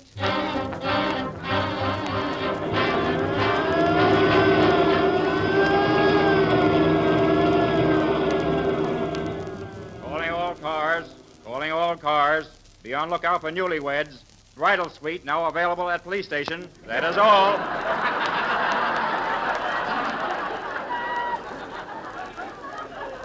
Forgot to tell him about the canopy.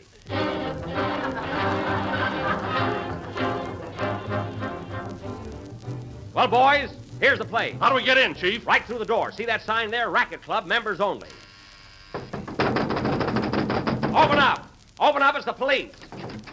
Yes, sir. What can I do for you? I'm chief of police, and I want to get in here. Are you a member of the club? No, I'm here to investigate a murder. I want to see the body. Well, if you're not a member, you can't come in.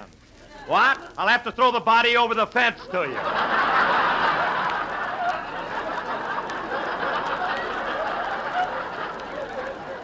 What are you talking about? A man has been killed on these premises, and I'm going to find out who done it. That's who did it. No wonder you're not a member of this club. Oh, fine. From Harris yet. Now, look, Bud, please. We got to get in here. I'm sorry, but you'll have to speak to the owner, Charlie Farrell. Here he comes now. Oh, hello, Mr. Farrell. Say, what's all this racket at the Racket Club?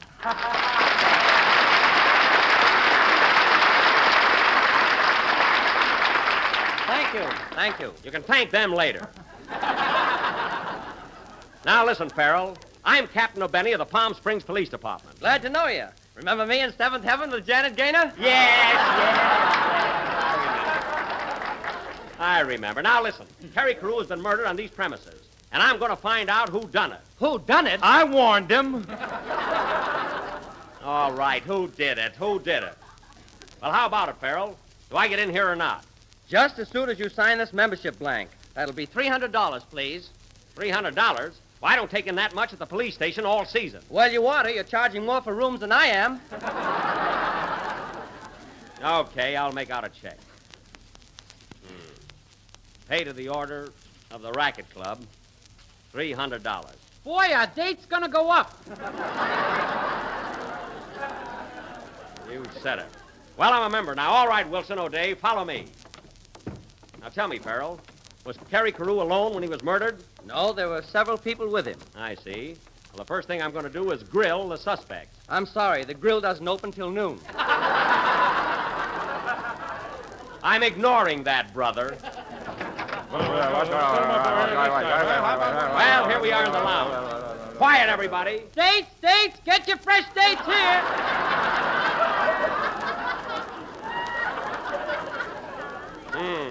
Would you like a box of stuffed dates, sir? Not him, that's the body.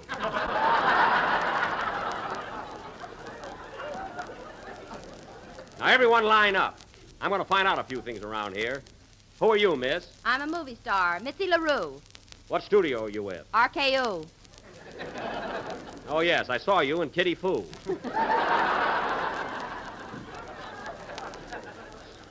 Have you played any other outstanding roles lately? Yes, I had 10 words in Western Union. Stop. Now, Miss LaRue, I want you to tell me everything you know about this crime. I don't know anything. I was just sitting here popping my bubble gum. And you didn't hear a shot? No, I really pop it, kid. Now, don't evade the issue, Miss LaRue. You were in love with the victim, weren't you? Pardon me, dry martini, boy. No toothpick in the olive. I like the bob for it. Hey, wait a minute. What's your name? Butterworth. Charles Butterworth. Oh, Butterworth, eh?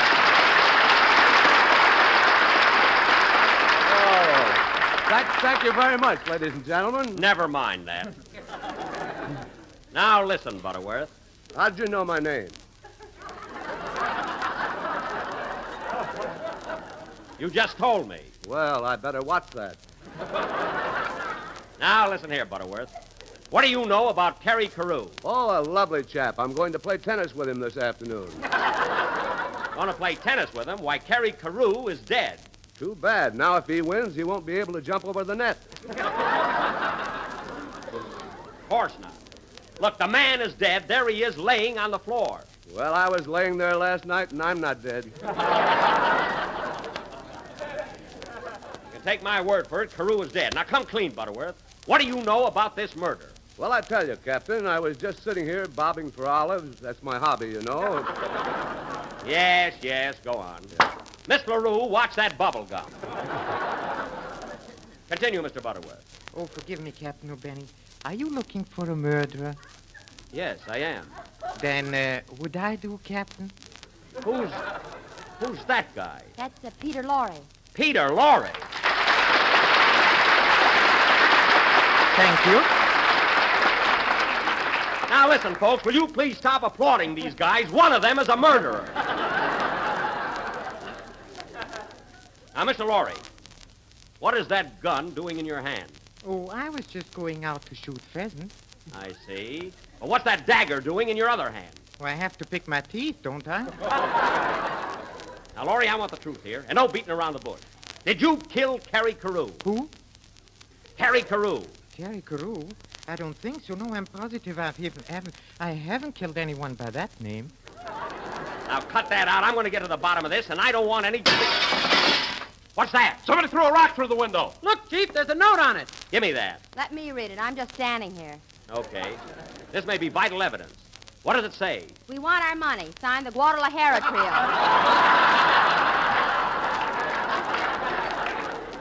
Well, write mañana under it and throw it back. Now, Mr. Lorre. Mr. Lorre, where did he go? He went for a plunge in my martini. Oh.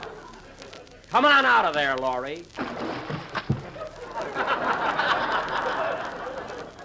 Now, no use trying to hide. I want the truth. Where were you at the time of the murder? Well, Come on. Think fast, Mr. Moto. Oh, I was exceptionally good in that, huh? Yes, you were swell. Say, what about me in Seventh Heaven? You were marvelous. You were marvelous. I wish I could think of a picture I was in. Me too. See, folks, remember what I said about the ham here? Never mind that. This case is solved. Peter Lorre, I arrest you for the murder of Kerry Carew. All right, if you insist. Tell me, shall I go voluntarily, or do you want me to struggle a bit? What? You can't arrest him, Jack. I made him do it. You made him do what? Yes, Jack, it was the only way we could get you over here to join our club. Oh, so that's it. Well, what about Carew, the fellow you killed? Who is he? A dummy from Bullock's window. Oh, well, I thought he was much too pretty. Well, it was a good gag, fellas. As long as I'm hooked, I might as well enjoy myself. Say, Farrell, give me one of those Coca-Colas there, will you? Here you are, Jack. That'll be $12. Yikes!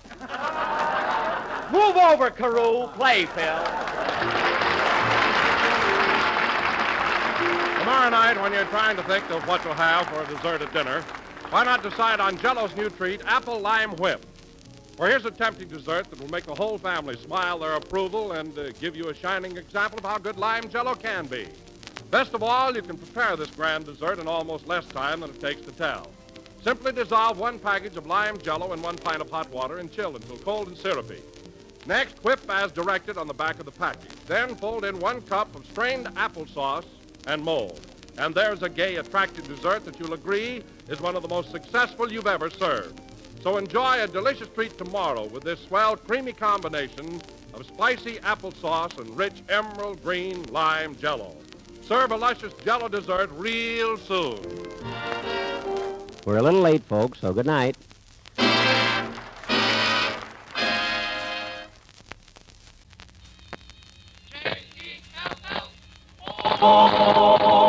The Jell-O program, coming to you from Radio City, New York, starring Jack Benny with Mary Livingston, Phil Harris, Kenny Baker, and yours truly, Don Wilson. The orchestra opens the program with For No Rhyme or Reason.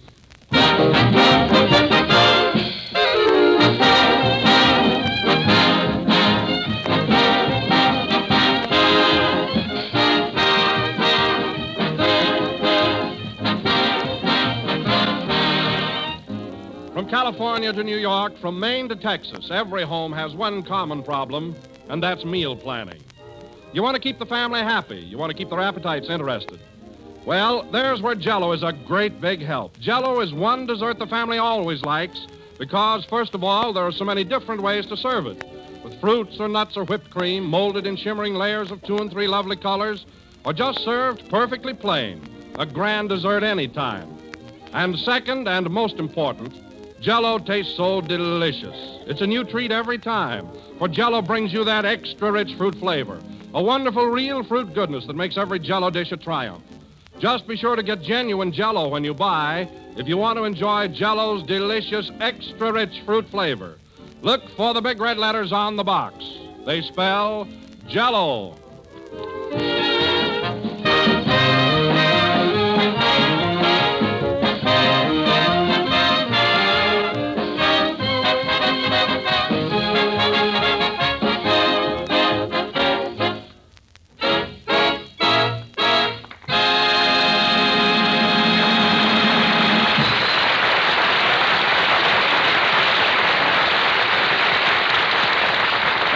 Ladies and gentlemen, let us welcome to New York that little ray of California sunshine. That shivering, quivering, ice-kissed comedian, Jack Benny.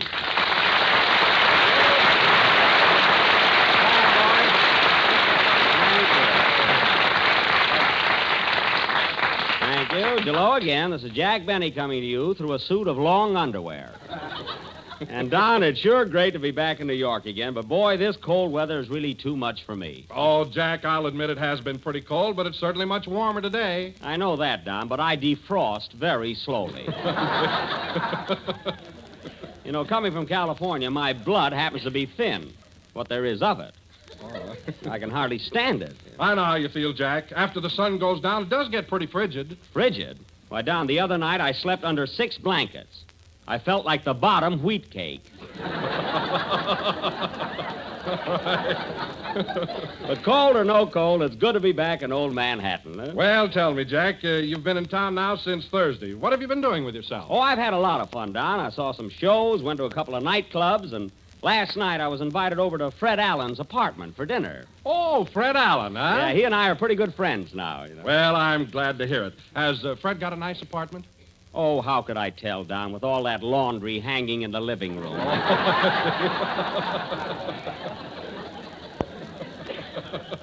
But, Don, you should have seen the meal he put on. Now, you know me, Don. I mean, you know, now, I don't want to sound catty. But after all, how often do I come to New York? Maybe once a year. Well? Well, you think he could have had sardines some other night. Sardines? I wouldn't have liked him if he'd opened them with the key to the city. Oh, really? I got even with him, though. When I left, I took 3 spoons back to the automat. Wait till he finds that out. Huh? Gee, it doesn't seem possible that Fred would invite you to dinner and serve that kind of a meal. Well, he did. And wait a minute. Here's the payoff. No, the only ones there were Fred, Portland, Mary, and myself. And when we got through eating, Fred asked me to get up and make an after-dinner speech. An after-dinner speech? What was that for? Well, he was hoping I'd say something that he could use on his program next Wednesday. You know. Oh, I get it. I fooled him, though. I got up and recited the Gettysburg Address in French.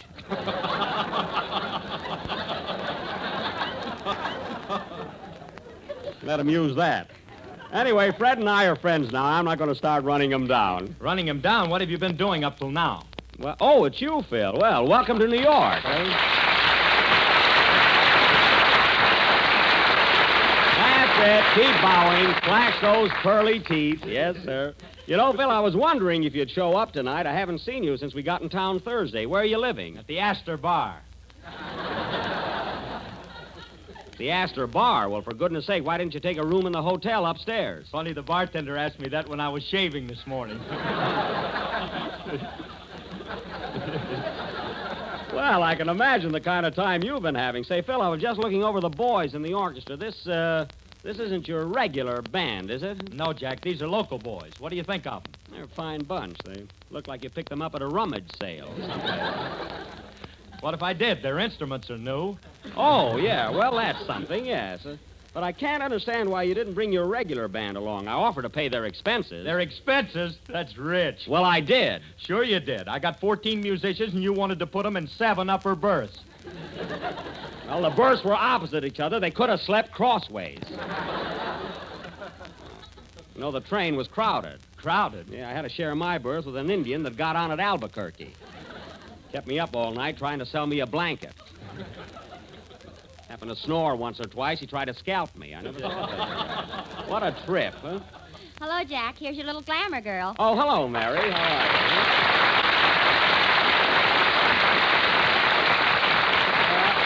That's it, Mary. Keep bowing. Show your silly hat. How do you like this New York weather, Mary? What a change. Burp, it's cold. Burp? That's burr.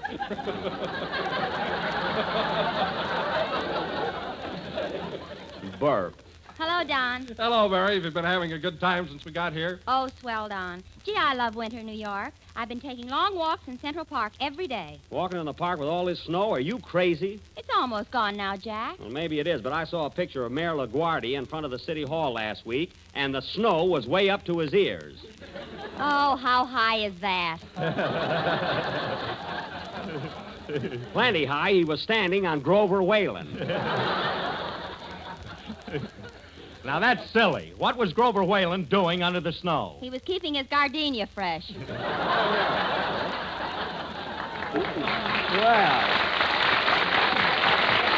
Well, thanks, Mary. I'd have never thought of that. Well, anyway, you can all have this winter weather. Every time I go out of the hotel, I just about freeze. Well, no wonder you came from California without an overcoat. Why don't you buy one? Oh, we're only going to be here a couple of weeks, say. Why spend $50 or $60, you know? That's right. You can get a can of Sterno for a dime. Yeah.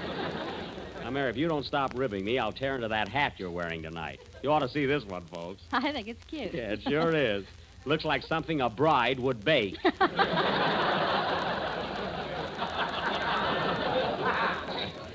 That's what the girl in the store said. Well, she was sure clicking. Say, Phil, we got a long show to do. How about a number? Huh? Okay, Jackson. Okay. Hold it a minute. Come in. Oh, how do you do? Hello, Jack. Are you busy? Well, miss, right now I'm... Oh, for heaven's sake, I'll be doggone. Rosie Nicholson. That's me. Well, gee whiz. Come in. What a surprise. Hey, fellas, this is Rosie Nicholson, a girl I used to go with when I lived here. How do you do? Hiya, Rosie. Mary, this is an old sweetheart of mine. Oh, yeah? Well, Rosie, Rosie, I haven't seen you in years. I knew you were in town, Jack, so I just thought I'd come up and say hello. Well, I'm glad you did. You're looking great. But, Rosie, you've gained a little weight, haven't you? Yeah, now I go with a guy that feeds me.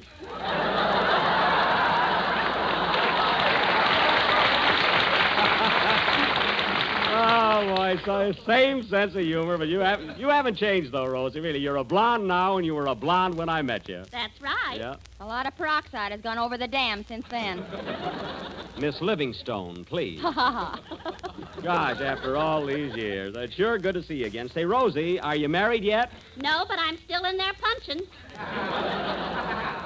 That's the spirit, gal. Don't give up. Say, will you ever forget the fun we used to have, dear, and how crazy I used to be about you? Yeah. Remember the time you gave me a lock of your hair? I'll say.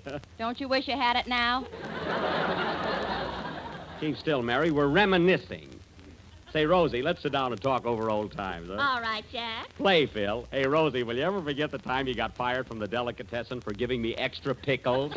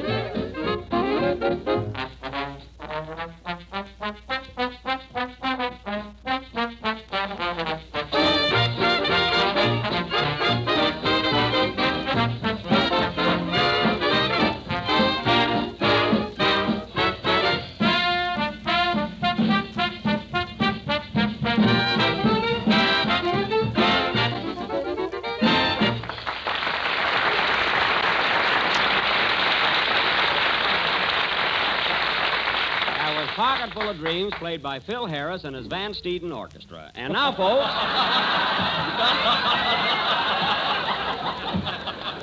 and now... and now, folks, Don Wilson. Don Wilson has an announcement of great importance to make. Take it, Don. Ladies and gentlemen, the scene is the residence of Mr. and Mrs. Homer T. Griddle in the thriving little town of East Orange, New Jersey. They've just finished their roast beef and are now enjoying their dessert. Let us tune in and hear what they have to say about our product.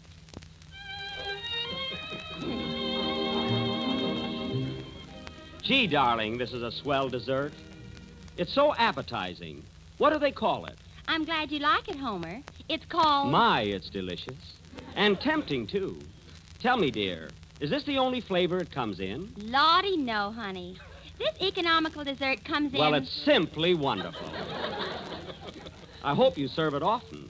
Oh, sweetheart, is there any way of telling this from other similar desserts? Yes, indeedy, precious. All you have to do is look for the... Well, I must run along now. I have an appointment at the office. Where is your office? It doesn't say here.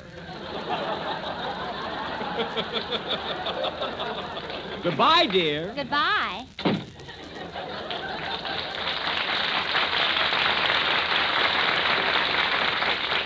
Ladies and gentlemen, I venture to say that this happy couple were eating Jell-O. It is economical, easy to make, and comes in 6 delicious flavors. And now, folks, to resume in a lighter vein, tonight as we are visiting to New York, we are going to present an original murder mystery. A play that we feel... Hiya, Jack. Am I late? Oh, a little bit, Kenny, but it's all right. All right.